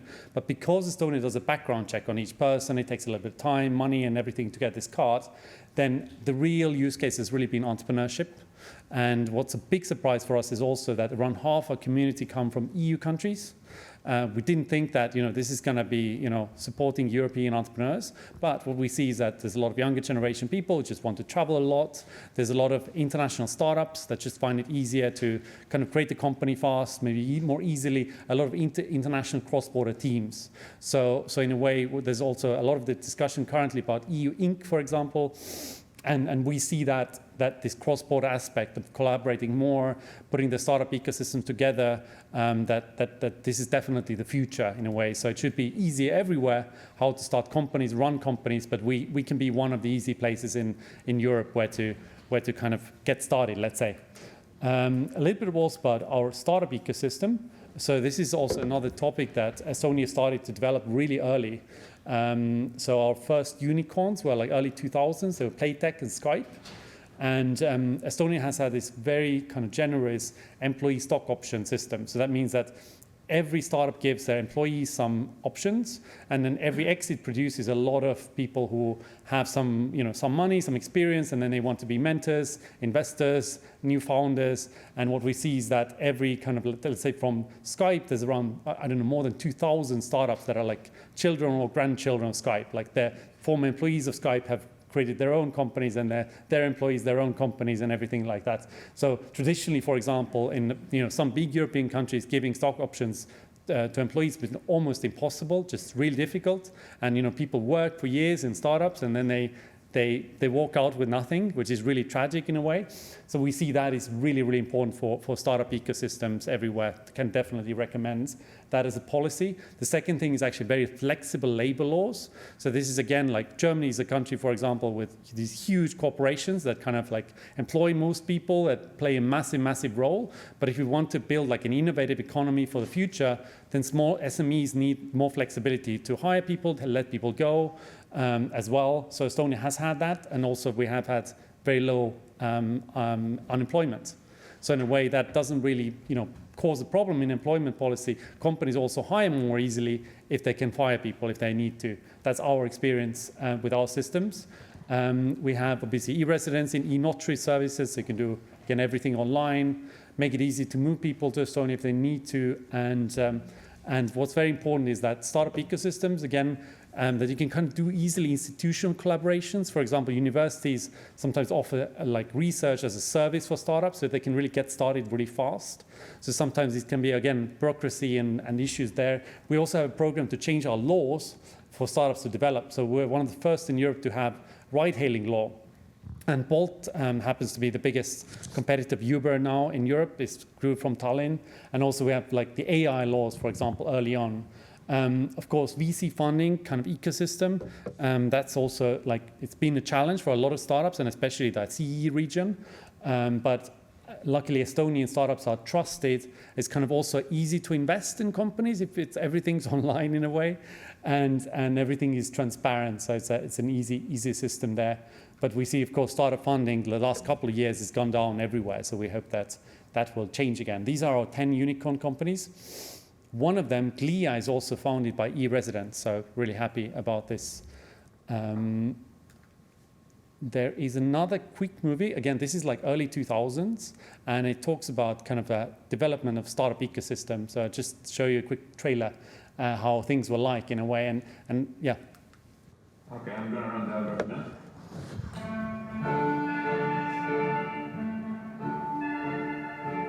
Sa oled selles arvutiasenduses kõva tegija. Räägi mulle, mis see algoritm on siis? Algoritm? Startupid, ausõna, kui keegi ütleb mulle, et ta teeb äppi, siis see on sama hea, kui ma ütlen, et ma teen gangster-äppi. I grew up on the Grime side, Oakland East Bay side. Every single technological breakthrough in human history has been driven by someone who had no clue about what they were doing. Naive enough to think that it can be done when the whole world tells you it cannot. I don't know where you came up with it, but it's genius. Absolute genius. Ma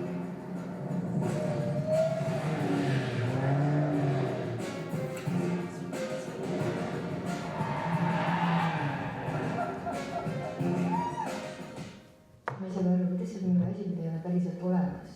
Olla väärt miljardit dollarit. So again, things that we can kind of learn from this time is that the question that I have now is that I think that time, let's say young founders, a lot of hunger in Estonia also, like they really want to achieve, breakthrough and everything. And in some, let's say very old money, let's say places like, for example, Hamburg has 2 unicorns, the size of Estonia, super good universities, everything. But maybe that hunger is also needed in a way for startups to develop. But of course, from Estonia's perspective, not just that, it's like the kind of, let's say, the cost of failure has to be as low as possible. That is the thing that you can, if it's easy to create companies, easy to manage them, it's just more of them get started and get through. This is the, let's say, timeline. If some of you are thinking, hey, I want to become Estonian e-resident, I want to start my company online. This is what they do essentially. They just go online, apply for our e-residency status. Estonia kind of checks up that they're not a criminal, and then they get a card. Then they essentially have to show their identity because we need to know what each of these people, who they are. That's the most important thing. Super high security level also on any EU document, because you can take bank loans. You can basically give a signature that is valid as a normal signature in the European Union with it. We also want to, of course, reform our systems, make them easier. So this is also never kind of, it's always work in progress. This is a horrible slide, I have to apologize, but these are some of the competitors what are the places that are easy to start a company in general, of what people like. So what we've learned is that US and in Delaware in particular and UK are our biggest competitors. But there are all other places like Portugal, for example, where founders want to move because it's a wonderful country also where to be. It's a cool place. But what is something to look at is here at the bottom is how like people spend on filing tax. So this is quite high in some countries. I mean, we don't have Germany and other, European countries here. But this is something that actually a lot of founders complain, that just tax systems that are really complicated. They just spend so much time managing the tax, and this time could go in their business, essentially. A little bit more. But yeah, Estonia's advantage is just that essentially it's easy country where to create a company. You can focus on building your product, and it's also kind of a transparent European country as well. And we have a global community of 120,000 people around. I think it's less than 1,000 Austrians, 7,500 Germans, for example. So around half of them from Europe, around half of them from everywhere. Every third startup in Estonia has an e-resident founder as well. So it's brought so much diversity to us because we have a horrible winters. It's really cold. Not everyone wants to live there, so they can be digitally also in Estonia. Big challenge in Europe, in many countries, that notaries, super bureaucratic, a lot of paperwork, really hard. For example, you need to, I don't know, one of your co-founder leaves, everyone has to go physically somewhere. So putting notary services online has been a great win from our perspective. These are some of our community members. Some are, of course, kind of VIP residents who don't have companies like Dr. Merkel, but there's a lot of freelancers to startup founders from all walks of life, all geographies, small and large companies. These are our values. What we've learned is that, founders get really happy when they're less stressed. They know what's expected of them, and they kind of can focus on their business, and they kind of like have a also more global mindset. If they create a company maybe outside their own country, they start to think globally, like maybe not your home country clients, but actually going global. Because for Estonian startups, they all need to go out of the country immediately because it's a Vienna-sized country, pretty much, right? You can test your product there, but then you have to get your clients outside. And we also try to support entrepreneurship and like kind of freedom of entrepreneurship worldwide. We just did a research project in Germany, for example, just finding out what people think of government services. And what was really interesting was that what was learned from there was that in the kind of, let's say, some of the eastern states, people found bureaucracy a much bigger problem. So you could see the populist vote and people's unhappiness with bureaucracy. There was a correlation there. We also do, if any one of you are startup founders or founders, we also invite everyone to come to Estonia around Latitude 59, which is our top startup event in May. And we do like a one-day trip for founders when they can really learn all of Estonia's ecosystem. And this is it from me. I'd love to hear your views and how the startup ecosystem is in your country. And really looking forward to your ideas. Hi, thank you.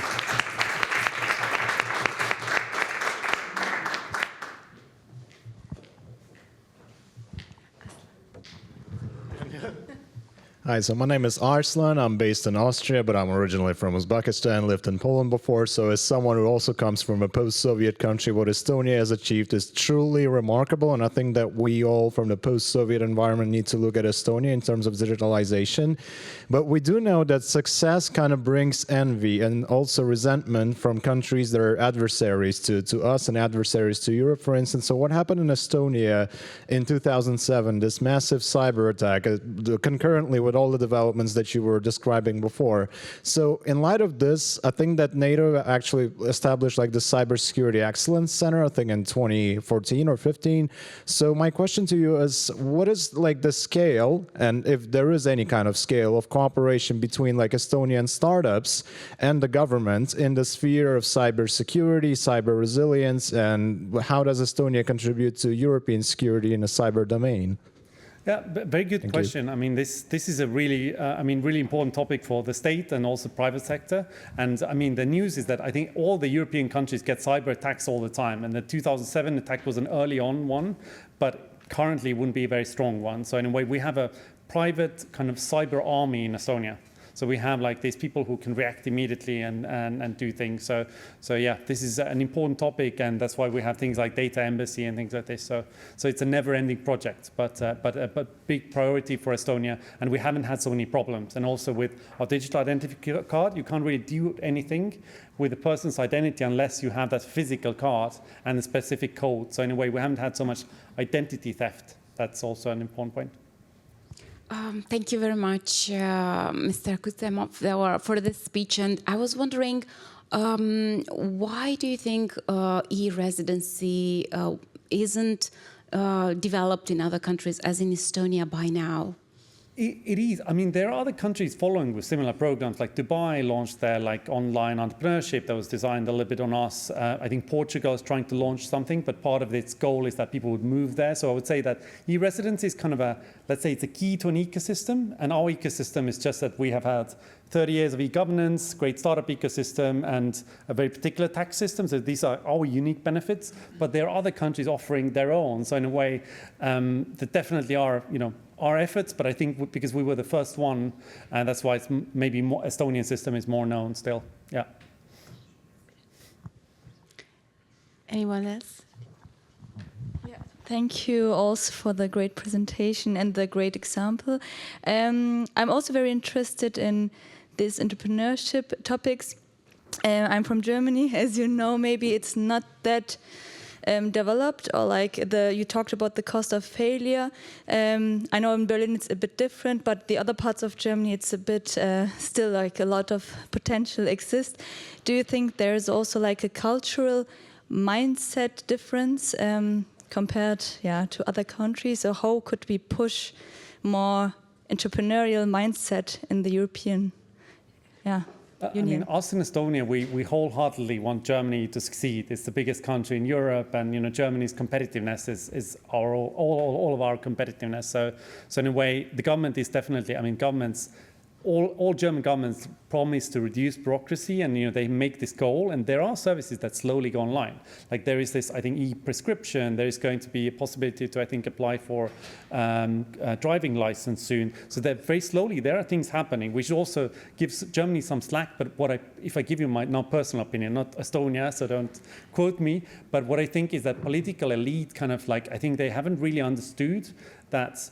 Like if you really digitalize Germany, you need to think of federalism the way it works a little bit. I think to do it in a way that every village creates their own system. This is kind of the mistake that a lot of countries have done. They put a lot of money, and then you have silos. You have databases that don't speak to each other in a way, and that's what's partly happening because it's left to every state. So there's no like interface or no like kind of unique connection. So in a way, I think until that happens, that also, let's say, political elites really get behind this kind of, let's say, really integrated digitalization, and also kind of really like revolutionizing the processes in the governance. Because again, it's if you used to that go with a paper to one person and then next person and everybody puts a stamp on something, all these things, it should start with user experience, and like government processes should be done according to, and legal law should be done after like actually looking into the user experience and on that basis. And I feel that a lot of the political elite is still lawyers, and they think how do they debate in court, not like how the person actually what they could benefit from. And the same problem is that as long as we also only focus on the data protection part, then its user is kind of forgotten. But what we learned from our research is that basically 2/3 of people in Germany are not happy with the current situation. So that's something that's valuable feedback that sometimes is not talked about as much as data protection. Thank you. No, sorry. Thank you, Mats. Maybe when talking about role models and someone in the European Union taking the lead, could be also a country like Estonia, for example. How big is the demand, and how many inquiries do you get from other member states? Because I think what's really badly needed is like that we have holistic platforms, and you obviously developed something where people can easily log in. And I think we will talk about Eurostacks later on, and I think we really need those platform solutions on a European level. And how, we talked about population, but how often rings the phone in the office of you and your people, where people say, hey, come here and teach this to us so we can kind of learn from you and spread this on a European level or in our country as well. So there's another organization called eEstonia. So if you just want to have a look at like Estonia's government services from every sector, every part, then you can kind of Google them, and they have they do a lot of work, and around I think 120 countries have adopted some parts of our digital system. So there are big Estonian IT companies that are like, for example, they buy up like smaller German partners, and they operate quite often in Germany as well. But I would say all across Europe. But I think every country has has to, in the end, do their own thing. And there are definitely a lot of countries that put governments online, but it's just we started like really early and integrated it really early on. So I think a lot of them still haven't, they're putting things online, but they're not integrating it in a way. So I think this is also what the previous speaker mentioned a little bit. So I think, let's say time will make a change, but I think it's important for us to really understand that it's so much about competitiveness and actually equality. Like it's about equal access, whether a person lives in a rural or locally, we should move the discussion away from data protection. I mean, that's, very strong opinion. That's a little bit opposite from what we heard from Professor Wittpay, but maybe we can find a golden middle. Yeah. So thank you so much. Please give him a thank you.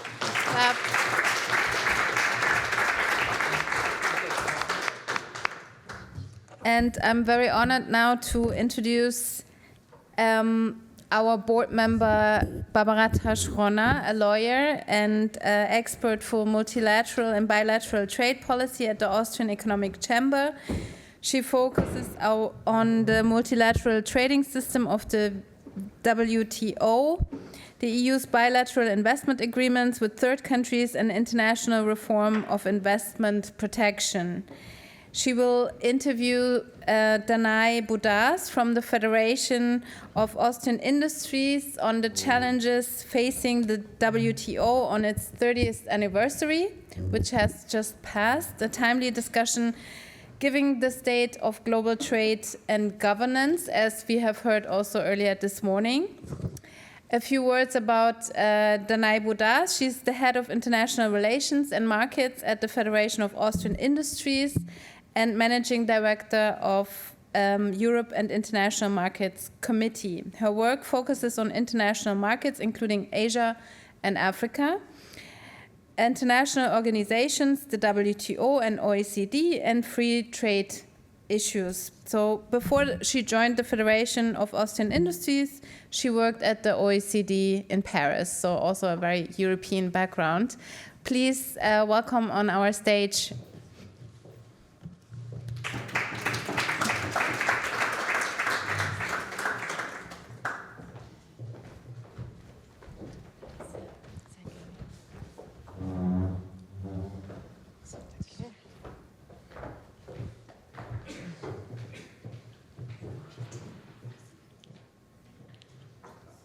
Is it?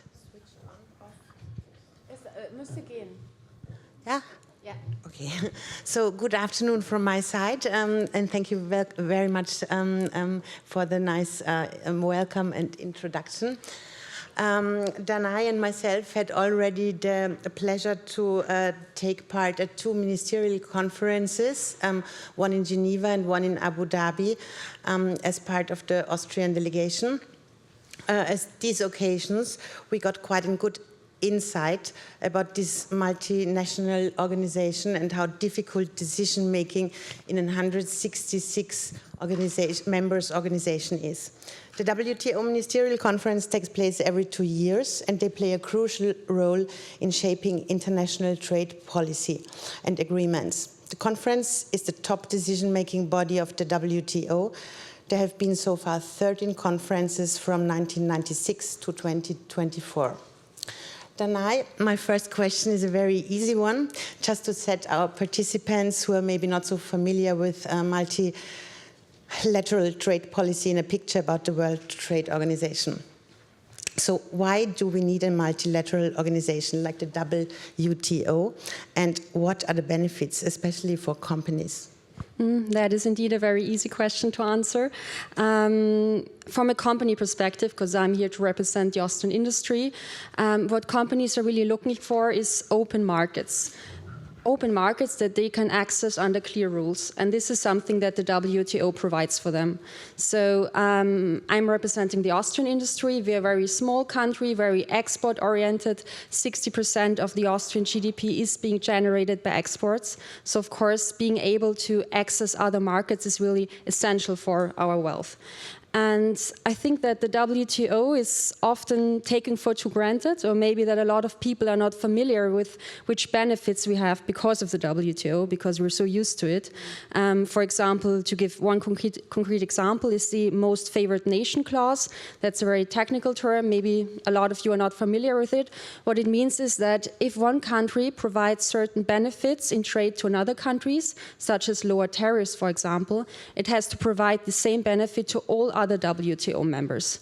So a very simple principle, but actually 74% of the entire global trade happens within this principle. So I think this really shows us what would happen if the WTO would cease to exist.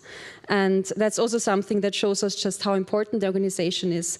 There was an interesting study conducted by the WIFO Institute in Austria and the Kiel Institute of World Economics just a few months ago, which showed the effects that we would face if the WTO would cease to exist and if we would go back to a more fragmented world order as a consequence. And it showed that, for example, for Germany, the GDP in a short term would decrease by 3%, and for China even by 6%. So I think these numbers clearly show us the effect the WTO has. Mm-hmm. And I also think the study you mentioned, they showed, I think Feldmeier said also that the collapse of the WTO would harm trade policy worldwide more than the taxes of Donald Trump. Yeah, exactly. But okay, the World Trade Organization is celebrating its 30th birthday this year since its foundation, 1995, marking an important milestone in the history of international trade. Over the past 3 decades, the WTO has had a significant impact on economic globalization and trade between nations, but it has also faced major challenges, such as trade wars and increasing complexity of global structures, trade structures, seemingly unsolvable conflicts of interests between industrialized, emerging and developing countries, attacks on its ability to function from within its own members, and the need for reform. So, 30 years ago, the WTO was created. Are there reasons to celebrate this anniversary? Yeah, I think you just mentioned all the reasons why there's maybe not so much reason to celebrate. It's been tough times, of course, and why I think that maybe we don't have so many reasons to celebrate is that the last reform has already been a very long time ago. The last agreement that the WTO was able to reach, we were there, it was in 2022, the agreement on fishery subsidies, which is supposed to regulate the overfishing of the seas, so a very important topic, of course.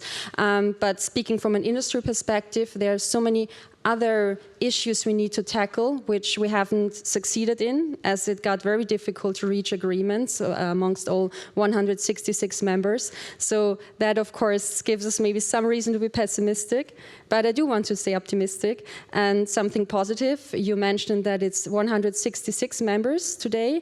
2 further members joined during the last ministerial conference in Abu Dhabi, and more than 20 countries are applying to join the WTO in the next years. So that shows that there's still a lot of demand to be part of this organization. Mm-hmm. Okay, so Dana, you gave us so far a good overview about the advantages of the organization and also the challenges ahead. So what do you think, what are the main challenges and opportunities for the WTO?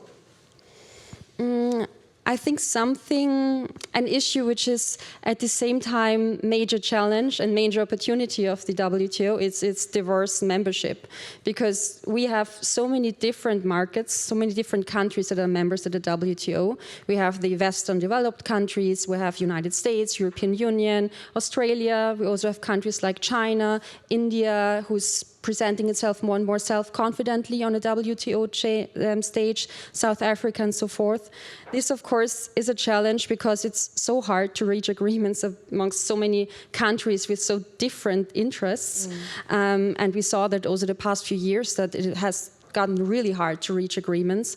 But I think at the same time, this is also the big opportunity of the organization, because we can see that multilateralism is under attack, and there are not so many fora left where all countries come together, sit on one table, and try to find a common solution. So that's also an opportunity. Yeah, I think that's a very important point to take always into account and have in mind that there are 166 nations and they are negotiating. I mean, even the bilateral bilateral trade policy of the European Union, where only one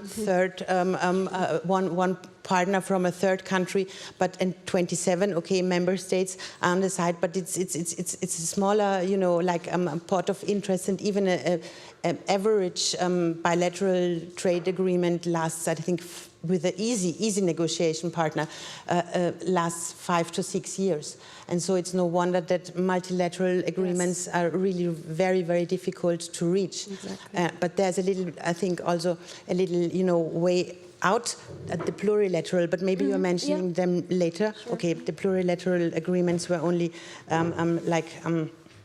some countries which have the same interests on a topic, and they quite easily reach agreements sometimes in a very short time, like 4 or 5 years, but then there are 120 members like this. But you will come to this. Okay. Yeah. The 21st century has so far been very protectionist and characterized by national power politics instead of international cooperation. This is also evident in the US trade conflicts and the threat or imposition of tariffs on imported products from many countries. With global trade under attack from Donald Trump, what role can the WTO play? Yeah, global trade is indeed under attack. This is really a severe issue for us here in Austria, but I think in Europe in general. The 25% tariffs on cars and car parts, 25% additional tariffs on the steel and aluminum industry, so 2 of our core industries. And the United States is our second largest export market. So of course, yeah, it is difficult. It's difficult times, and one might ask themselves the question: well, why do we even need do we even have the WTO? I think that, and I read a really interesting interview with the Secretary General of the WTO. It's a really good Secretary General. I think we agree on that. Really very proactive. And she said there, and I completely agree with her, that now seeing what happens with global trade policy and the actions of US President Donald Trump shows more than ever just how important multilateral trade rules is, that companies and countries can rely on certain rules that they can conduct trade under. I think now with the United States, of course, it is difficult. We can see that the current president has a rather reluctant attitude towards international organizations. We saw what happened with the World Health Organization. And of course, now there's some worries that the same might happen with the WTO. There are rumors that the United States is not paying their member fees for 2024 and 2025. And of course, being the largest contributor to the budget of the WTO, this would pose a severe threat. So yeah, all memberships are currently under observation, all US memberships.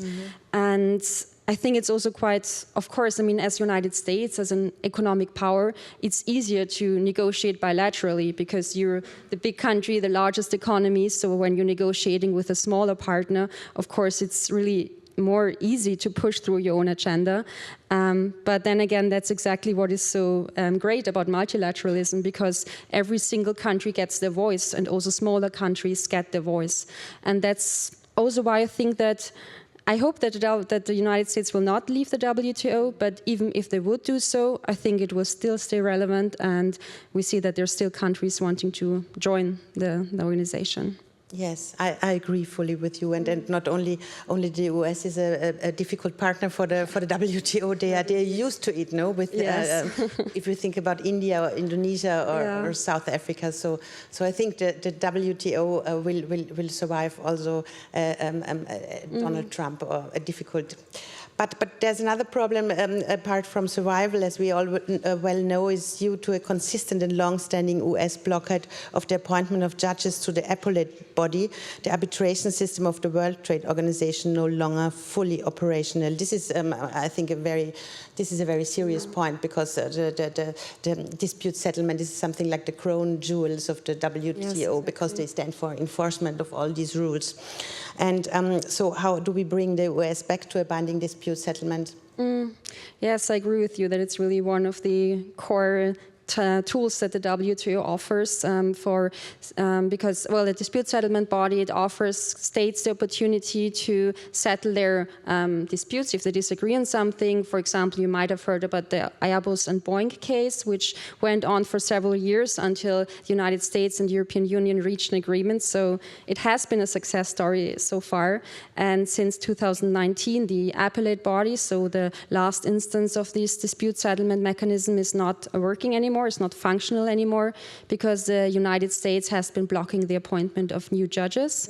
They criticize that the decisions of this dispute settlement body is interfering with US sovereignty. And because you asked me on how to get the United States back on the table, I think it is important to really address their concerns, because in many ways also we agree with the United States in their criticism of the WTO. So I think it's really important to get them back on the table, to discuss their issues, their criticism around that, and also use this as a way to also talk about the dispute settlement body. And you mentioned plurilateralism before. Of course, that can always be a solution in these cases. You know that there is now a plurilateral agreement by European Union and like-minded partners such as Australia, Canada, but interestingly enough, also China, for an interim agreement, a plurilateral agreement to settle disputes while the WTO dispute settlement body is not working. And I think it's good that we have this interim agreement, and it's growing, so there might be new members joining as well. But of course, in the long term, I really hope we can get back to a functioning dispute settlement body. Yeah, we have to, because to add and just to have it in the mind of everybody, the problem is if we don't have an appellate mechanism or an appellate body, if two partners have a dispute and the panel make a decision, of course the one who loses, will make an appeal, and this will be an appeal into the void. So it's like the whole thing is blocked, and this is the really problem of the story. And the MPI, as you mentioned, is quite a good in-between solution, and we had many success. It's like a little success stories, because I think, I don't know how many members it has, maybe 20 or 30. Yeah, around something like this. But a recent dispute, I think only 2 to 3 days ago, I've read it, the China-European Union dispute about, I don't know, battery cars or something like this. And it's a very good thing that China is also in this. That's really important to have them on board as well. Interim construction. Yeah. So, my last question will bring us hopefully to a positive outlook for Dr. Ngozi, called the WTO recently one of the world's most consequential organizations, and it suggests an idea from your side to improve the system of global trade. What should be done to bring the WTO forward into a good future? Well, that being the last question, I would go back to what I said in the first question, the topic of reforms. I think what we really need at the WTO in order for the organization to stay relevant are reforms. I mentioned that it's been a long time, and there are so many issues that need to be addressed now. And to get a bit more concrete, one example that is really a topic that is very important to us as the Austrian industry is the topic of fair competition. And actually, this is what the WTO is here for, to ensure fair rules-based trade, fair competition.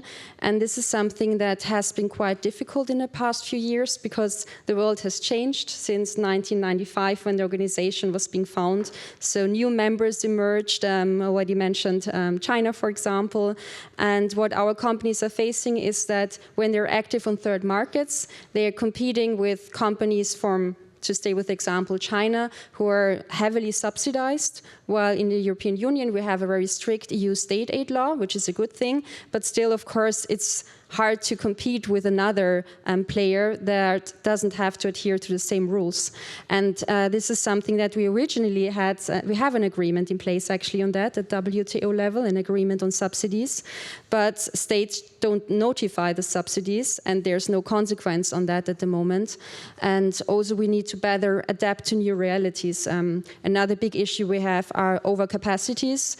So for example, overcapacities in the steel sector. Now with the additional US tariffs in place, there will be even more pressure on the EU market of very cheap exports of Chinese steel. And there's no tool that we have on a WTO level. And this is something that should really need to be implemented, I think. We already talked about the plurilateral agreements. I think this is a big chance that we have in a WTO going forward. I think this is something we will see more and more, that like-minded partners work together on a plurilateral agreement, and then more and more members join, and then maybe later it can be on a multilateral stage. So I think this is a direction we will be moving more and more towards to. But in general, I'm still optimistic that we will be looking to a good future for the WTO, and that it will hopefully still be there also in the next 30 years. Thank you very much, Danai, for the interview, and hopefully we can join the next ministerial conference in 2026 in Cameroon. In Cameroon. Hope so as well. Thank you very much. Thank you.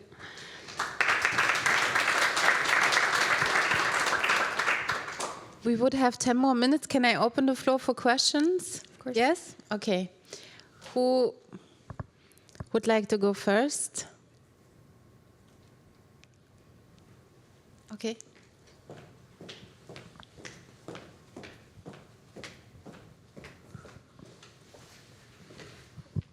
So thank you very much for the panel discussion.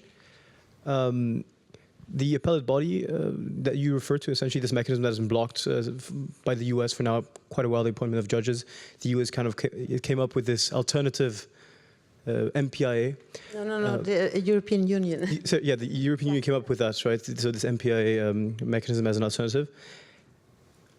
But essentially this body had been blocked already for a while. Now things have gotten worse with Donald Trump. It seems to be quite unpredictable what is going on. I think MFN is the most favored nation clause is completely it can be completely disregarded essentially. And do you truly believe, because you made the argument that the WTO can work without the US, do you truly believe that would work? And if so, why? What would the advantages be for smaller countries to still participate in multilateralism if one of the biggest economies doesn't abide by these rules? Should I take this? Yeah. Yeah, it would still be able to work, but of course it would not be the same. You mentioned it, we're talking about the world's biggest economy. For a lot of smaller countries, it is the biggest export destination, or at least amongst the biggest export destinations. For example, for Austria, it's already our second biggest export partner after Germany. And Germany is really considerable. 30% of our entire trade happens with Germany. And I think it's interestingly enough that you have United States at the second place and not another European country. So this just shows how important of a partner it is for especially smaller countries, because you mentioned smaller countries. So I think, yes, the WTO would continue to exist, but it would by far not be the same. And of course, it would not be as effective when the largest world economy is not part of the organization anymore. But I think it's very theoretical, because yes. I don't think that the US will go out of the WTO. Because you have to imagine, if the US would leave the WTO, what this actually would mean for the United States from their perspective. They would have to renegotiate with all 165 other members because of the most favored nation clause you mentioned that would not be in place anymore, at least with those that they don't have a trade agreement in place. And this is a considerable effort that would take many years and would also mean severe economic damage for the United States. So I don't think so either, actually. We can rely on you. Thank you. So thank you so much for the interview. And my question is, what do you think is going to happen in terms of WTO's role in litigation and arbitration in cases when lots of facilities would be relocated from some countries to the others that were essentially, let's say, the source of a given technology or source of a given resource? So kind of like regaining the comparative advantage that those countries used to have before. And because I have a feeling that a lot of countries that are now considered to be developing, such as China, for instance, developing still, would kind of bring those cases to WTO litigation and potential arbitration as well. So is there a potential for that? Thank you. I'm not sure whether this would fall under WTO arbitration. You're talking about relocating by force or relocating by choice of the company? By choice in general, just like companies, like not only companies, but countries like encouraging those countries to relocate their facilities. Yeah. This is probably not going to fall within. No, it's not. This would not fall under WTO legislation because this would not. I mean, it's the company's choices if they want to be somewhere else. So this is not something that would fall under arbitration, and it's hard for me to imagine that it will be included into arbitration in the future.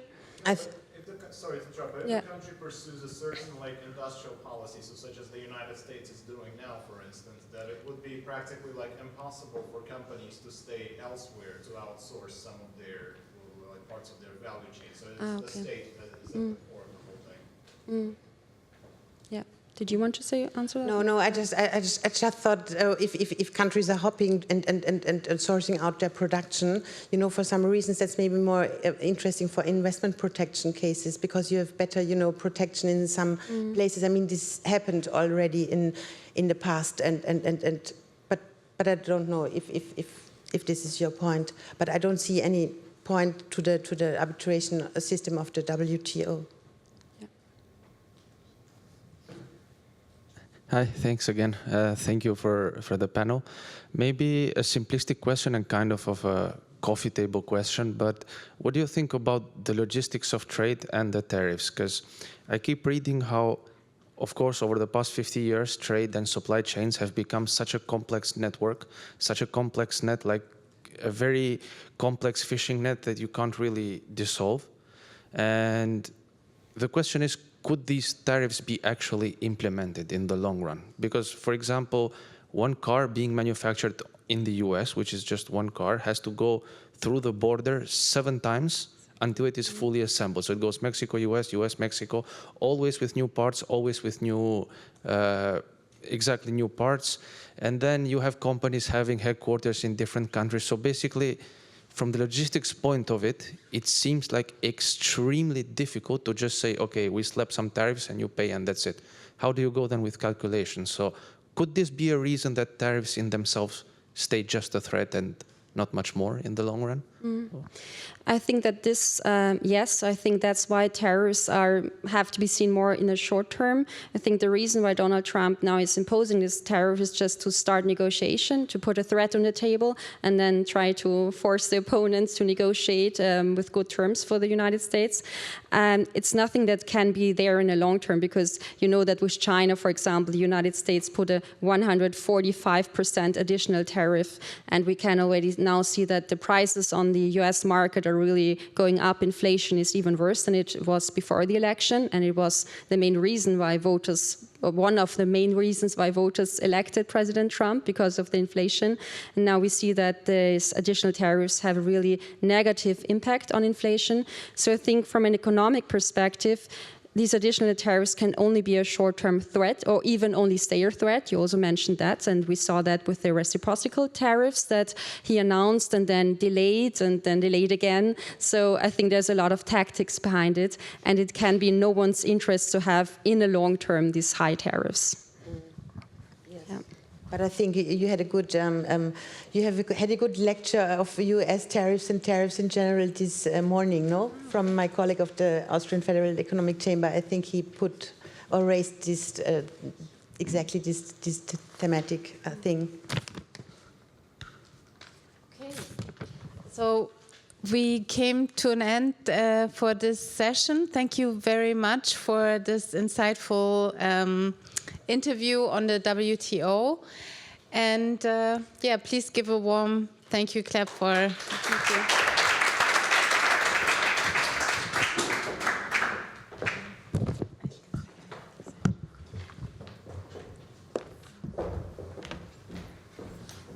So we came to our last session now. Are you still okay? I know we're running a marathon, but please just stay with us another hour.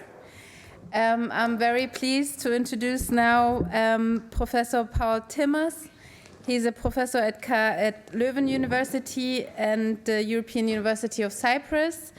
He's a former research associate at Oxford University. He's chair of the supervisory board of the Estonian e-governance Academy and research fellow at CERRE. He's a former director at the European Commission and was responsible for legislation and funding for cybersecurity, EID, digital privacy, digital health, smart cities, and e-government, as well as former cabinet member of the European Commissioner Liikanen. I think you must speak to Mats. I see some parallels also.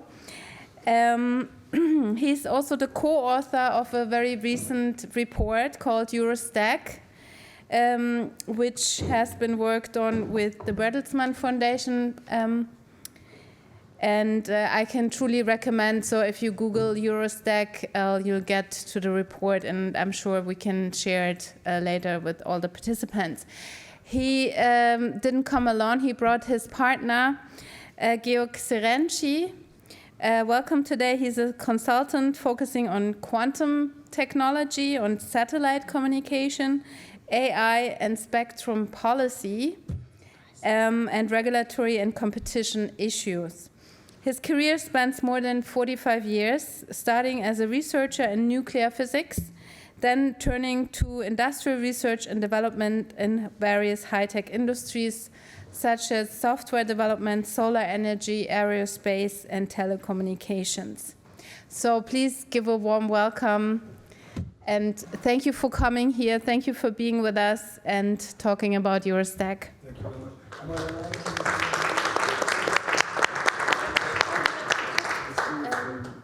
Get it okay from the back? Let's see if the people who are providing either a USB stick or swapping my... It's already here. So Yeah, I know, but I have a somewhat updated version. When? Since about an hour ago. How ago? Okay, so good. You don't have that. Okay. While we're getting a bit of an updated version, let me just introduce this topic. I'm really pleased. Thank you very much, Daria, and thank you, United Europe, for inviting me and Georg to be here and talk to you, and happy to exchange with you. And I'm indeed the happy owner of this blue EID card from Estonia, which I actually also use in practice to sign, for example, electronic documents and have a legally binding signature. For me, it's an additional pleasure to do that because I used to be in the European Commission and did, amongst others, of course, with my colleagues, the legislative framework for making sure that if you sign with such a card, it has also legal validity, because you can technically sign it, but you need to be able to have something that is useful in court. So I will do this together with Georg, and for people who love paper, you can also leaf through the Eurostack report, but I would recommend you use it electronically, and I hope you, thank you very much for the recommendation, Daria, to you look it up online. So where are we coming from? Actually, we are coming from the idea that European sovereignty is at risk. Namely, there are quite a number of forces that are posing a challenge, if not an existential risk, even to European sovereignty. So you have things like the geopolitical disruption, war, and the rise of authoritarian regimes, which you see all around the world. If you look at democracy index, it's actually going down, and certainly also in recent times. You have this global disruption of nature that puts the boundaries of various countries at risk. It's climate change, pandemic. There are the challenges of societal disruption like migration, but also massive, rampant cybercrime that is creating havoc. And then there is the technological disruption. Technologies that also don't know boundaries, borders, and actually are also having often the intention not to respect sovereignty, and the major actors in that are, of course, big tech. Now, looking at that kind of combination, you see there's something like a sovereignty gap, meaning governments are on their own, certainly of the smaller countries or of Europe, are no longer able to safeguard their sovereignty. They feel this as a threat, but it must be said that it has taken a long time in Europe to get to the realization that there is something troublesome happening. It was even so that this debate about European sovereignty started to come up around 2016, It was actually triggered by Trump saying that he was doubting whether he would support NATO, and Merkel then responding and saying, but we really have to take care of our fate as Europeans ourselves. But she was talking about defense. A few months later, Macron gave an important speech, and he talked about strategic autonomy and the need to defend European sovereignty, whether it's about defense, economy, society, or democracy, so the whole spectrum. He was happily ignored everywhere in Europe. Then 2 years later, President Juncker of the European Commission gave his State of the Union speech, and the subtitle of that speech was, "The hour of European sovereignty has come." At that moment, half of the European press fell over him and lambasted him, said, "Thou shalt not talk about European sovereignty." 4 years later, in 2022, the Bundeskanzler Scholz gave a speech in Prague, and 1/3 of that speech was titled and was about European sovereignty. 1/3. And no one criticized him. So European sovereignty is on the table, but what does it actually mean? And what is it that we actually need to do? And if you want to defend, and what is sovereignty actually about? We can talk about it, what your view is on what sovereignty is about. Of course, political scientists have talked about that for a long time. And if you talk about sovereignty, you need to know not only what is kind of the idea that you have territorial sovereignty, you have a territory, and data are perhaps also part of your territory. You know, are your health data yours? If you share your health data with other people, is it managed by your country? Is it a national asset? Some countries are saying the genomics of my plants is a national asset. So, you know, that's about territory, digital territory, and about sovereignty. But it's also about how do you organize the state? How do you have a rule of law? And is that contested or not? And it's about the power. How is the relationship between, for example, the government and the citizens? And in Europe, we hopefully believe in democracy and saying the government is legitimized through democracy by the citizens, and the citizens are recognized by the government. All nice words, but you have to do something about it. And doing something about sovereignty, realizing it is strategic autonomy. And strategic autonomy means 3 things. You need to be capable. You need to be able to tell what you're talking about. You need to understand AI and the cloud if you want to have something to say in this. You need to have the capacity, so you need to have enough companies or enough talented people or enough fabs that are producing the chips if you want to have autonomy in this. And you need to have a say about it. You need to have control. This is actually terminology, the 3C, control, capabilities, and capacities that comes from the military domain, who have as a task to defend the sovereignty of the country. And the same holds for the civil domain. Now you can then look at it and say, okay, so how is that if you think about the digital world as kind of a set of layers, a stack. This is the stack picture of Eurostack. That says you have chips, on top of chips you have networks, and you have Internet of Things, cloud, software, and at the very top you have data and AI. And all of this also needs at the bottom raw materials, minerals, often rare earth, talent also, capital, land. So it's a stack type of approach. And people who have a technical background here, I don't know how many there are, they say, oh, we know this, technical stack. But people who have a more political sciences background say, well, actually, kind of I understand that picture, yes. This is all built upon each other, and I understand that, one thing depends upon the other thing. So if you want to have a say about data and artificial intelligence, then you also need to think about it, how is this computation that is necessary for AI being done? Where do I get the chips from? Where do I get the data from? How do I connect my data centers? This is a picture from Eurostack, and Eurostack is a European alternative for digital sovereignty. So Eurostack says, starts with the premise or the analysis, because this is quite an analytic report. It is a kind of a political economy type of analysis of this digital stack, and it starts looking at it, who controls the digital stack. And so you can go through all of these layers and think who's there. And if you look at this, this is the picture. So probably Daria can see it best because you're in the back, and then you see only the flags, and you see most of the flags are American or Chinese. And there are just a few of these European flags around, but not many, or Korea or Japan. But most are 80% of Europe's digital technologies are imported, are coming from outside. So Europe has like a 20% strategic autonomy, perhaps at best, in the digital world. 70% of all AI language models, the LLMs, are coming from the United States, 20% from China, and 5% from Europe. And Europe is very worried about this, because that gives challenges in resilience, it gives challenges in economic security, it gives strategic autonomy challenges. It's actually challenging our ability to decide and act upon our own future, how we in Europe want to have our own future. Now, Eurostack says we can do something about it, and says that we do not necessarily need to accept the consequences of this. And the consequences are, for example, there's an erosion of the ability to compete, which is a real concern for more than one reason. It's not only strategic autonomy, but it's also that we are shooting ourselves a bit in the foot in Europe, probably by too complex legislation.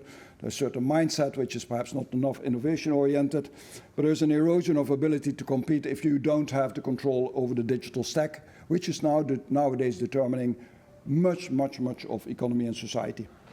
There's an imposition of unwanted rule of foreign countries. You risk that, and we start seeing it now with sanctions and the dependency on United States provided cloud and office software.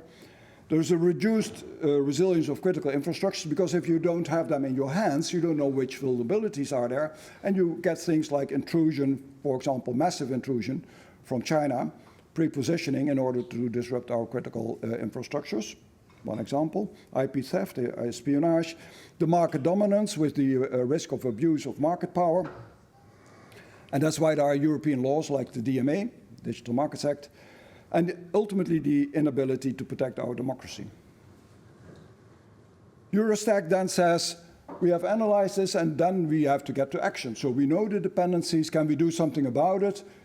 In a reasonable way. I will later explain what a reasonable way is. But what are the areas that you could address? Well, you could actually start developing this digital stack as a European digital stack.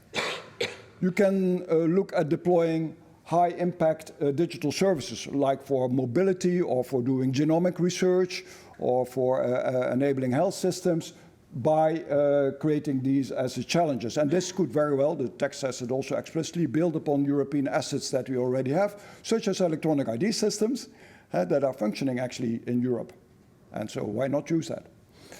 We can create sovereign AI and federate the data space, so pool the data across Europe and make it available, and leading in next generation technologies like quantum and satellites and others that Georg will also address.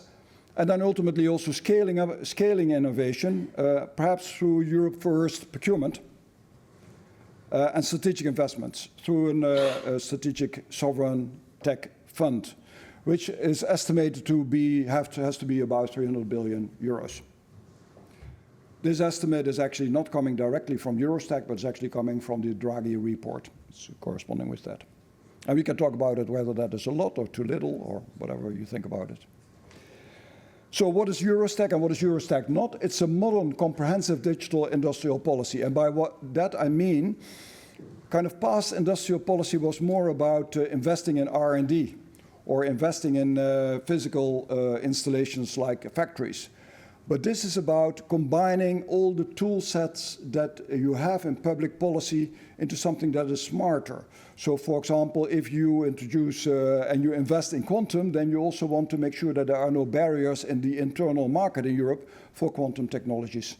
If you want to invest in safe AI, you also talk about making international agreements with international like-minded partners so that the safe AI can be used across the world. It's not only for Europe, but it's actually also something that is exportable. So also back-to-back with, for example, international relations and market regulation.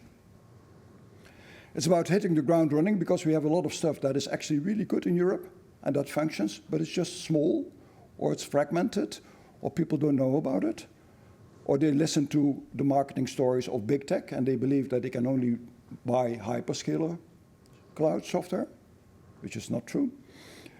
It's supported by an increasing number of companies. Here's a whole list. 95 companies have written a supporting letter to von der Leyen, the President of the European Commission.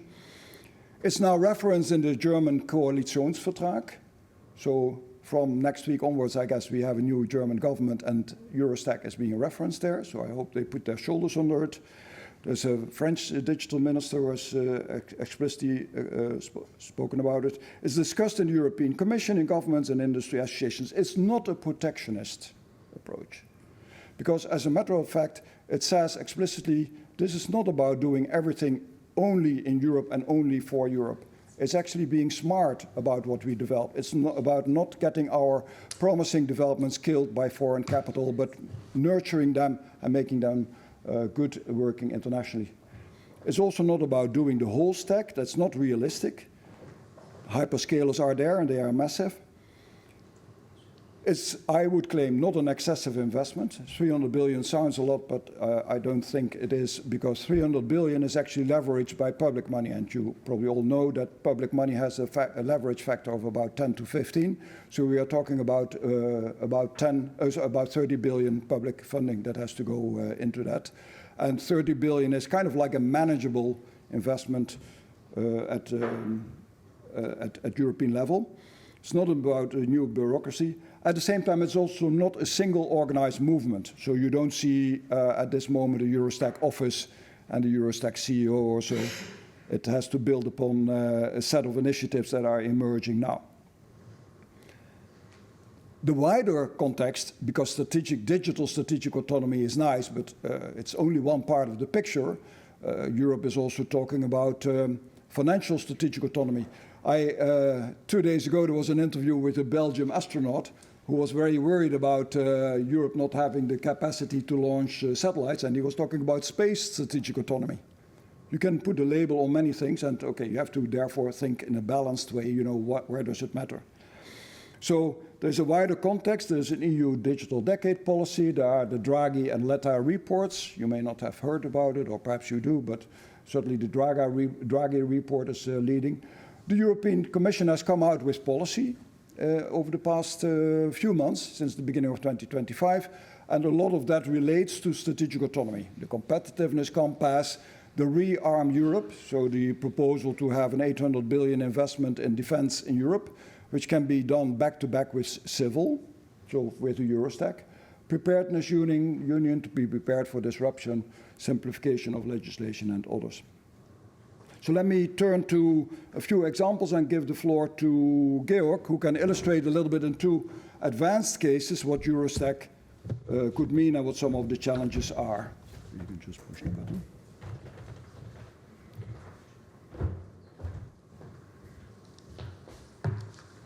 Yeah, thank you. Thank you, Paul. Thank you, Daria, United Europe, for having me. It's a great pleasure to go into a little bit in more details.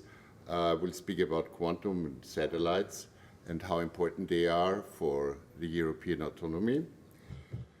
Let me start satellite constellations. We don't speak about a single satellite. We speak about a constellation of many, many thousands of satellites, or at least hundreds of satellites.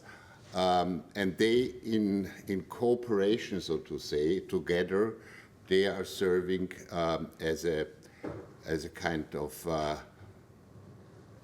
mobile network in the space. Yeah, imagine a mobile base station, a tower, but this is all in the space, and the towers are the satellites.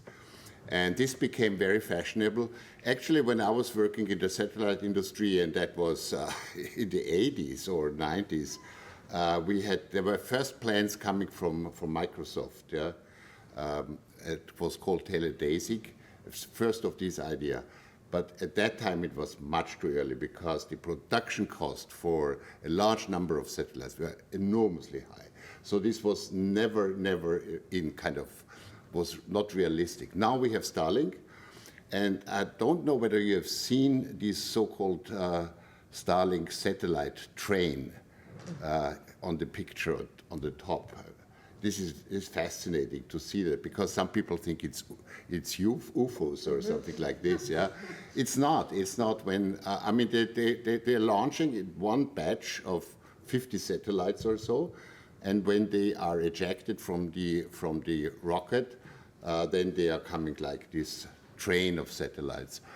Starlink is leading that business currently. They already have around 6,000 active satellites, but there will be much more. Now, Project Kuiper has started the first bunch of satellites, and there will be more. There will be more, and that will. I mean, these LEO orbits will be very crowded, because these are not the only ones. What will happen is currently, because of the strong market position Starlink has, they are setting the price. The price point is set by Starlink. But Kuiper, which is an Amazon firm, you can see that here, one of those satellites or a stack of satellites under the fairing from the rocket, with the Amazon sign on. So they will. What will happen? I mean, there will be a price war, yeah, because they are all fighting about market shares. You will probably ask, what's about Europe and what's about European autonomy? So Europe has a project which is pursued. It's called IRIS² satellite constellation with 290 satellites, but as a combination of LEO and MEO satellites, so in low Earth orbit, in middle Earth orbit. And it's not for the purpose of IRIS² is, of course, to strengthen the European autonomy and digital sovereignty. That's one thing. The other thing is also to kind of showcase the European capability in space. It will also have the possibility to use quantum technologies, and I will come to that later, for secure communication. But that's in the making. It's not one satellite has launched so far.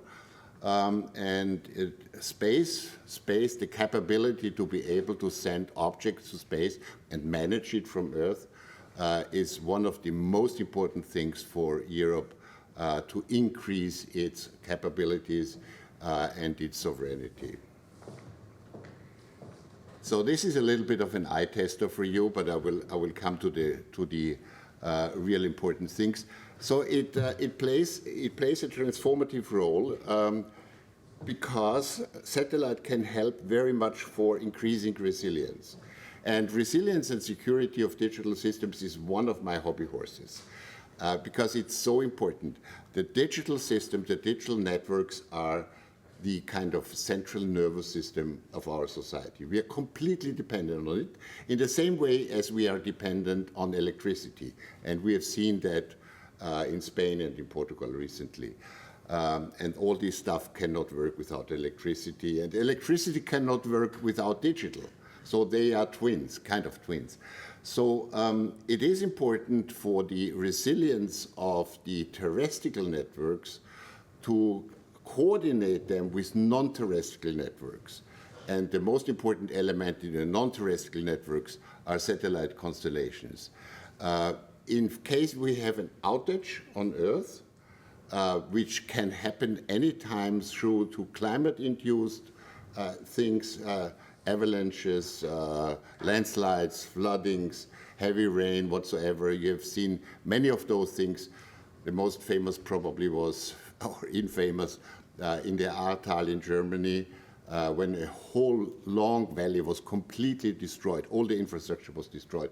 It took them over 1 year to reinstall the whole thing. Satellite, they are geography agnostic. They can jump in, so to say, and help bridging the gap. So a well-coordinated but rapidly deployable backup connectivity is important. It's indispensable for modern telecom resilience, and it needs a kind of close coordination. There is a lot to do.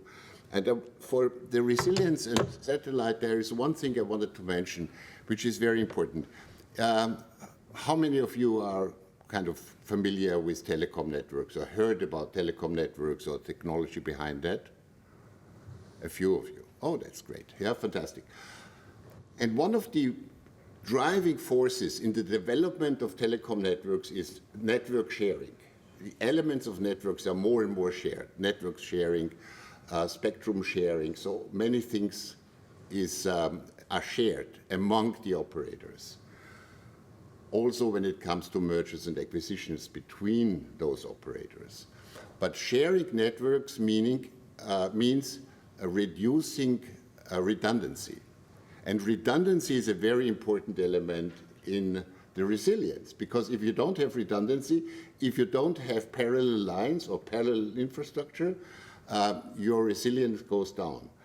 But not always you need a really physical infrastructure for the redundancy. You can do that by virtual things, switching things together, cloud operations, and also with the help of satellites. So satellites together with the terrestrial networks are becoming more and more important. There are more and more voices that Europe should spend more on space capabilities. And I have, in these slides, I have marked a couple of articles. Yeah? Geopolitics and sovereignty are once again driving forces for the space industry. IRIS² secure satellite system, and so on. So you see, it has an enormous thing. And when I worked for the satellite industry 30 years ago, that was a kind of isolated ivory tower type of thing. Yeah, so very close to research, had nothing to do with the daily things what we have here today, which is fascinating. So the second thing I wanted to share with you is the role of quantum technologies. I studied in the early 70s, last century, so to say. And then at that time, quantum technologies were kind of pure ivory tower stuff. I've never had thought, and nobody thought at that time, that quantum technologies will ever hit the engineering world, the world of mechanics, the world of cars, of communication, banking, finance, whatsoever. And the principles which are described by the quantum phenomena, they have practical application in three main areas. The one is quantum communication or quantum cryptography. The second one is quantum computers. The third one, quantum sensors.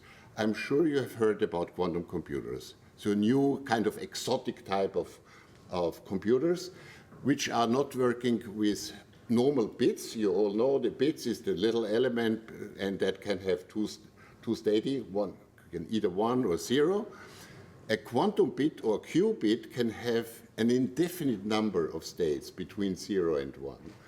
And you can imagine, by intuition probably, that having bits which can have so many different states at the same time, it is a very helpful tool to make calculations with the right algorithms, of course, for very complex situations, very complex systems, like climate models or financial models, and many other things. But one of the downsides of, like any technology, of the quantum computer is that as soon as we have a commercially available quantum computer with enough qubits, error-free qubits at hand, it is possible to break all encryption we are currently having. You have to digest this. All the encryption we are currently having, all the encryption which is protecting your data, your privacy, everything. And that is because it's such a powerful tool. And then comes quantum cryptography. And quantum cryptography helps, with the help of the laws of physics, to make unbreakable encryption. And if you want, we can come to that in the discussion.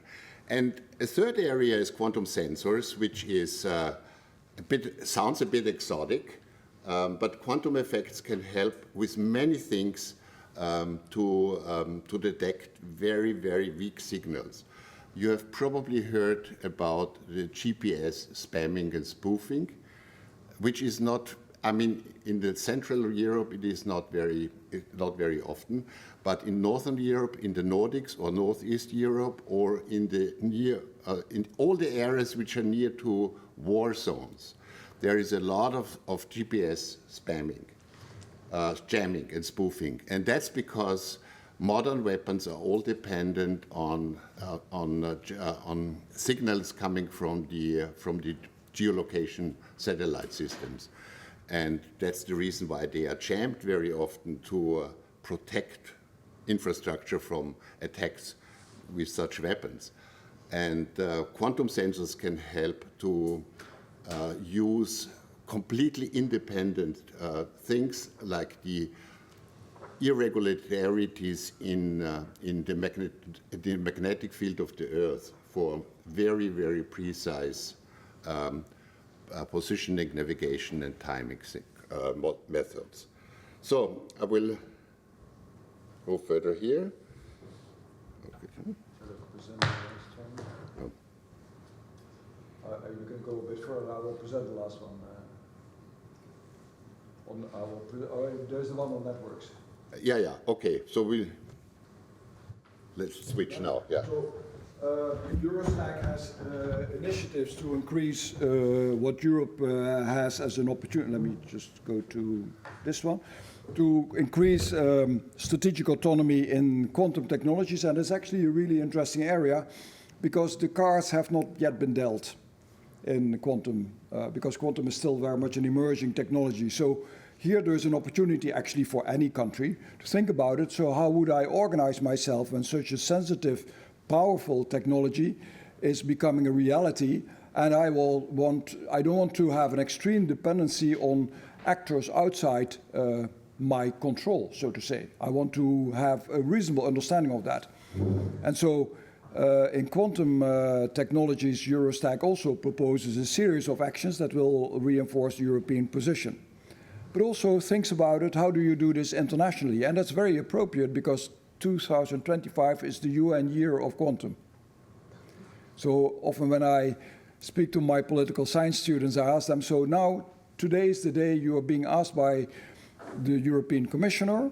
You are working in the European Commission, and the European Commissioner says, von der Leyen says, I need to talk in 2 weeks' time to the United Nations, and I have to tell what is Europe's position on the UN year of quantum.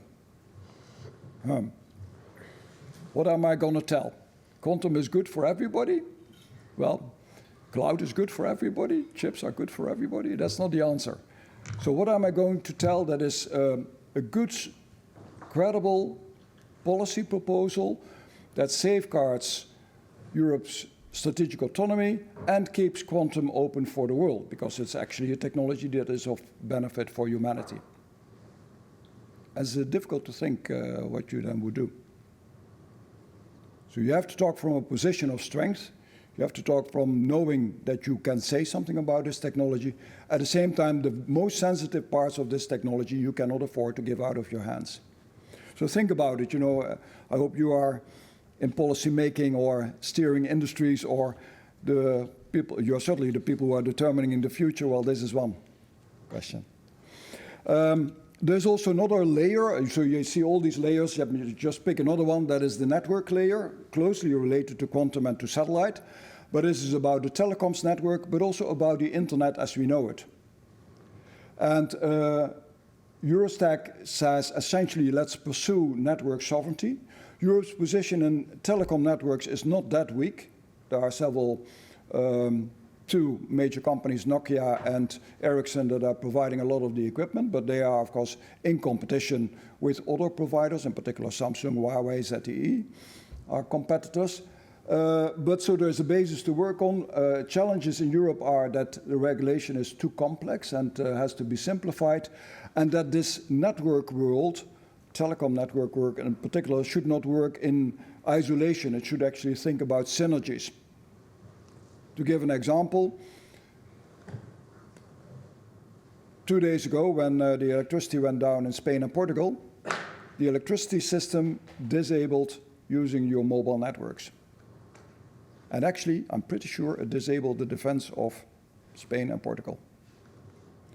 So if you work on telecom networks and you want to do proper scenarios, exercises, you have to do that back to back with other sectors.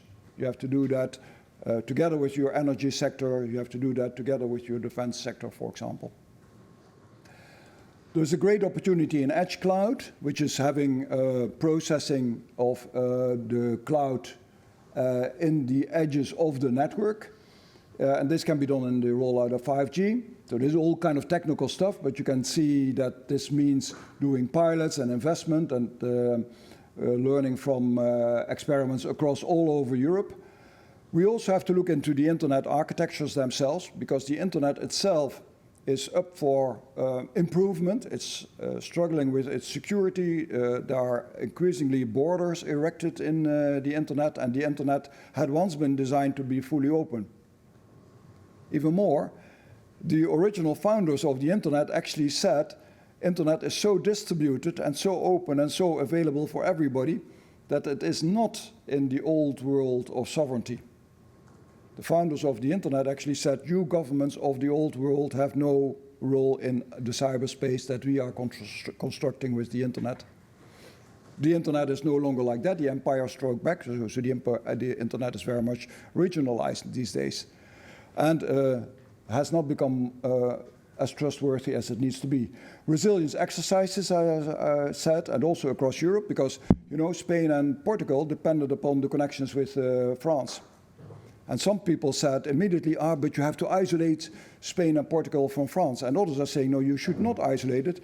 Yesterday night, Georg and I talked to someone who is in the energy sector here and said, this outage that happened in Spain and Portugal could never happen in Austria, because Austria is too much interconnected and has done too much to balance its energy networks. I don't know if it is true, but interconnection may actually also give more resilience.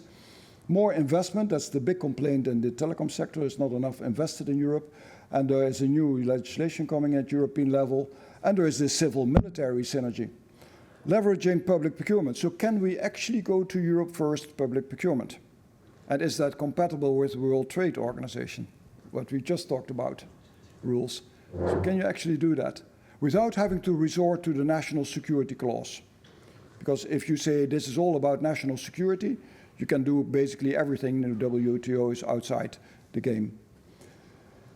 And large-scale pilots for example, standalone industrial 5G networks. These are just a few. I have made a selection of some of the actions that Eurostack proposes, which is kind of like concrete work. You can invest, you can roll out, you can use it, you can do the exercises, you can do pilots. You should see it happening in companies and factories, in the streets, etc. So Eurostack is also a very kind of concrete initiative. It is as concrete that you can actually think about it yourself. So if you use ICT, digital stuff, think about it. Are there alternatives that could come from Europe? Or from, perhaps, if you're not from Europe, from your own country? Social networks, LLMs, electronic ID systems, cloud. And actually, the difficulty that we have to get over is that we don't have the visibility of that. There is a lot that you can use which is coming from people that are your own colleagues that are working in European companies whose jobs are coming because they work on European solutions. So there's a lot that you can do. My wife is using a lot ChatGPT on the mobile phone, and she has the app. And I said, try to pose the same question to Mistral. She posed the question, when did the Pope die? To ChatGPT. And ChatGPT said, the Pope did not die. This was 2 days after the Pope had died. Then she posed the question to Mistral. Mistral is a European LLM developed in France. And Mistral said, according to my information from the internet, the Pope died 2 days ago. So I said, you get a more sensible answer. Sometimes you get a less sensible answer. But I think all of us know by now that you should not trust any of these LLMs absolutely. So use at least two. Take one of them being a European LLM, I would say. So you can also do stuff yourself. Good. Shall we move to questions? Yes.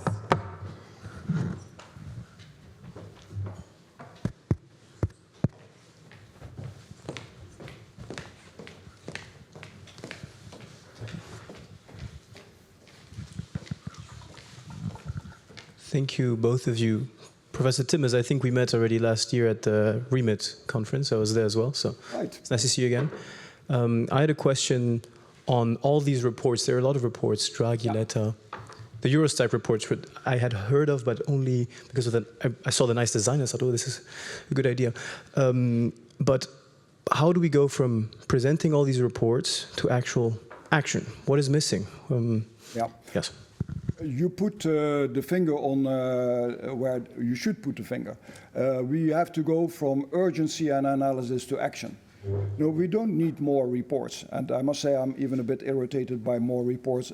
Although Georg and I ourselves contributed to this report heavily, it's now about action. And so what is missing is Eurostat, but also other kind of autonomy proposals. They are kind of obvious, but at the same time they are unsettling because people have to step out of their comfort zone. I talk a lot to several governments, and one of those is the Dutch government. I'm a Dutch national, although I live in Belgium, and they had a very uneasy case where they were going to buy and use Amazon Cloud for a national asset, the domain name service. And the analysis was they couldn't use anything else than Amazon Cloud and have the data in Canada. And then a number of people said, what's happening here? Because your .nl domain name, you know, that's like your whatever country you're coming from, domain name, is really a national asset, isn't it? It belongs to us in this country. And you're giving it to a foreign cloud provider? So the minister said, I've got a political problem here.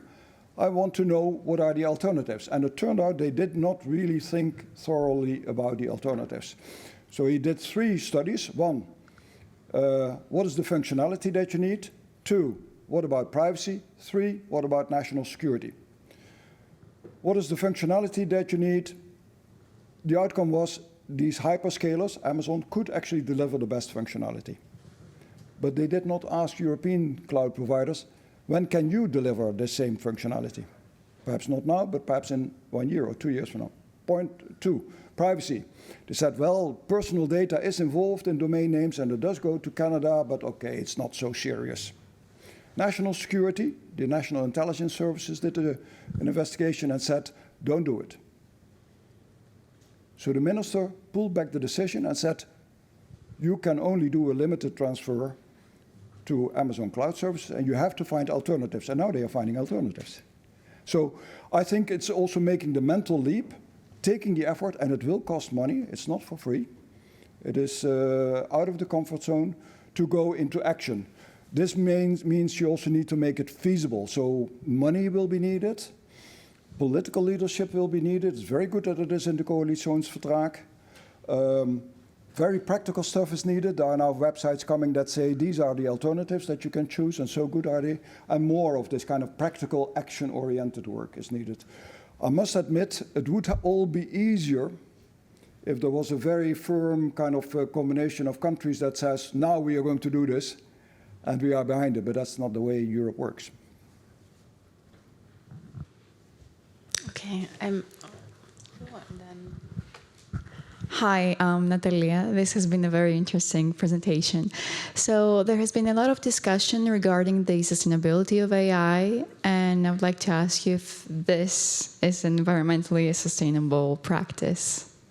You mean the environmental impact? Yes. Yeah, yeah, that's quite a challenging one. So what Eurostat says about it is that one of the priorities must be in the further development of AI that we look at the environmental impact, and especially, of course, the energy consumption in more than one way. So you'll find also diagrams, for example, of the distribution of data centers. And it also says, you know, it's not necessary that every country has this whole set of data centers. If you do this Europe-wide, you might also want to place your data centers where you are mostly generating your energy or where you can mostly absorb your heat, like in the northern Finland or so, and use the connections, that type of thing. There's also another component on it that actually kind of reaffirms, but perhaps strengthens what is already a priority in European research programs, is to have energy efficient data centers and the supporting chips. So a priority in one of the plans, the lower layers of the stack have chips, and in the chips, one of the priorities is actually energy efficient AI chips. Now, I find it a fascinating area because you see people doing super smart stuff like in China, what DeepSeek did, trying to do an LLM with far less of the cost and the usage of computing power than it had been happening before in the United States. So I think we also need to continue being very vigilant, proactive and vigilant on what is happening. And therefore, Eurostat also says there has to be a continuous monitoring of the development of the technology and the field and the actions, and also actually geopolitical monitoring, because perhaps the like-minded partners of today are no longer the like-minded partners of tomorrow, or perhaps we can build new alliances by which we are stronger. And I just referred to Canada, for example. That's a case in point. So this is challenging, you know, because I have worked for years in the European Commission, you know, and it takes long before you get anything done. So there is also a certain slowness in these bodies. And someone in the earlier session asked a question about entrepreneurship. Eurostat also bets a lot on entrepreneurship. Public policy is supportive, but should you give everything in the hands of the European Commission? I would say no. I would really hope that entrepreneurial business pushes this forward. Thank you to both of you for this interesting talk. One of you mentioned that once quantum computing enters our everyday life, that our current cryptography is basically done. I think it was you, Mr. Serenci, right? So now we have the situation that Microsoft introduced the Majorana chip, I think it was like 2 months ago, and I think they said they need like another year or something until they are ready. So my question would be, how severe do you see the threat of quantum computing today? Or maybe put differently, how much time do you think we have until quantum cryptography needs to be ready so we are not in severe danger because of quantum computing? Yeah, basically, getting rid of all our current cryptography. Thank you. That's the $1 million question. I mean, actually, it's a several billion-dollar question. What we see here is a race. It's a global race between different large companies, but also smaller companies. I mean, all the big tech companies are in. It's Google in, IBM, Meta, of course. Don't speak about the Chinese; they are also in. We see forecasts. I mean, it's all about how can we manage to have a sufficient number of error-free qubits in the computer. And there are competing technologies and competing companies. And my observation is when we see things which are so kind of sold as breakthrough, technology breakthrough, like the Majorana chip, it's a good deal of that is real technology advancement, and there is also some shareholder kind of pleasing in that, yeah, because they are all I mean, these projects are often indebted. I mean, they are seeking permanently for new investors, and that's the reason why it's very often a combination of both. What everybody looks at is the so-called when does the Q day will come, the big breakdown of traditional encryption. And so the forecasts are between 3 years from now to 10 years or so, yeah. But there are a couple of other things which come into play. One thing is if you want to, I mean, to have a quantum secure communication system set up in your company, in your system, this needs a transformation time. IT transformation in large organization takes years. You have to test the things, test up, bigger tests, scaling up. So it takes many years.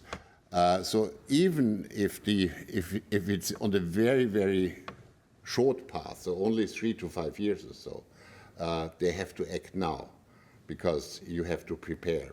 And some large companies are already doing quantum test beds internally.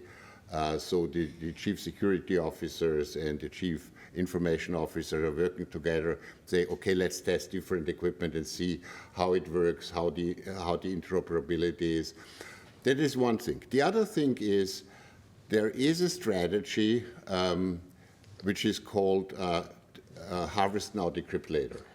So that large spying organizations or even criminal gangs are collecting massively data which they cannot decrypt now, but they store it and wait for a point in time when, with the help of quantum computing as a service, and that will become available, they can decrypt it.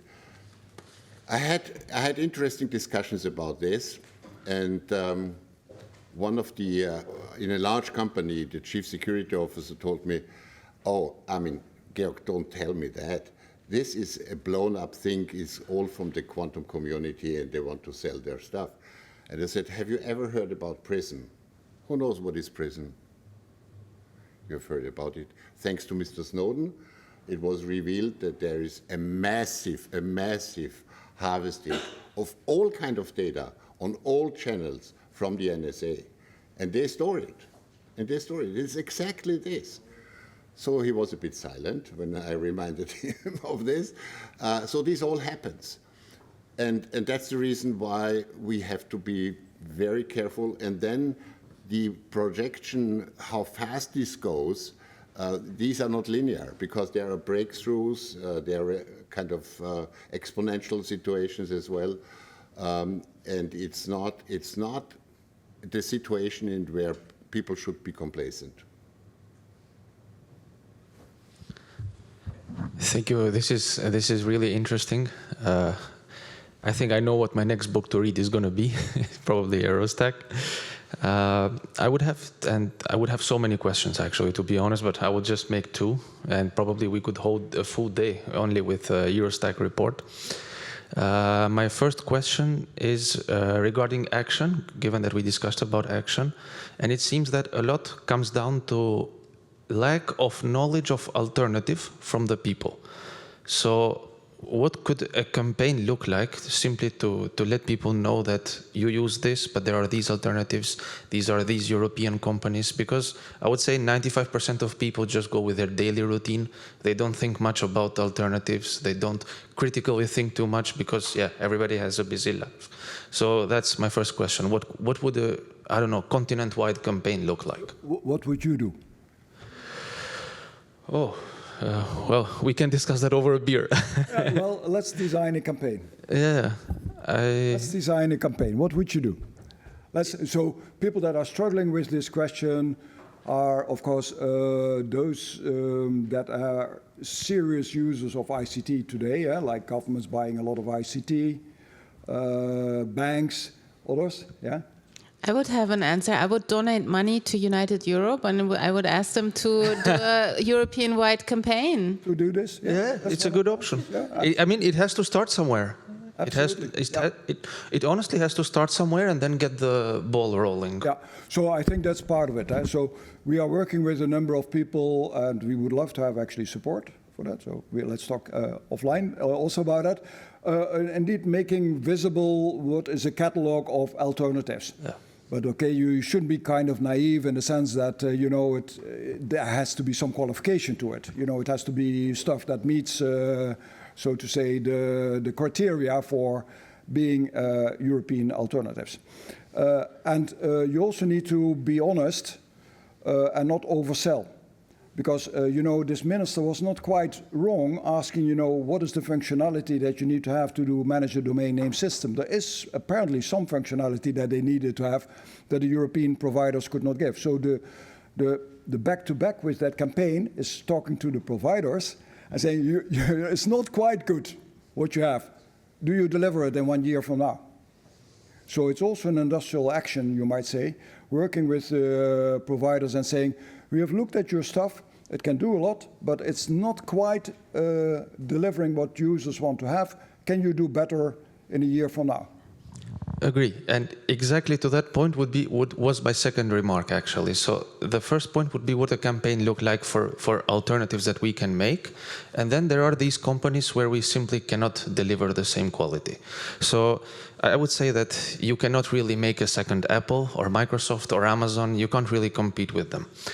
Now, I was thinking from a conceptual point of view, would you think at this point it's kind of a good choice to be pragmatic for Europe and approach these mega behemoths, not like we think of them like a business, a US businesses or a US company, but to think of them as like they're separate entities. So basically, just like we have a trade partner with the US, think of Apple and Amazon and Microsoft as completely separate trade partners. So get them closer to Europe.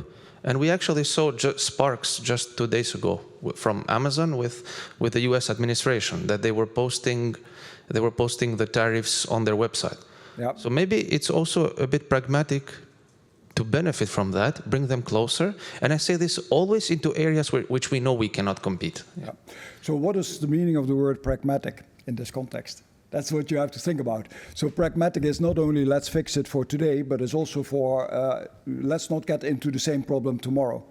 So one of the things that you can ask is that you can transfer, even if you buy today this solution, which continues your dependency on, say, on Microsoft Cloud, on Azure, you might ask, so how is this interoperable with other solutions? How do I transfer tomorrow my solution to another cloud provider? And this actually you can impose on a contractual basis, and you can also use the law in a certain number of cases. The other thing is, well, we cannot say it enough, but we cannot be naive, because these companies are individual entities, very powerful, yet they are coerced. So Bezos gets a call from Trump and saying, don't put on your Amazon website this stuff about tariffs, because I don't like it. So companies in industry organizations are really worried. They are really worried in European industry organizations that their providers are getting coerced. Already, if you buy from certain providers, we know it from China, they get coerced. This is not a nice game, this world. You know, it's hard geopolitics. We already know that a number of American companies are coerced. Imagine that you are a European provider. Well, under what kind of rules do we speak here? Chatham House? Yeah.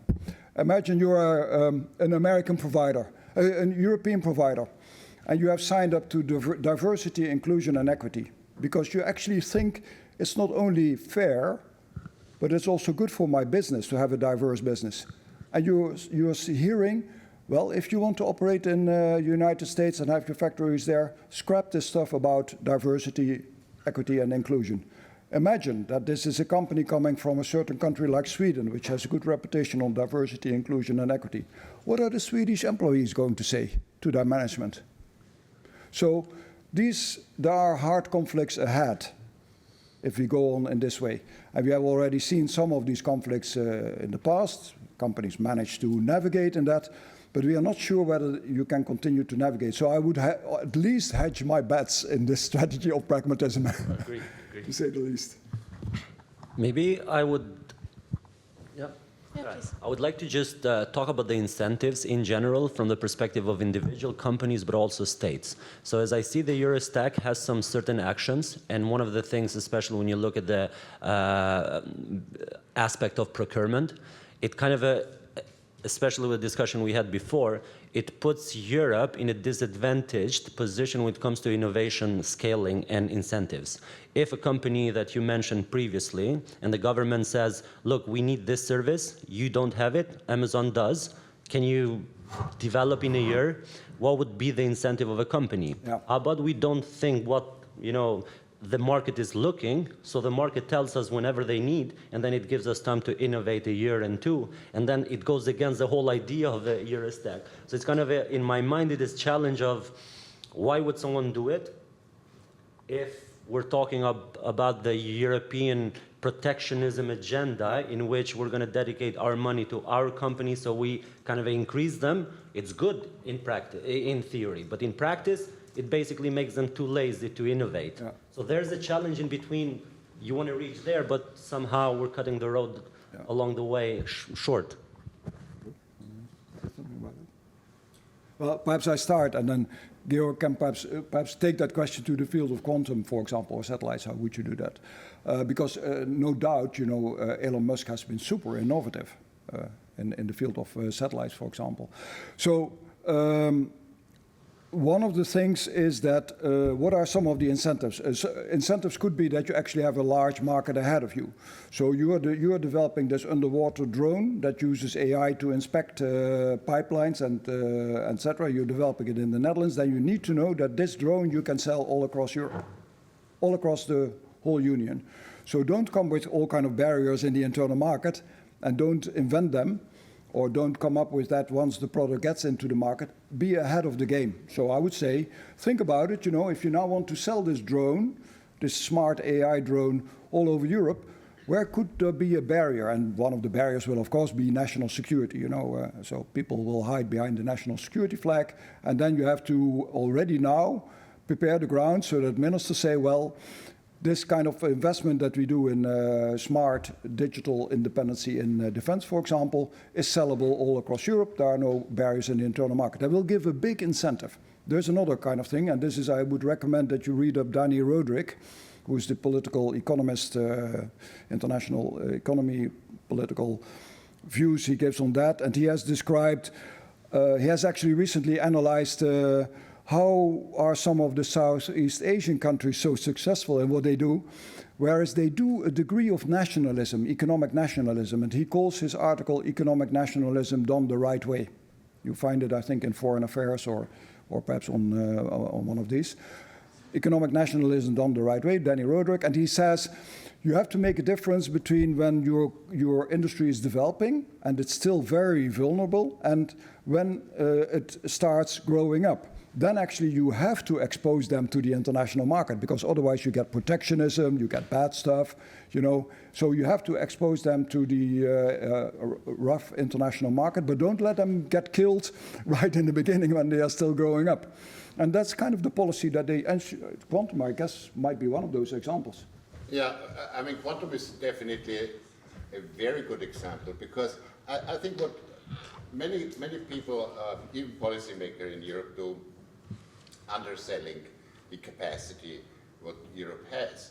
And that's, I mean, there is always this dichotomy between we want to keep things national for some reason, or let's do it European, which means you have to give up a certain amount of national stuff and give it to Brussels or whatever. And it's a little bit against mainstream populist thinking. But quantum is a very good example because Europe has an extremely strong position in quantum research. And it's a lot on universities. There are a lot of very good spin-offs from university which are commercially successful. Not really startups. They are scale-ups in the meantime. So a couple of companies which are having close to 100 employees and many million euro of turnover, and they have the best technologies. There comes another question in, what about scientific cooperation on basic research, and in particular with countries like China? That's an important one, and China benefited enormously from sending PhD students to the labs of Mr. Zeilinger, the Nobel laureate. And so this is one aspect which is not so easy to decide. The other thing is we have to develop this further and push it further and combine it with satellite, in particular with the IRIS² program. On satellite, Europe has its own launching capability with not only with the Ariane system, but also with new systems which are under development. There is this so-called New Space Initiative in Germany, and we hope that that will be successful. But the big success of Starlink is built on SpaceX transport capabilities. And for instance, you have the US, the NASA, don't have their own launching capabilities anymore. They gave it up completely. They're 100% dependent on Mr. Musk and his erratic decisions. So it's a complicated game, what we see here.